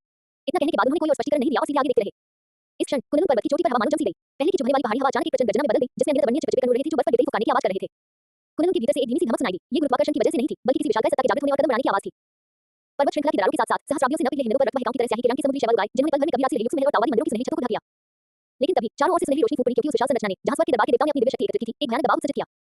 लेकिन जैसे ही यह सुनहरी रोशनी उस रहस्यमय गहरे हरे रंग के समुद्री शैवाल के संपर्क में आई, वो पल भर में चूर-चूर हो गई और यहां तक कि हवा में मौजूद आकृतियां भी टूटने लगी। क्या? लीजिन पहाड़ों के बीच फैली गहरे हरे रंग की समुद्री शैवाल को अविश्वास से देखती रही। करीब से देखने पर उस पर अनियमित पारदर्शी परछाइयां तैरती हुई दिखाई दी, जिनमें मानव आकृतियां थी लेकिन जटिल आंखें बनी हुई थी। धीरे-धीरे गहरे हरे रंग की समुद्री शैवाल से कई कांसे के द्वार उभर आए। दरवाजों पर कर्म और शून्यता का प्रतीक प्राचीन चिन्ह खुदे हुए थे और प्रत्येक द्वार के पीछे से किसी विशालकाय जीव की सांस लेने की हल्की सी आवाज आ रही थी। ये बेहद विचित्र था। स्वर्ग के दरबार के देवताओं द्वारा संयुक्त रूप से स्थापित संरचना चंद्रुल देवताओं को देखने से पहले ही चकनाचूर हो गई थी। वे इससे कैसे लड़ सकते थे? लीजिन ने अनगिनत कांसे के द्वारों को देखा, उसकी आंखों में निराशा की झलक दिखाई दी। ईश्वर राजा के आदेशानुसार असगार्ड और हुआशिया मिलकर विदेशी शत्रुओं का प्रतिरोध करेंगे। तभी एक विशाल घंटी जैसी आवाज इस पूरे क्षेत्र में गूंज उठी। ज़ेड सम्राट, महारानी और स्वर्गीय दरबार के सभी देवता इस दृश्य को देख रहे थे। उन्होंने उत्तर दिशा से अनगिनत दिव्य प्रकाशों को शत-विक्षत आकाश में तेजी से आते हुए और कुनलुन पर्वत की चोटी पर उतरते हुए देखा। गुलाबी दिव्य प्रकाश विलीन हो गया और मादक लाल बालू वाली लंबी काली पोशाक पहने मेज हुए देवताओं के सामने प्रकट हुई। उसके पीछे लगभग 5,000 असगार्ड देवता चल रहे थे। मेज हुए ने ज़ेड सम्राट को प्रणाम किया। महाराज, देवराज के आदेशानुसार मैं सहायता प्रदान करने आई हूं। ज़ेड सम्राट ने हल्की सी मुस्कान बिखेरी। उनकी निगाहें उसके पीछे मौजूद असगार्ड के 5,000 देवताओं पर घूम गईं, फिर भी उनकी आंखों में आश्चर्य का जरा सा भी संकेत नहीं था। लेकिन अगले ही पल एक धधकते लाल रंग का सूरज उगा, जिसके साथ ही संस्कृत मंत्रों की गूंज सुनाई दी। हम ऊपर देखते ही ज़ेड सम्राट के चेहरे के भाव बदल गए। सूर्य नगर और देवताओं का मंदिर ऐसे समय में प्रकट होना, ये लोग वाकई संकट का फायदा उठाना जानते हैं। जैसे ही हुआशिया की महान संरचना चकनाचूर हुई, संसदीय और देवताओं का मंदिर अब प्रतिरोध नहीं कर सके। दुर्भाग्यवश इस योजना में आपकी कोई भूमिका नहीं है। ये तो बुरा है। ये सूर्य नगरी और देवताओं का मंदिर है। इस समय आना, ये लोग शायद चंद्रुल की मदद करने आए हैं। पश्चिम की महारानी मां ने अपनी मुट्ठियां भींची, उनका चेहरा गंभीर हो गया। मेज़वेर, ली जिंग और अन्य सभी देवताओं के चेहरे पर गंभीर भाव दिखाई दिए। यह प्रत्याशित नहीं था। विदेशी देवता लंबे समय से हुआशिया पर कब्जा करने की लालसा रखते थे, लेकिन हुआशिया की महान संरचना ने उन्हें हमेशा बाहर रखा था। अब जबकि महान सेना ध्वस्त हो चुकी थी, वे निश्चित रूप से अतीत की शिकायतों का बदला लेंगे। इसके अलावा संसदीय और देवताओं का मंदिर चंद्रुल के 3 स्तंभों के बहुत करीब थे। 2 शीर्ष स्तरीय दिव्य राज्यों के देवता, साथ ही विचित्र चंद्रुल देवता। ली जिंग ने अपनी मुट्ठियां भींच लीं, आंखें बंद कर लीं और सिर हिलाने लगा। लेकिन शक्ति में इतना अंतर होने के बावजूद भी वे पीछे नहीं हट सकते थे। उनके पीछे हुआशिया नश्वर लोग के असंख्य प्रकाश फैले हुए थे। ली जिंग ने अचानक अपनी आंखें खोली, जिनमें सुनहरी रोशनी चमक रही थी। उसके हाथ में मौजूद पैगोडा उड़ गया और वो दहाड़ा, स्वर्गीय सैनिकों और सेनापतियों, मेरी आज्ञा सुनो, मृत्यु तक लड़ो। वो आक्रमण का नेतृत्व करते हुए चमकते हुए और धधकते सूरज के सामने प्रकट होते हुए अपने पैगोडा को मुक्त कर दिया। एलान शेन, नेचा और अन्य स्वर्गीय सैनिक और सेनापति ज्वार की तरह आगे बढ़े। 3 शिक्षाओं के शिष्य, 4 संप्रभुओं के शिष्य और अन्य लोग भी बादलों पर सवार होकर ऊपर चढ़ गए। लेकिन कुनलुन पर्वत पर भी एक विचित्र परिवर्तन हुआ। जैसे ही असंख्य महान प्राचीन प्राणी पारलौकिक द्वारों से बाहर निकले, कांसे के द्वारों से एक अवर्णनीय दुर्गंध और सल्फर की गंध फैल गई। उनकी आकृतियां मानवीय दृष्टि की सीमाओं से परे थी, कुछ उड़ती हुई मांस हथेलियां थीं जो लगातार इंद्रधनुष रंग की जहरीली गैस उगलती थी, जबकि अन्य पर्वत श्रृंखलाओं में फैले यांत्रिक दिव्य शरीर थे जो अनगिनत मीनारों और कांसे से बने थे। अचानक हवा में एक अजीब सी सुगंध फैल गई। उत्सुक स्वर्गीय सैनिक जो पास आए, उन्हें बस एक बार सूंघना पड़ा और उनका दिमाग चकरा गया। उन्होंने अपना सिर पकड़ लिया और पागलपन में हंसने लगे। हे हे। विचित्र हंसी से पूरी दुनिया गूंज उठी, जिसे सुनकर देवताओं को भी पागलपन का आभास होने लगा। गड़गड़ाहट। अचानक आकाश में अनगिनत धधकते सूरज दिखाई दिए, जो भारी बारिश की तरह तेजी से बरसने लगे। उसी समय पश्चिमी आकाश में एक नीले भूरे रंग की दरार खुल गई और उस खालीपन से गंगा का जल नीचे बहने लगा। दरार से धीरे-धीरे अर्धचंद्र का चंद्रमा उदय हुआ। चंद्रमा की रोशनी में भारत के 3 सृष्टिकर्ता देवताओं में से एक शिव प्रकट हुए, जिनके 4 हाथ, 3 आंखें और नीले भूरे रंग का शरीर था। उसने अपनी आंखें बंद रखी, केवल माथे पर स्थित ऊर्ध्वाधर आंखें खुली थी। उस ऊर्ध्वाकार आंख ने कुनलुन पर्वत पर स्थित कांसे के द्वारों से प्रकट हो रहे महान प्राचीन प्राणियों को निहारा। उन्होंने शांत स्वर में बात की, उनकी आवाज एक विशाल घंटी की तरह थी। क्योंकि ये दुनिया अराजकता में है, इसलिए तुम शून्यता में लौट जाओगे। जैसे ही उसने बोलना शुरू किया, उसकी ऊर्ध्वाधर आंख से विनाश की शुद्धकाली अग्नि की एक किरण निकली। जहां भी वो किरण गुजरी, अंतरिक्ष वाष्पित हो गया और कण जलकर राख हो गया। उसी समय शिव की चारों भुजाएं एक साथ हिलने लगी और उन्होंने तांडव नृत्य करना शुरू कर दिया। हाथ के दो ने ब्रह्मांड के लिए को बजाया, त्रिशूल ने कांसे के द्वारों को चीर दिया, आग और पाला एक साथ गूंजे और सृजन और विनाश एक साथ नृत्य करने लगे। पल भर में महान प्राचीन प्राणियों की हंसी अचानक बंद हो गई और उसकी जगह विश्वसनीय रूप से तीखी चीखें सुनाई देने लगी। शिव की विश्व विनाशकारी शक्ति के तहत अनगिनत महान प्राचीन प्राणी पल भर में ही लुप्त हो गए और यहाँ तक कि दिव्य कुनलुन पर्वत भी समतल होकर जमीन में मिल गया। कांसे से बने यांत्रिक दिव्य शरीर वाले महान प्राचीन प्राणी भी टुकड़ों में बिखर गए। अनगिनत धधकते सूरज आकाश से नीचे गिरे, जिससे कुनलुन पर्वत पूरी तरह से आग के सागर में बदल गया। स्वर्ग के दरबार के देवता जो युद्ध शुरू करने ही वाले थे, ने ये दृश्य देखा और सभी अविश्वास भरी निगाहों से देखने लगे। संसदीय और देवताओं का मंदिर उन पर हमला नहीं कर रहे थे, बल्कि पुनर्जीवित हो रहे चंद्रुल देवताओं पर हमला कर रहे थे। ये देखकर ज़ेड सम्राट और महारानी दोनों थोड़े स्तब्ध रह गए। उन्होंने सोचा था कि संसदीय और देवताओं का मंदिर इस समय चंद्रुल देवताओं को पुनर्जीवित करने में मदद करने के लिए आए थे, लेकिन वास्तविकता बिल्कुल इसके विपरीत थी। ज़ेड सम्राट, आसमान में चमकते सूरज से एक आवाज आई, क्या संसदीय और हुआशिया के बीच मतभेदों को फिलहाल बुलाया जा सकता है? क्यों न हम दुनिया पर आक्रमण कर रहे विदेशी दुश्मनों से निपटने के बाद बात करें? तेज धूप की रोशनी छट गई और सूर्य देवता की आकृति धीरे-धीरे प्रकट हुई। उन्हें स्वाभाविक रूप से कल ही नियति के बालक के देवराज पद पर पहुंचने का आभास हो गया था, जिसने उनकी संकोची हृदय को भी पूरी तरह से दृढ़ बना दिया था। भाग्य का बच्चा ही सब कुछ बदलने की कुंजी होगा। वो शायद सचमुच उस भयावह अस्तित्व का सामना करने में सक्षम हो। अजातोत ज़ेड सम्राट ने अपनी आंखें से उड़ते हुए व्यंग्य किया, क्या तुम चंद्रुल के चाटुकार नहीं हो? क्या तुमने दल बदल लिया है? हम सूर्य देवरा ने ठंडी आवाज में कहा, ये देवता जो कुछ भी करता है, वो सूर्य नगर के लिए ही करता है, इसका किसी और चीज से कोई लेना देना नहीं है। फिर शून्य से एक संस्कृत मंत्र की ध्वनि गूंजी और शास्त्रों से घिरे 4 सिरों और 4 भुजाओं वाले ब्रह्मा प्रकट हुए। जय सम्राट, देवताओं का मंदिर एक ही है। भाग्य के बच्चे ने हमें दिखाया है कि जबरू अजय नहीं है। क्या बेहतर नहीं होगा कि हम पिछली शिकायतों को बुलाकर तात्कालिक समस्या का मिलकर समाधान करें? जय सम्राट ने एक पल के लिए विचार किया। हालांकि सूर्य नगर और देवताओं के मंदिर से मिलने वाली मदद मूल योजना में बिल्कुल भी सहायक नहीं थी, लेकिन चूंकि वे मदद करने को तैयार थे, तो क्यों न मदद की जाए। ठीक है, वह अपने ड्रैगन सिंहासन से उठ खड़ा हुआ। स्वर्गीय दरबार स्थायी रूप से आपके साथ सहयोग कर सकता है। सूर्य देवता और ब्रह्मा मुस्कुराए। एक प्रचंड सूर्योदय हुआ और मिस्र के देवता उल्कापिंडों की तरह हुआ की सीमाओं के भीतर प्रकट हुए। ब्रह्मा ने एक हाथ से एक पवित्र ग्रंथ खोला और उसमें से अनगिनत श्लोक संस्कृत मंत्रों की ध्वनि के साथ बाहर निकल आए। एक अदृश्य शून्य द्वार प्रकट हुआ और सूर्य देव सहित भारतीय देवता प्रकट हुए। सूर्य और मृत्यु के देवता यम एक के बाद एक उड़कर चले गए। पल भर में चारों महान दिव्य राज्यों के देवता कुनलुन पर्वत की चोटी पर एकत्रित हो गए। दिव्य प्रकाश चमक रहा था और यम द्वार की तरह उमड़ रहे थे। अध्याय 459, क्या तुम अकेले हो जो निर्वासन कर सकते हो? तो मुझे दे दो अध्याय 1 में कुनलुन पर्वत श्रृंखला पर विपत्ति मंडरा रही है। अनगिनत राक्षस प्रकट हो रहे हैं। दिव्य युद्ध विभाग के सभी सदस्य कुनलुन पर्वत श्रृंखला के बाहर अपने स्थान पर डटे रहे। किसी भी राक्षस को शहर में प्रवेश करने की अनुमति नहीं दी जा सकती। याद रखो, तुम्हारे पीछे लाखों करोड़ों लोग हैं। दूर से आती एक भयानक गर्जना के बाद कुनलुन पर्वत श्रृंखला पर तैनात दिव्य युद्ध विभाग के सदस्यों के लिए एक भारी आवाज सुनाई दी। देवताओं ने चपटी हो चुकी कुनलुन पर्वत श्रृंखला को निहारा। उनकी आंखें कांप रही थी। यह आखिर है क्या? अगर दिव्य पूजन कुनलुन में संरचनाएं स्थापित न की होती, तो शायद हम पहाड़ के साथ ही नष्ट हो गए होते। अभी अभी जो गर्जना हुई, उससे मेरे कान अभी भी दुख रहे हैं। क्या ये देवताओं की भयानक शक्ति है? क्या आपको लगता है कि हम ये कर पाएंगे, जबकि देवता भी उन राक्षसों को नहीं रोक सकते? तो क्या हुआ अगर हम ऐसा नहीं कर सकते? क्या हमें युद्ध क्षेत्र छोड़कर भाग जाना चाहिए? उद्धरण चिन्ह उद्धरण चिन्ह।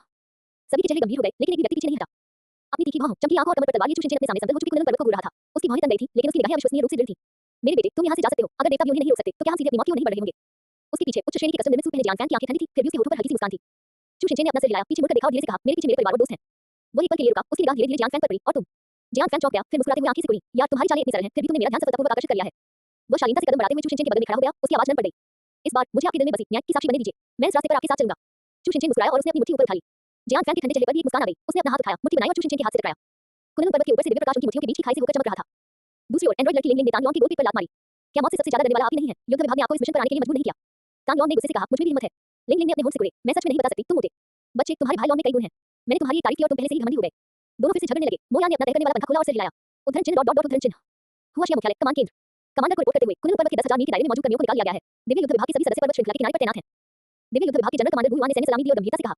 खिड़की के पास पूरी तरह से सफेद बालों और चूड़ियों से भरे चेहरे वाले हॉर्नबुक कुनलुन पर्वत श्रृंखला की ओर देख रहे थे। उनके हाथों में खिड़की की रेलिंग को इतनी मजबूती से पकड़ा हुआ था कि मेहनत के कारण उनकी उंगलियों के सिरे सफेद पड़ गए थे। गुयुआन की रिपोर्ट सुनकर उनकी भौं की सिकुड़न थोड़ी कम हो गई, लेकिन उनके चेहरे पर चिंता के भाव बने रहे। गुयुआन, क्या तुम्हें लगता है कि स्वर्गीय न्यायालय जबरूल को रोक सकता है? गुयुआन ने स्वर्गीय दरबार द्वारा नश्वर जगत को भेजे गए संदेश के बारे में सोचा और काफी देर तक चुप रहा। शायद वे ऐसा कर सकते हैं। स्वर्गीय न्यायालय के संदेश में कुनलुन आपदा की भविष्यवाणी के अलावा एक वाक्य भी था।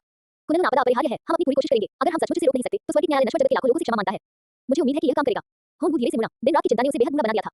वह अपनी डेस्क पर गया और उल्टा पड़ा हुआ एक फोटो फ्रेम उठाया। उसमें एक ग्रुप फोटो थी। एक उत्साही युवक और एक अधेड़ उम्र का व्यक्ति जिसकी मुस्कान हरे रंग की तरह कोमल थी। गुरुजी, मैंने वाशिया का कार्यभार आपसे ले लिया है। चाहे कितनी भी कठिनाई हो, मैं अपने जीवन के अंतिम क्षण तक इस पर डटा रहूंगा। होंगबू के झुर्रीदार हाथ ने तस्वीर में दिख रहे अधेड़ उम्र के व्यक्ति को धीरे से छुआ। उद्धरण चिन्ह उद्धरण चिन्ह। कुनलुन पर्वत। हवा में विनाश की गंध फैली हुई थी। अनगिनत सूर्यों के जलने से लगी आग ने कुनलुन पर्वत श्रृंखला को लपटों के सागर में बदल दिया था। लेकिन अब के सागर में वे कांसे के द्वार गायब नहीं हुए, वे लपटों के प्रतिबिंब में लाल हो गए। अचानक पीतल के द्वारों से काला तरल पदार्थ बहने लगा और भीतर से ऑक्टोपस जैसी सूंदें बाहर निकलने लगी। जैसे ही ज्वालाएं काले तरल पदार्थ के संपर्क में आई, वे बिना किसी प्रतिरोध की संभावना के तुरंत बुझ गईं। आर्ट का स्वामी, गहरे समुद्र का सोने वाला एक विकृत दैत्य जिसका सिर ऑक्टोपस जैसा, शरीर मानव जैसा और विशाल पंख से काले तरल के साथ संग्रहित द्वार से बाहर निकला। आग का सागर शांत हो गया और कुनलुन पर्वत की तलहटी काले तरल पदार्थ से ढक गई। उस तरल पदार्थ में अजीबोगरीब ऑक्टोपस जैसे जीव हाथ लगाकर बैठे थे। उनके पास अंगिनत तंतु थे और जब वे एक साथ मरोड़ते थे, तो वे काले तरल को घुमावदार काली लहरों में खींच लेते थे। इनके अलावा पीले वस्त्रों वाला राजा हस्तूर भी था, जो भयंकर हवाएं चला सकता था। अनगिनत स्पंदित ब्रह्मांडीय ज्वालाएं, जदुगु का प्रज्वलित देवता जदुगा। असंख्य विकृत, विचित्र और समझ से परे जीव, जिन्हें देखकर रोंगटे खड़े हो जाते थे, कांसे की दीवारों से लगातार निकलते रहते थे। आकाश में ही चारों महान दिव्य लोकों के देवताओं ने ये देखकर घृणा के भाव प्रदर्शित किए। ब्रह्मा, सूर्य देवरा, क्या आप भगवान स्तोत्र के साथ विश्वासघात करने के परिणामों को जानते हैं? शून्य से एक ऐसी भयावह आवाज निकली जिसने सीधे दिव्य आत्मा को झकझोर दिया। सूर्य देवरा और ब्रह्मा ने स्रोत की ओर देखा। पीले वस्त्रधारी राजा हस्तूर द्वारा उत्पन्न शून्य के बंधन में एक खाई जैसी दरार प्रकट हुई। दरार से एक चमकता हुआ गोला बाहर निकला। उसकी सतह पर आंखें खुली और उन दोनों को घूरने लगी। विश्वासघात, सूर्य देवरा हंसे। द्वार की कुंजी, जब से ओलंपस के देवराज ज़्यूस ने तुम्हें इस दुनिया में लाया है। वह वाशिया पर आक्रमण करने के लिए हमारे साथ शामिल हुआ और उसने जदुगु को इस बात को तुम्हारे दिव्य क्षेत्र में बदलने में मदद की। इतनी महान उपलब्धियां, लेकिन अंत में क्या ज़्यूस को वह मिला जो वह चाहता था? द्वार की चाबी शांत हो गई। गोली की सतह पर मौजूद आंखें सूर्य देवता को घूर रही थी। द्वार की कुंजी, हमें इतनी आसानी से मूर्ख नहीं बनाया जा सकता। सूर्य देवरा ने अपना सूर्य राजदंड दिखाया। यदि सूर्य नगर तुम्हें पुनर्जीवित करने में मदद करता है, तो अंत में हमारा भी यही हाल होगा जो ज़्यूस का हुआ था। आज तुम यही मरोगे। जैसे ही उसने बोलना शुरू किया, सूर्य राजदंड चकाचौंध कर देने वाली रोशनी से फट पड़ा। एक विशाल सूर्य घने काले बादलों को चीरता हुआ धीरे-धीरे नीचे उतरने लगा। द्वारपाल ने भौहें चढ़ाकर ब्रह्मा की ओर देखा। ब्रह्मा, आपने अपनी आत्मा का आधा भाग मुझे अर्पित कर दिया। क्या आपको डर नहीं लगता? मैं दो रूपों में जन्मा हूं, एक विनाश का और दूसरा सृजन का। दोनों स्वतंत्र हैं, तुम मुझे वश में नहीं कर सकते। चार सिरों और चार भुजाओं वाले ब्रह्मा शास्त्रों से घिरे हुए थे। दिव्य मंत्रों की गूंज सुनाई दे रही थी और वे अत्यंत पवित्र प्रतीत हो रहे थे। द्वार की चाबी की आंखों में क्रोध की एक झलक दिखाई दी और उसने एक व्यंग्यात्मक आवाज निकाली। बेवकूफी, भगवान राजा के क्षेत्र में अभी कदम रखने वाली एक चींटी पर अपनी उम्मीदें लगाना सचमुच मूर्खता की पराकाष्ठा है। क्या आपको लगता है कि आप इस तरह इस दुनिया की रक्षा कर सकते हैं? आप तो बस अज्ञानी चींटियों का एक समूह है। ब्रह्मा ने द्वार की चाबी को उदासीनता से देखा और अपनी हथेली को अपने सामने सीधा रखा। अचानक शून्य थम गया और भयंकर तूफान थम गया। वह हजार पंखुड़ियों वाले कमल के आसन पर बैठे थे। उनकी चारों भुजाएं थोड़ी उठी हुई थी। वे क्रोधित नहीं थे, बल्कि केवल एक विचार का जाप कर रहे थे। उसके चारों ओर संस्कृत मंत्रों का जाप गूंज उठा। प्रकाश राजता की शुरुआत की तरफ प्रकट हुआ और उसकी उंगलियों से नियमों की श्रृंखलाएं प्रवाहित होने लगी। बस करो, उसने धीमी आवाज में कहा। नीचे उठती हुई काली लहरें पल भर में जम गईं। फिर उसके बाएं हाथ में रखा पानी का घड़ा झुक गया। जहां-जहां अमृत गिरा, काला तरल घुल गया और विकृतियां फिर से व्यवस्थित हो गईं। सन्नाटे में केवल चीखों की गूंज ही रह गई थी। द्वार की कुंजी, तुम्हारा नपुंसक क्रोध व्यर्थ है। सूर्य देवता के हाथ में मौजूद सूर्य राजदंड नीचे की ओर टकराया और कुनलुन पर्वत श्रृंखला के आकार का एक सूर्य तेजी से नीचे गिर गया। बूम! सूर्य पृथ्वी से टकराया, उसकी प्रचंड सफेद रोशनी ने सब कुछ निगल लिया। गर्जना ने शून्य को चीर डाला और एक गोलाकार आघात तरंग शक्ति के साथ जदुगु देवताओं के बीच से गुजर गई। द्वार की चाबी बिना किसी रोक-टोक के देखती रही और देखती रही कि खंडहरों से पुनर्जीवित हुए देवता कैसे विलीन हो गए। लेकिन चमकते हुए गोले की आंखों में एक अजीब सी धूर्तता दिखाई दी। अत्यधिक सफेद प्रकाश के आवरण के नीचे चारों महान दिव्य लोकों के देवताओं ने अपनी दिव्य शक्ति का उपयोग करते हुए प्रतिरोध किया। वे अपनी आंखें खोलने में असमर्थ थे। अराजकता, अब कार्रवाई का समय आ गया है। अंतरिक्ष समय की शक्ति द्वार की चाबी के चारों ओर घूम रही थी। शून्य में छिपी अराजकता ने काले वस्त्र पहने एक लंबे, पतले व्यक्ति को भी प्रकट किया, जिसने अपनी कंकालनुमा हथेली को थोड़ा ऊपर उठाया हुआ था। अचानक चारों महान दिव्य लोकों के देवताओं के चारों ओर असंख्य शून्य द्वार प्रकट हो गए। इस अत्यधिक सफेद प्रकाश में देवता बिल्कुल भी प्रतिक्रिया नहीं कर सके। उन्हें केवल गहरे बैंगनी प्रकाश की एक चमक और अंतरिक्ष यात्रा के कारण चक्कर आने का एहसास हुआ। जब पृथ्वी के केंद्र की मंथन प्रक्रिया रुक गई और सफेद प्रकाश और धूल छट गई, तो कभी संतर रहा कुनलुन पर्वत एक विशाल गड्ढे में बदल गया था। और आकाश में चारों महान दिव्य लोकों के देवता लुप्त हो गए थे। केवल 3 भारतीय सृष्टिकर्ता देवता और सूर्य देवरा ही शेष रहे। अरे नहीं, ये तो जाल है। द्वार की चाबी अभी काम कर रही थी। विष्णु ने भारी स्वर में कहा। सूर्य देवरा को भी यह एहसास हुआ। द्वार की कुंजी सर्वज्ञता और सर्वदृष्टि से परिपूर्ण थी। उसे बहुत पहले ही पता चल जाना चाहिए था कि वे वाशिया की सहायता कर रहे हैं। लेकिन अभी इसने गुस्से वाला भाव दिखाया था जो स्पष्ट रूप से तर्कहीन था। पता चला कि यह राजत्ता को समय देने के लिए किया जा रहा था ताकि वह 4 महान दिव्य लोकों के देवताओं के चारों ओर दुनिया से बाहर जाने वाले दरवाजे स्थापित कर सके और उन्हें निर्वासित कर सके। चमकते हुए गोले को घूरते हुए सूर्य देवता के चेहरे पर क्रोध के भाव प्रकट हुए। रात तुम सचमुच मूर्ख हो। हाँ हाँ, द्वार की चाबी की व्यंग्यात्मक मुस्कान बेहद चुभने वाली थी। काले वस्त्र पहने हुए कैसे पैरों के नीचे अंगित छायादार तंतु प्रकट हो रहे थे। उसने जोर से पुकारा, देवताओं नीचे आओ, आओ हम सब मिलकर भगवान अजातोत के जागरण का स्वागत करें। जैसे ही उसने बोलना शुरू किया, विशाल गद्दे के भीतर स्थित कांसे के द्वारों से एक निश्चित धूम गूंज उठी और अंधेरी अंधेरा बाहर निकल आया। पलक झपकते ही समुद्र का पानी गड्ढे में भर गया और जमीन सनने और सड़ने लगी। ऐसा लगा मानो ये दुनिया पल भर में सर्वनाश की ओर खींची चली जा रही हो। कांसे के द्वारों से दृश्य प्रकट हुए असंख्य विशाल छायाएं जो समझ से परे थी, एक साथ गहरे समुद्र, पृथ्वी के केंद्र, तारों भरे आकाश, दरारों और सपनों से जागृत हुई। वहां कोई प्रकाश नहीं था, केवल विकृत परछाइयां थीं जो सामान्य ज्ञान को चुनौती देती थी। कोई ध्वनि नहीं थी, केवल पागलपन भरी फुसफुसाहट थी जो आत्मा को भेद देती थी। इसी क्षण चंद्र देवता पृथ्वी पर अवतरित हुए। जंग और दरारों से ढकी एक विशाल, धीरे-धीरे घूमती हुई ग्रह आंख हवा में तैर रही थी। वह खगोलीय पिंड अत्यंत धीमी और रहस्यमय लय के साथ स्पंदित हो रहा था। वह ग्रोथ था जिसे विनाश का अग्रदूत, न्याय का तारा और विनाश का संदेशवाहक के रूप में जाना जाता था। जैसे जैसे ग्रोथ धीरे-धीरे स्पंदित हो रहा था, जंग लगे रंग की उस खगोलीय पिंड से एक अत्यंत मंद और अलौकिक ध्वनि प्रवाहित हो रही थी जो शून्य में फैल रही थी। वह ध्वनि न तो मनुष्यों को ज्ञात कोई धुन थी और न ही देवताओं को। उसमें कोई स्वर या लय नहीं थी। वह अनगिनत खंडित कर्कश फुसफुसाहटों जैसी थी जो चट्टानों के पीछे हड्डियों के टकराने और गहरे समुद्र की धाराओं की आवाज के साथ मिलकर विनाश का एक शुभ गीत रच रही थी। असंख्य प्राचीन आत्माएं विनाश के इस गीत में बेहद उत्साहित प्रतीत हो रही थी और अविश्वसनीय रूप से उन्नत फुसफुसाहटें निकाल रही थी। वे टिड्डियों के झुंड की तरह कुनलुन पर्वत के बाहरी हिस्से की ओर दौड़े, लेकिन एक अवरोध के कारण रुक गए। उन्होंने हार नहीं मानी। वे हड्डी पर चिपकी कीड़ों की तरह अवरोध से चिपके रहे और दुर्गंधयुक्त और संचारक तरल पदार्थ उत्सर्जित करते रहे। अवरोध की चमक टिमटिमाने लगी। अंधेरे आकाश में प्रकाश की 3 लकीरें अवरोध के पार गिरीं। हरे बैल की पीठ पर सवार परम पूज्य स्वामी ने अपने चमक को झटका दिया। ये 9 यान ऊर्जा प्रवाहित हुई और अनगिनत महान प्राचीन प्राणियों को शून्य में बदल दिया। लेकिन जैसे ही उन्हें हटाया गया, 1 सेकंड के भीतर ही बैरियर को फिर से ढक दिया गया। ये ठीक नहीं है। इस गति से महान दाव का उपयोग करके हमने जो अवरोध बनाया है, वो 15 मिनट से भी कम समय में पूरी तरह से नष्ट हो जाएगा। ग्रैंड सुप्रीम मेडलॉर्ड ने गंभीरता से कहा। हालांकि वह इस दुनिया की सच्चाई जानता था, लेकिन एक बार जब बाधा टूट जाएगी, तो वाशिया में लाखों जीव जरूर देवताओं का भोजन बन जाएंगे। आदिम आरंभ के दिव्य पूजनीय ने आंख भरी। उनकी निगाह धनी चटपटाती हुई जरूर देवताओं पर पड़ी। हम बस इतना ही कर सकते हैं, बाकी। उन्होंने बेहद अंधेरे आकाश की ओर देखा और कहा, मैं इसे वाशिया की सृष्टिकर्ता देवता यलांडे और जियांग येचेन पर छोड़ देता हूं। यह दिव्य खजाने के दिव्य पूजनीय ने एक पल के लिए हिचकिचाते हुए अपना सिर हिलाया। वाशिया के दिव्य पूजनीय के रूप में, भले ही यह सब झूठ हो, मुझे वाशिया के लोगों की रक्षा करनी चाहिए। आदिम आरंभ के दिव्य पूजनीय ने दिव्य खजाने के दिव्य पूजनीय की ओर देखा, एक क्षण के लिए विचार किया और धीरे से सिर हिलाया। उसने अपना हाथ थोड़ा सा उठाया, दाव दहाड़ा और दाव की अनगिनत सुनहरी रोशनी एक ज्वार की तरह अवरोध के हर हिस्से में फैल गई। ये देखकर सूर्य देवरा और तीनों भारतीय सृष्टिकर्ता देवताओं ने विश्वास के भाव प्रकट किए। क्या वाशिया के दिव्य पूजन अपने स्वयं के दाव फाउंडेशन को बिखेर रहे हैं? क्या उनका इरादा जबूल के साथ ही नष्ट होने का है? वे शायद ही कल्पना कर सकते थे कि वे नश्वर प्राणियों के एक समूह के लिए इतनी हद तक जाएंगे। शिष्य, जब अजातोत जाग उठे तो तुम्हें हमेशा की तरह आशावादी बने रहना होगा। दिव्य ज्ञान के पूज्य देवदूत ने विलाप किया क्योंकि उनके चारों ओर फैली दाव की सुनहरी रोशनी क्षीण होने लगी थी। ग्रैंड सुप्रीम मेडलॉर्ड के चारों ओर मौजूद yin और yang की हुई स्वतः ही बिखर गई और सभी दिशाओं में फैल गई। दूर से द्वार की चाबी ने ये देखा और ठंडी हंसी हंसते हुए कहा, एक चीटी पेड़ को हिलाने की कोशिश कर रही है, अपनी ताकत को जरूरत से ज्यादा आंक रही है। द्वार की कुंजी, निर्वसन, लूटपाट। लेकिन तभी शून्य से एक आवाज आई। द्वार की चाबी चौंक गई और अचानक उसे लगा कि उसने कुछ खो दिया है। जब उसने कुंडलों के चारों ओर लगातार शून्य द्वार प्रकट होते देखे, तो उसकी आंखें बुरी तरह कांप उठी। यह इसकी निर्वासन क्षमता थी। ये कैसे संभव हो सकता है? अध्याय 460 स्वप्न जागृत होता है। 2 अध्याय 1 में कुनलुन पर्वत। द्वार की कुंजी अपनी इकलौती आंख से कतल देवताओं के चारों ओर उठते शून्य द्वार को हैरानी से घूर रही थी। शून्य द्वार से एक अत्यंत साधारण बैंगनी अरोड़ा चमकी। कुनलुन पर्वत को ढकने वाली उन भयानक विशालकाय परछाइयों की शाखाएं शून्य जैसी काली धुंध में विलीन हो गईं और उनकी आंखें बैंगनी अरोड़ा द्वारा नष्ट हो गईं। वे ढह नहीं गईं, गिर नहीं गईं या विलीन नहीं हो गईं, बल्कि बिना किसी चेतावनी के गायब हो गईं। पल भर में कुनलुन के आकाश को ढकने वाला काला कोहरा छट गया और सूरज की रोशनी अंधेरे कोनों से होकर गुजरी, जैसे एक बार फिर टूटी हुई धरती रोशन हो गई। सूरज की रोशनी में कुनलुन पर्वत की मिट्टी से भी हरे अंकुर निकलने लगे, जो एक विशाल गड्ढे में बदल गया था। इस समय विनाश और पुनर्जन्म का एक जीवन चित्रण देखने को मिला। ये कैसे संभव है? द्वार की कुंजी की आवाज में अविश्वास झलक रहा था क्योंकि उसने जल्दबाजी में समय और स्थान की शक्ति का उपयोग करके जरूर देवताओं को वापस लाने का प्रयास किया। लेकिन उसे पता चला कि समय और स्थान पर उसका नियंत्रण समाप्त हो गया था, उसकी जानकारी के बिना ही समाप्त हो गया था। द्वार की कुंजी की आंखें चकित और कुछ हद तक अबोध से भरी हुई थी क्योंकि उसकी निगाहें धीरे-धीरे एक आकृति पर टिक गईं। सूरज की रोशनी में जियांग येचेन उस सूप में लंबा और आकर्षक दिख रहा था जैसे सूर्य ने उसके लिए विशेष रूप से बनवाया था और वह द्वार की चाबी को नीचे देख रहा था। द्वार की कुंजी, तुम्हारी यह क्षमता वाकई बहुत उपयोगी है। उसकी आंखें थोड़ी सी खुल गईं और उसके होंठों के कोने ऊपर की ओर मुड़ गए। द्वार की चाबी की आंख में थोड़ी हैरानी झलकती थी और वह धीरे-धीरे खिलखिलाकर हंसने लगी। किस्मत की संतान, तुम हमेशा लोगों को चौंका देती हो।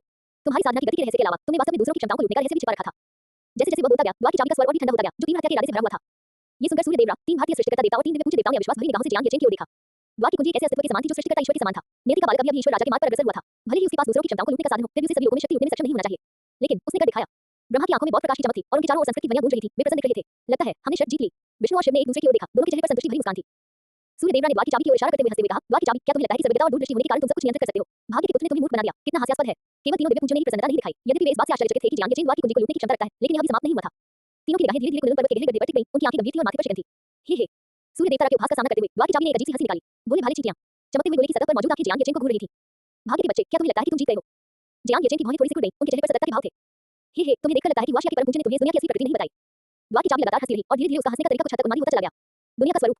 जियांग येचेन की आंखों में संदेह का भाव प्रकट हुआ जब उसने धीरे-धीरे अपनी निगाहें अपने गुरु दिव्य खजाने के परम पूजनीय की ओर घुमाई। दिव्य खजाने के परम पूजनीय, जिनकी दाव की सुनहरी रोशनी अभी भी क्षीण हो रही थी, ने भले मानशी और लाउजून की ओर देखा। अब उसे पता चलने का समय आ गया है। ग्रैंड सुप्रीम मेडलॉर्ड ने सिर हिलाया। आदिम आरंभ के दिव्य पूजनीय ने भी कोई आपत्ति नहीं जताई। दिव्य खजाने के परम पूजनीय ने गहरी सांस ली। येचेन, क्या तुम विश्वास करोगे अगर मैं तुमसे कहूं कि तुम्हारे आसपास की हर चीज वास्तविक नहीं है? जियांग येचेन स्तब्ध रह गया। कुछ देर सोचने के बाद उसने पूछा, गुरुजी, आपका क्या मतलब है? दरअसल जब अजातोत जागृत हो जाएगा तब तुम्हें सब कुछ पता चल जाएगा। दिव्य खजाने के दिव्य पूज्य की आवाज भारी थी। मैं तुम्हें पहले ही बता देता हूं, ये दुनिया एक प्रहार प्रहार। अचानक कुनलुन पर्वत के नीचे से दिल की धड़कन जैसी दो आवाजें सुनाई दी। उस ध्वनि ने सीधे सूर्य देवरा और 3 भारतीय सृष्टिकर्ता देवताओं के कान की एलिस को चकनाचूर कर दिया, जिससे रक्त बहने लगा। उनकी दिव्य आत्माएं कांप रही थी और तीनों दिव्य पूज्यों ने भी मुंह भरकर खून थूक दिया। सर्वोच्च श्रेणी की अजय अस्तित्व क्षमता से युक्त जियांग येचेन पर जरा भी असर नहीं पड़ा। उनकी निगाहें कुनलुन पर्वत की गहराई में टिक गईं और वे लगातार ढलती हुई धरती को घूरने लगे। द्वार की चाबी, चमकता हुआ गोला अचानक उत्तेजित होकर आवाज निकालने लगा। महान भगवान अजातोत, आपकी जागृति पर बधाई। ये सुनकर जियांग येचेन का मन दंग रह गया। अजातोत, वह चतुर एक ऐसा दबंग जिसकी मात्र इच्छाशक्ति ने उस पर अत्यधिक दबाव डाल दिया था। उसकी आंखों में गंभीरता का भाव आ गया। जैसे ही वह किसी जवाबी कार्रवाई के बारे में सोच रहा था, उसके गुरु की आवाज फिर से सुनाई दी। येचेन, अब तुम्हें याद आ जाना चाहिए। याद रखो, तुम्हें हमेशा की तरह आशावादी होकर जीना जारी रखना है। दिव्य खजाने के दिव्य पूजनीय का शरीर धीरे-धीरे पारदर्शी हो गया और आसपास का स्थान कांच की तरह दरारों से भर गया। उन्होंने एक बुजुर्ग की तरह अपने निर्देश दिए। कृपया क्रोनोस के शब्दों पर विश्वास करें। समय आपको वह सब कुछ वापस पाने का मौका देगा जो आपने खोया है। जैसे ही वे शब्द समाप्त हुए, आदिम आरंभ के दिव्य पूजनीय, दिव्य खजाने के दिव्य पूजनीय और महान सर्वोच्च वृद्ध भगवान सुनहरे दाव मंच में परिवर्तित हुए और हवा के साथ विलीन हो गए। तीनों भारतीय सृष्टिकर्ता देवताओं और सूर्य देवरानी ने ऐसा किया। हालांकि उनके विलीन होने से पहले उनके चेहरों पर ज्ञानोदय के भाव प्रकट हुए। जियांग येचेन सब रह गया। जैसे ही उसकी नजर अपने आसपास के वातावरण पर पड़ी, उसकी आंखों में भय के भाव उभर आए। आसपास का पूरा इलाका, या यूं कहें कि पूरी दुनिया दरारों से भरी हुई थी, मानो किसी भी क्षण चकनाचूर हो जाएगी। उसी क्षण अतीत की यादों का सैलाब उसके मन में उमड़ पड़ा। ये समय के देवता के अतीत में वापस जाने की स्मृति थी, उनके द्वारा अपने जीवन को बार-बार जीने की स्मृति थी। जियांग येचेन अचंभित खड़ा था, उसकी आंखें चौड़ी हो गई थी। ये कैसा पुनर्जन्म है? ये कैसा जदूल द्वारा दुनिया का विनाश है? ये दुनिया अजातक के एक सपने से ज्यादा कुछ नहीं थी। समय के देवता क्रोनोस ने समय को उड़ने की तकनीक का इस्तेमाल करके अजातक को बार-बार नींद और जागने के बीच छूने के लिए मजबूर कर दिया था। अजातक के जागने का अर्थ था दुनिया का विनाश। जियांग येचेन को याद आया कि कथुलु मिथक में ये दर्ज है कि ब्रह्मांड में सभी चीजें अजातक का अराजक सपना मात्र है, उसके जागने से सभी चीजों का विनाश होगा और सब कुछ मूल अराजकता में लौट जाएगा। लेकिन किसी ने इस पर विश्वास नहीं किया था। उसकी निगाहें दरार वाली जगह पर घूम गईं और उसे भविष्य के उन दृश्यों और कांच की टूटने की आवाजें याद आ गईं जो उसने तब देखी थी जब वह ईश्वर राजा तक पहुंचने में कामयाब हुआ था। क्षेत्र जियांग येचेन अपनी जगह पर जम सा गया। दुनिया बिखरने लगी, फिर भी वह अस्तित्व में रहा। उसके माता-पिता, सूर्यलिंग और अन्य लोगों की आकृतियां धीरे-धीरे उसके मन में उभरने लगी। जियांग येचेन अचानक होश में आ गया। सही, 22 की दिव्य सुरक्षा के साथ उसके माता-पिता और सूर्यलिंग को मदद मिलनी चाहिए। क्या आप भगवान अजातक से निपटने का कोई तरीका सोच रहे हैं? उसी क्षण द्वार की कुंजी की आवाज व्यंग्यपूर्ण लहजे में गूंजी। दुर्भाग्यवश जिस क्षण मुझे तुम्हारा रहस्य पता चला, मैंने सब कुछ तैयार कर लिया था। जैसे ही ये शब्द उसके मुंह से निकले, अचानक उसकी आंखों के सामने एक सिस्टम नोटिफिकेशन पॉपअप हो गया। दिन, पता चला कि दिव्य पशु 22 की मृत्यु हो गई है। लाल रंग के नोटिफिकेशन बॉक्स को देखकर जियांग येचेन अवाक रह गया। Dot dot dot. कुछ मिनट पहले मध्य चीन में जियांग परिवार के मनों में हॉल में सूर्यलिंग ने बर्च जैसी सफेद शादी की पोशाक पहनी हुई थी। उसके हाथ आपस में जुड़े हुए थे और वह चिंतित भाव से खिड़की से बाहर देख रही थी।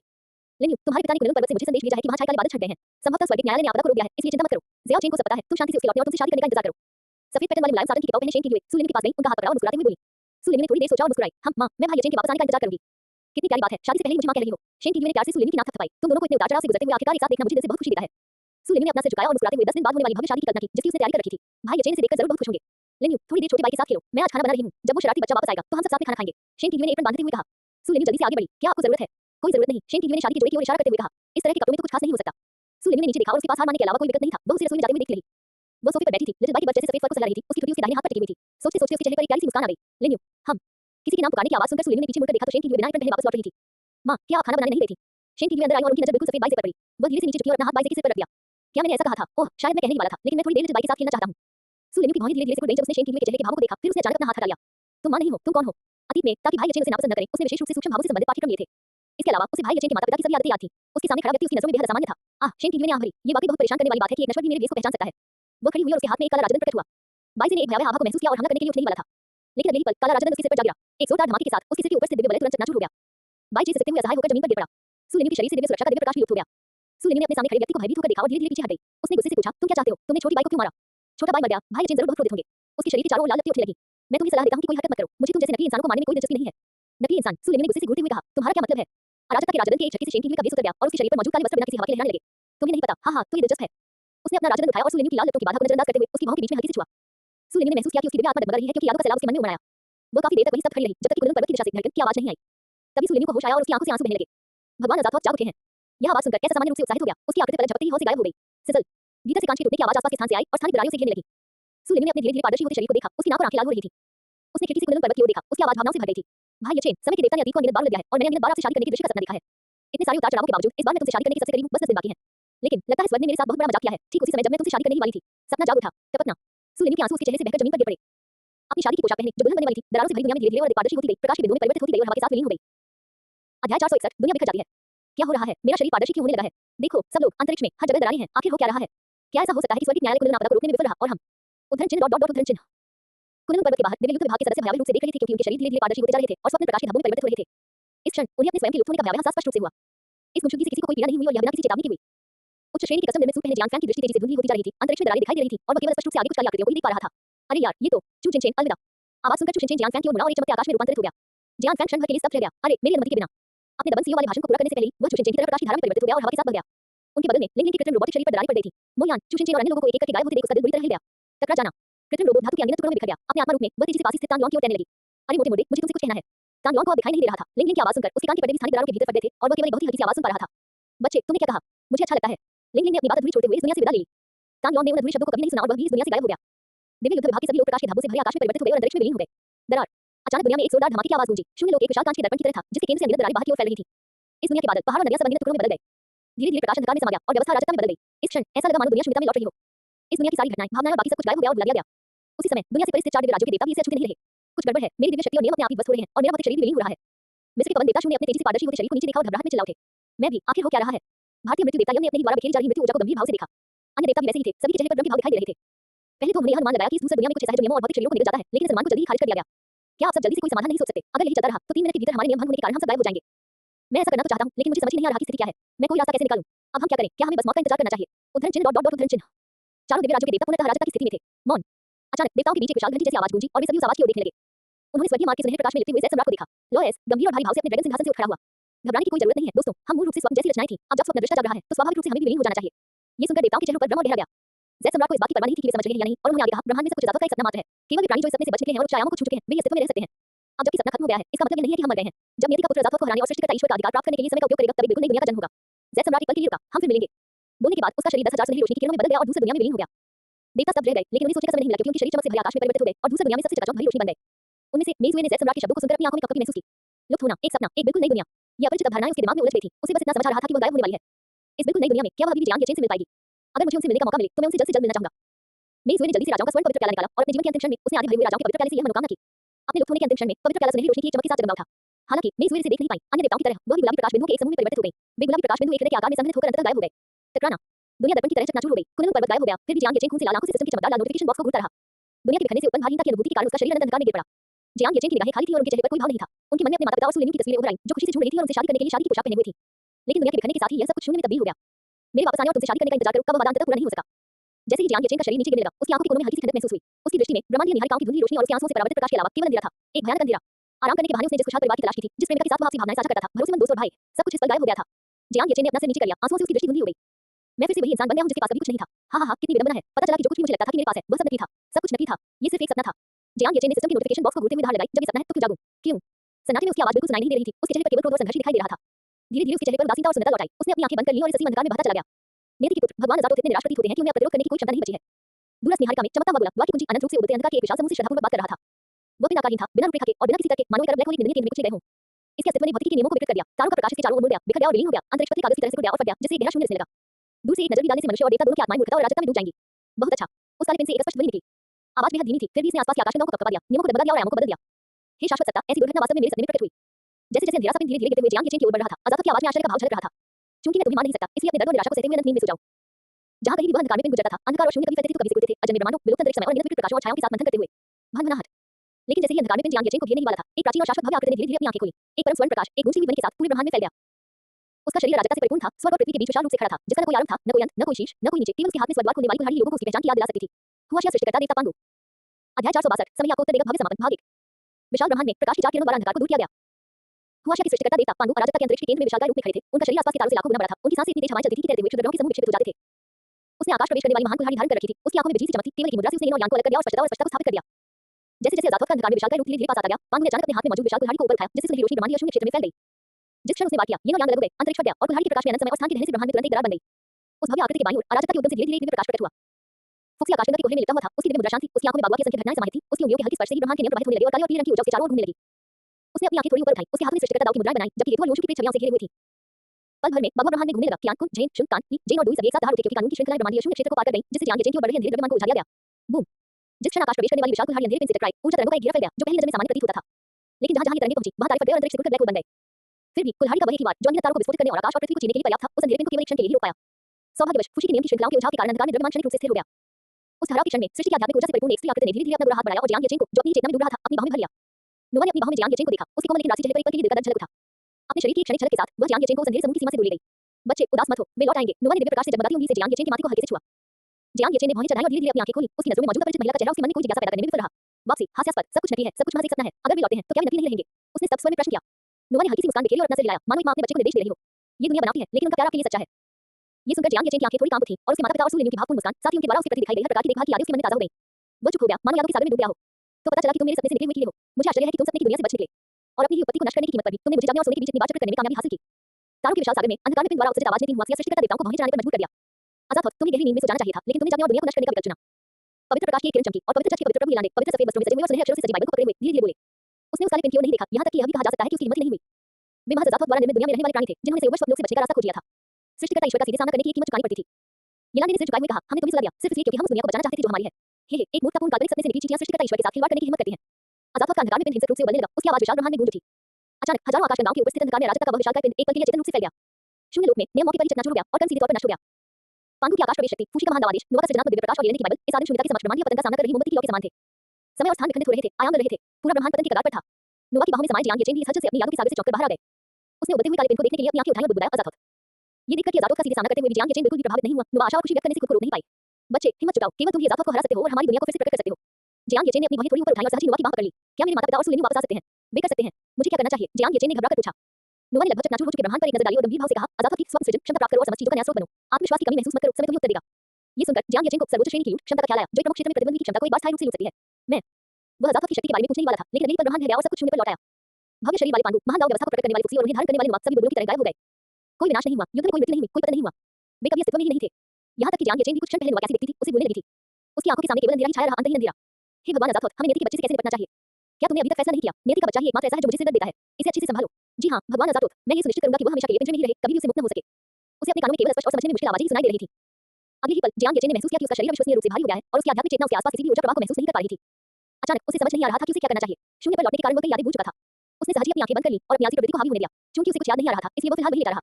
जब उसे याद आता तो वह कार्रवाई करता। जियांग येचेन गहरी नींद में सो गया, ऊर्जा से रहित स्थान में शांति से कहता रहा। दिन मेजबान के आसपास संवर्धन के लिए अवशोषित ऊर्जा का पता चला, बिना ऊर्जा के स्वचालित संवर्धन कार्य सक्रिय हो गया। उसके मन में सिस्टम की आवाज ने उसे जगाया नहीं। उसकी दुनिया खामोश हो गई। इस मौन के भीतर भी समय का प्रवाह जारी रहा।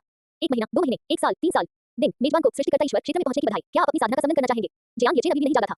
समय बीतता रहा और 9वां वर्ष आ गया जब सिस्टम की आवाज एक बार फिर गूंजी। दिन मेजबान को उच्च आयामी भगवान क्षेत्र में पहुंचने के लिए बधाई। क्या आप अपनी साधना का समन करना चाहेंगे? जीवन के परम उदात्तीकरण के कारण जियांग येचेन की पलकें थोड़ी सी फड़क उठी। अध्याय 463 स्वप्न सृजन अंतिम भाग। अनंत राजता के पार तारों का पूरा सागर अचानक अंधेरा छा गया। न कोई प्रकाश था, न कोई ध्वनि, केवल अंधकार का एक विशाल आवरण था जो सभी रूपों और अवधारणाओं से परे था, धीरे-धीरे शून्य में फैलता जा रहा था। इसके बगल में एक चमकती गोली की सतह पर एक आंख खुली और एक रहस्यमय समझ से परिभाषा ने तारों के सागर के भयानक सन्नाटे को तोड़ दिया। भगवान अजातक, वे जाग उठे हैं। वह काला पिंड धीरे-धीरे उबल रहा था, उसकी आंखें नहीं थी, फिर भी ऐसा प्रतीत होता था कि वह ब्रह्मांड में हर चीज पर नजर रख सकता है। जाग गए, इतनी जल्दी कैसे हो गया? भाग्य के बालक पर मुहर स्वयं उनके हाथों से लगाई गई थी, तार्किक रूप से भाग्य के बालक को उस मुहर के स्थिर स्थान में हमेशा के लिए सोए रहना चाहिए था। इतने कम समय में उसका जाग जाना बिल्कुल असंभव है। क्या ऐसा हो सकता है कि कोई और दुर्घटना घटित हुई हो? अनगिनत छायादार तंतु एक मानव आकृति में समाहित हो गए और काले वस्त्र में लिपटे राजता के चेहरे पर अचानक तनाव आ गया। उन्हें नियति के बालक के साथ घटित हो रही अविश्वसनीय घटनाओं का गहरा अनुभव हुआ था, जिससे उन्हें अतुलनीय रूप से गुस्सा भी आया था। असंभव, द्वार की कुंजी ने दृढ़ स्वर में कहा, उसे सील करने वाले अंतरिक्ष में उसके अवशोषित करने के लिए कोई ऊर्जा नहीं है, इसलिए वह साधना के माध्यम से निम्नायामी जीव के भाग्य से बच नहीं सकता। भले ही वह जाग गया हो, इसका कोई फायदा नहीं है। जैसे ही ये शब्द बोले गए, वह काला पिंड धीरे-धीरे उड़ना बंद हो गया और आसपास का वातावरण भी शांत हो गया। कितनी दिलचस्प चीज है, सपने से बचने के लिए भी कुछ कीड़े अभी भी समय की नदी में छिपे हुए हैं, शायद मुझे गहरी नींद में सुलाने का कोई और तरीका सोच रहे हैं। हे सन्नाटे में भयानक हंसी की गूंज सुनाई दी। जब तुम जागोगे तो तुम्हारे चेहरे पर निराशा का भाव देखना चाहता हूं। वह काला पिंड धीरे-धीरे अलग हो गया और धीरे-धीरे एक अत्यंत अंधकार में स्थान उभरा आया। उस अंतरिक्ष में प्रकाश की एक भी किरण नहीं थी, ब्रह्मांड का कोई भी पदार्थ उसमें प्रवेश नहीं कर सकता था। प्रकाश, अंधकार पदार्थ आदि उस अंतरिक्ष के साथ एक प्रबल प्रतिकर्षण बल का प्रयोग करते प्रतीत होते थे। लेकिन जैसे-जैसे घोर अंधकार धीरे-धीरे छंटने लगा, द्वार की कुंजी अजातक और राजता के दृष्टि क्षेत्र में प्रकाश के प्रभामंडल से ढकी एक आकृति प्रकट हुई। इस समय जियांग येचेन ने धीरे-धीरे अपनी आंखें खोली, उनकी आंखें मशाल की तरह चमक रही थी। उनके सामने सिस्टम प्रॉम्प्ट देखकर वे कुछ सेकंड के लिए स्तब्ध रह गए। मेजबान को उच्च आयामी भगवान के क्षेत्र में पहुंचने के लिए बधाई। क्या आप अपनी साधना का समन करना चाहते हैं? उच्च आयामी ईश्वर, ये किस प्रकार का लोक है? उसे अपना दिमाग कुछ सुस्त महसूस हो रहा था, उसे पता नहीं था कि वह कितनी देर सोया था। इस गहरी नींद के दौरान वह एक खाली दिमाग वाले व्यक्ति की तरह था, उसके दिमाग में कुछ भी याद नहीं था। ऐसा लग रहा था मानो अतीत की हर बात कभी अस्तित्व में ही नहीं थी, जिस क्षण दुनिया शून्य पर लौट आई। जियांग येचेन ने खुद को संभाला और चेतन रूप से कहा, विलन, उद्धरण चिन्ह। समझ जारी है, ये सफलता निम्नायामी जीव के उच्च आयामी देवता बनने की प्रक्रिया है। मेजबान को बेहतर अनुभव प्रदान करने के लिए सिस्टम स्वचालित रूप से सभी तरह से सुरक्षा प्रदान करेगा। जियांग येचेन ने इन परिचित शब्दों को सुना, लेकिन उसे याद नहीं आ रहा था कि वे परिचित क्यों थे। अब उसे ऐसा महसूस हो रहा था मानो उसका कोई अतीत ही न हो। लेकिन जल्द ही उसके शरीर में होने वाले बदलावों ने उसे सोचना बंद करने पर मजबूर कर दिया। ऊर्जा के उतार-चढ़ाव के नामोनिशान तक रहित इस अंधकार में स्थान में जियांग येचेन का त्रिआयामी शरीर, रूप, चेतना और कर्म पुरानी कपड़ों की तरह परत-परत करते चले गए। जीवन के इस उदात्तीकरण स्तर में कोई प्रकाश नहीं था, केवल एक अवर्णनीय अस्तित्व था जो उठ रहा था, फैल रहा था और सभी आयामों की बेड़ियों को तोड़ रहा था। जियांग येचेन की आंखों में रेखाएं संतरों में बदल गईं, सब ब्रह्मांडों में सिमट गए और ब्रह्मांड शून्यता में समा गए। उनके चरणों के नीचे अतीत, वर्तमान और भविष्य एक साथ खुलते चले गए। उस क्षण उसे ऐसा लगा जैसे अरबों दुनियाओं का जन्म और मृत्यु उसकी उंगलियों से गुजरती हुई एक लहर मात्र हो। धीरे-धीरे जियांग येचेन की भूली हुई यादें एक तेज धारा की तरह उसके खाली दिमाग में उमड़ पड़ी। यह अच्छा नहीं है, वह आयामों की बेड़ियों को तोड़कर एक उच्च आयामी जीवन रूप में परिचालित हो रहा है। द्वार की चाबी चमकते हुए गोले ने एक अविश्वसनीय ध्वनि उत्पन्न की। वह अंधकार में पिंड उग्र रूप से उबल रहा था, मानो उसे भी इस दृश्य पर विश्वास नहीं हो रहा हो। कैसी आंखें चौड़ी हो गई थी और वह अंधेरे अंतरिक्ष में भाग्य के बच्चे को टकली लगाकर घूर रहा था। बिना किसी ऊर्जा अवशोषण या साधना के वह आयामों के बंधनों को भला कैसे तोड़ सकता था? इस बीच समय की नदी के अंत में अराजकता के ऊपर आयामों से परे एक ऐसी नदी बहती थी जिसका न कोई आरंभ था और न कोई अंत, न वह जन्म लेती थी और न ही नष्ट होती थी। इसमें हजारों दुनियाओं के अतीत और भविष्य का प्रतिबिंब था। क्रोनोस, अतीत में वापस जाना शुरू करो, बहुत समय बीत चुका है, मुझे डर है कि नियति का बालक पहले ही पवित्र सफेद वस्त्र पहने इलाने ने आंख भरी और अपना सिर हिलाया। समय की नदी के अंत में क्रोनोस ने भी खेत का भाव दिखाया, यह हमारा सबसे आशाजनक प्रयास था। क्या हमें थोड़ा और इंतजार करना चाहिए? अपने बलवान शरीर के साथ पांडु ने धीमी आवाज में कहा, हम और इंतजार नहीं कर सकते। हम अपनी मूल दुनिया से अलग हो चुके हैं और हमारी शक्ति लगातार कमजोर होती जा रही है। अगर हम और इंतजार करेंगे तो हम आपको अतीत में वापस जाने में मदद नहीं कर पाएंगे। फूशी और नुआ के चेहरे पर भी अफसोस के भाव थे। भाग्य के बच्चे का प्रकट होना अनगिनत पिछली असफलताओं में से एकमात्र ऐसा मौका था जिसने उन्हें सबसे अधिक आशा दी थी। लेकिन अंततः यह सफल ही रहा। अंततः वे नियति के बालक द्वारा अजातक को हराने, स्वप्न सृजन प्राप्त करने और अपनी दुनिया को पुनः प्रकट करने की प्रतीक्षा करने में विफल रहे। सफेद बालों वाले क्रोनोस ने भौहें चढ़ाई, उनकी निगाहें माशिया और लेने के 3 सृष्टिकर्ता देवताओं पर घूम गईं, उनका दिल हिचकिचा रहा था और संघर्ष कर रहा था। अगर वे इस बार भी अजातक को नहीं हरा सके तो बाद में ऐसा करना लगभग असंभव होगा। लेकिन इतना समय बीत चुका था और उस बच्चे ने अब तक कोई प्रतिक्रिया नहीं दी थी। प्रतीक्षा जारी रखने से केवल 2 ही संभावनाएं थी, या तो कोई चमत्कार हो जाता या फिर अतीत में वापस जाने का अवसर खो जाता। क्रोनोस ने फायदे और नुकसान का आकलन किया और अंत में एक गहरी सांस ली। ठीक है, तैयार हो जाओ, मैं पीछे हटना शुरू करूंगा। अंततः उसने बाद वाला विकल्प चुना, जब तक अतीत में लौटने का मौका था तब तक उम्मीद बाकी थी। हुआशिया सृष्टिकर्ता देवता और लेने ने सिर हिलाया और अपनी दिव्य शक्ति से अपने मूल को प्रेरित करने के लिए तैयार थे। अचानक समय की नदी में हलचल मच गई और समय के देवता क्रोनोस रुक गए और धीरे-धीरे अपनी आंखें बंद कर ली। उनके मन में दृश्य उभरने लगे। ये नियति के बालक का दृश्य था जिसके पास स्वप्न सृजन का अधिकार था। विस्मयादिबोधक चिन्ह, प्रश्नवाचक चिन्ह। क्रोनोस ने अचानक अपनी आंखें खोली और उत्साह से कहा, अब अतीत में वापस जाने की कोई आवश्यकता नहीं है। पंडु, नुआ, फुक्सी और येला ने असमंजस में उसे देखते हुए रुक गए। क्रोनोस के वृद्ध चेहरे पर आश्चर्य के भाव थे, वह बच्चा जाग गया है। ये सुनकर चारों सृष्टिकर्ता देवता स्तब्ध रह गए और फिर उनके चेहरों पर खुशी के भाव प्रकट हुए। क्रोनोस के हाथ में मौजूद समय का राजदंड नीचे गिरा और समय की नदी में लहरें उठी। उन पांचों की आकृतियां समय की नदी के अंत से तुरंत गायब हो गईं और उस स्थान पर प्रकट हुई जहां अजातक स्थित था। उन्होंने ऊपर देखा और पाया कि अंधकार में ब्रह्मांड में सुनहरी चमक से घिरी निराकार आकृति ने अंतरिक्ष की सीमाओं को तोड़ दिया था और अंधकार में पिंड के सामने तैर रही थी। जियांग येचेन अब मानव रूप में नहीं थे, यह कहीं कि वे निम्नायामी जीवन रूप से ऊपर उठकर एक अवर्णनीय अस्तित्व बन गए थे। उसे सब कुछ याद था, माँ और पिताजी, सुलेन्यू, उस दुनिया में हर कोई, हर वो व्यक्ति जो उसकी परवाह के लायक था। ऐसा प्रतीत होता था मानो उसने दुख की भावना खो दी हो, उसने केवल एक देवता जैसी उदासीनता ही शेष रह गई हो। लेकिन जियांग येचेन जानता था कि उसका दिल दुख रहा था, अंतहीन अपराध बोध और पछतावा उसे घेरे हुए था। उसके मन में अनगिनत ऐसे दृष्टिकोण थे जिनमें वह अपने माता-पिता से बहस करता था, फिर भी उसे सहन करते थे और उसका मनोरंजन करते थे। शादी की पोशाक में सुलिनी का हाथ थामने और उससे शादी करने का वादा करने के दृश्य। लेकिन सब कुछ हमेशा के लिए उस वाक्य में सिमट गया, मेरे वापस आने और तुमसे शादी करने का इंतजार करो। जियांग येचेन कुछ देर चुप रहा, फिर उसने अपनी चेतना से सिस्टम पैनल खोला और सोचा, सिस्टम, मेरे वर्तमान स्तर पर क्या मैं अज़ातों की क्षमता को लूट सकता हूं? हाँ, हो अज़ातों से ठीक एक प्रमुख क्षेत्र दूर है। जियांग येचेन की चेतना जागृत हो गई और उसने अपनी खुशी व्यक्त की। उसे याद आया कि सोने से पहले नुआ ने क्या कहा था, जब तक वह अज़ातों की स्वप्न रचना प्राप्त कर सकता है, तब तक वह उन्हें वापस आ सकता है। भले ही यह एक सपना हो, लेकिन जब तक वे मेरे पास वापस आ सके, मुझे कोई आपत्ति नहीं है। निराकार रूप में जियांग येचेन प्रकाश में पिन की अवस्था में धीरे-धीरे अंधकार में पिन की ओर बढ़ा। चींटी, भले ही तुम उच्च आयाम में पहुंच गई हो, तो क्या हुआ? मैं उच्च आयाम का स्वामी हूं, तुम मेरे सामने कुछ भी नहीं हो। अज़ातों के शब्दों में अब आत्मविश्वास नहीं था, बल्कि सतर्कता और धमकियां झलक रही थी। दूर से इस दृश्य को देख रहे पांचों सृष्टिकर्ता देवता घबराहट भरे भाव दिखाने से खुद को रोक नहीं पाए। जियांग येचेन इस समय अज़ातों का मुकाबला करने में सक्षम नहीं था। लेकिन अच्छी खबर ये थी कि समय वास्तव में उसे अज़ातों को हराने का मौका दे सकता था। बच्चे, इतना चिंतित होने की कोई जरूरत नहीं है, तुम थोड़ा और इंतजार कर सकते हो, तुम अभी अज़ातों के बराबर नहीं हो। नुआ, जिसका चेहरा सौम्य था लेकिन उसमें गरिमा की कमी नहीं थी, जल्दी से बोली। जियांग येचेन की चेतना ने स्वाभाविक रूप से उनकी उपस्थिति को महसूस किया, लेकिन उसने उनकी बात नहीं सुनी और प्रकाश का वह पिंड चकाचौंध करने वाली चमक में बदल गया। स्थायी लूटपाट, स्वप्न सृजन। वह आवाज पूरे ब्रह्मांड में गूंज उठी, जिससे सारे काम उठे और उल्का पिंड बेतरतीब ढंग से उड़ने लगे। वह काला पिंड भयंकर रूप से उड़ रहा था, मानो वह इसे रोकना चाहता हो, लेकिन इसका कोई फायदा नहीं था। अज़ातों ने केवल अपनी सृजन शक्ति के अचानक गायब होने का अनुभव किया, नहीं, ये शक्ति स्थानांतरित हो गई। वह अंधकार में पिंड जियांग येचेन की ओर बढ़ा, मानो वह सब कुछ वापस लेना चाहता हो। लेकिन सर्वोच्च श्रेणी की अजयता की अवस्था में अज़ातों के हानों का कोई प्रभाव नहीं पड़ा। जियांग येचेन की चेतना ने प्रकाश के समूह में स्वप्न सृजन के अधिकार को महसूस किया, उनका हृदय आनंद से भर गया। माँ, पिताजी, सुनियो, मुझे आप सबके साथ फिर से एक लंबा सपना देखने दीजिए। ये सपना, काश मैं कभी जाग न पाऊं। जियांग येचेन ने अपनी चेतना को बंद कर दिया और स्वप्न सृजन को सक्रिय किया। क्षण भर में जियांग येचेन की अर्ध स्वप्न और अर्ध जागृत अवस्था के बीच संपूर्ण ब्रह्मांड ने उसकी असीम सत्ता से एक निरर्थक मूर्खतापूर्ण विचार को अराजक चेतना के एक अंश को धीरे से विलीन होने दिया। जहां दुनिया में प्रकाश नहीं था, वहां इसने प्रकाश को जन्म दिया। जहां समय या स्थान का कोई अस्तित्व नहीं था, वहां इसने समय और स्थान को फैला दिया। जहां तारे नहीं थे, वहां से अरबों आकाशगंगाओं का निर्माण हुआ। आयामों का जन्म पटों में हुआ, नियम अचानक प्रकट हुए और दुनिया शून्य से कुछ में विकसित हुई, बुलबुलों की तरह अनंत दूरियों तक फैलती गई। जियांग येचेन की नजरों में यही रचना थी। और बाहरी दुनिया में द्वार की कुंजी अज़ातों और कैस ने इस दृश्य को अविश्वास के साथ देखा। पांडु समेत पांचों सृष्टिकर्ता देवताओं के चेहरों पर राह के भाव दिखाई दिए। अनगिनत बार पीछे हटना पड़ा, दुनिया को बचाने के अनगिनत प्रयास किए गए और अंततः वे सफल हुए। चलो चलें, अब समय आ गया है कि हम उस दुनिया में लौटें जो हमारी है। क्रोनोस ने एक सौम्य मुस्कान दिखाई और समय की नदी में कदम रख दिया। चारों सृष्टिकर्ता देवताओं ने मुस्कुराते हुए सिर हिलाया और जियांग येचेन के सपने में समा गए। Dot dot dot. सपनों की दुनिया। हुआक्सा, मध्य चीन, जियांग परिवार। रात के समय एक आलीशान विला में हर जगह लालटेन और रंगीन झालरें लगी हुई थी और विभिन्न रंगों के गुब्बारे, हैप्पी बर्थडे लिखे 4 बड़े अक्षरों को घेरे हुए थे। जियांग येचेन, मुझे हुआशिया की नंबर 91 टीम में प्रवेश की गारंटी मिल गई है। मुझे लगता है कि हम एक दूसरे के लिए उपयुक्त नहीं है। एक जानी पहचानी आवाज उसके कानों में पड़ी और जियांग येचेन ने अचानक अपनी आंखें खोल दी। लिन वान के ठंडे चेहरे को देखकर वह मुस्कुरा उठा। वे वापस आ गए थे, मां, पिताजी, सुलिन्यू। वे वापस आ गए थे। जियांग येचेन खड़ा हो गया, अपने सामने खड़ी महिला को नजरअंदाज किया और दरवाजे की ओर बढ़ गया। लिन वान असमंजस में पड़ गई और आगे बढ़कर उसका हाथ पकड़ते हुए बोली, क्या तुम मेरी बात सुन रही हो? मैंने कहा था, थप्पड़। जियांग येचेन ने पीछे मुड़कर लिन वान के चेहरे पर एक जोरदार थप्पड़ मारा और ठंडे स्वर में कहा, दफा हो जाओ। उसने अचंभित लिन वान को नजरअंदाज किया, विला से बाहर भागा और अंदर फैंसी सुपरिवार के घर तक गाड़ी चलाने के लिए कहा। जब वे सुपरिवार के प्रवेश द्वार पर पहुंचे, तो जियांग येचेन का दिल तेजी से धड़कने लगा। कार से उतरने के बाद वह लापरवाही से सुपरिवार के घर में घुस गया, सुलिन्यू के दरवाजे के सामने खड़ा हो गया और दस्तक दी। Knock knock knock. पिताजी, आपको मुझे मनाने की अब कोई जरूरत नहीं है, मैं झोंक परिवार में शादी नहीं करूंगी। जियांग येचेन जम गया, उसके होठों के कोने पर एक मुस्कान आई, लेकिन उसकी आंखें लाल हो गईं और उसने रुंधी आवाज में कहा, मैं जियांग येचेन हूं। जैसे ही ये शब्द बोले गए, कमरे से घबराहट भरे कदमों की तेज आवाजें सुनाई दी और दरवाजा खुलने में कुछ देर लग गई। सुलिन्यू ने गुलाबी रंग की एक छोटी सी पोशाक पहनी हुई थी, उसका प्यारा सा चेहरा दरवाजे से झांक रहा था। जब उसने देखा कि यह सचमुच उसका भाई येचेन है, जिसका उसे लंबे समय से इंतजार था, तो उसके चेहरे पर एक प्यारी सी मुस्कान आ गई। येचेन भाई, आप ऐसा क्यों कर रहे हैं? उसके बोलने से पहले ही जियांग येचेन ने उसे कसकर गले लगा लिया और उसके कान में कुछ फुसफुसाया। मैं तुमसे शादी करने वापस आया हूं। मुख्य पाठ समाप्त। साइड स्टोरीज में शायद कुछ दिन लग जाएं, हां हां।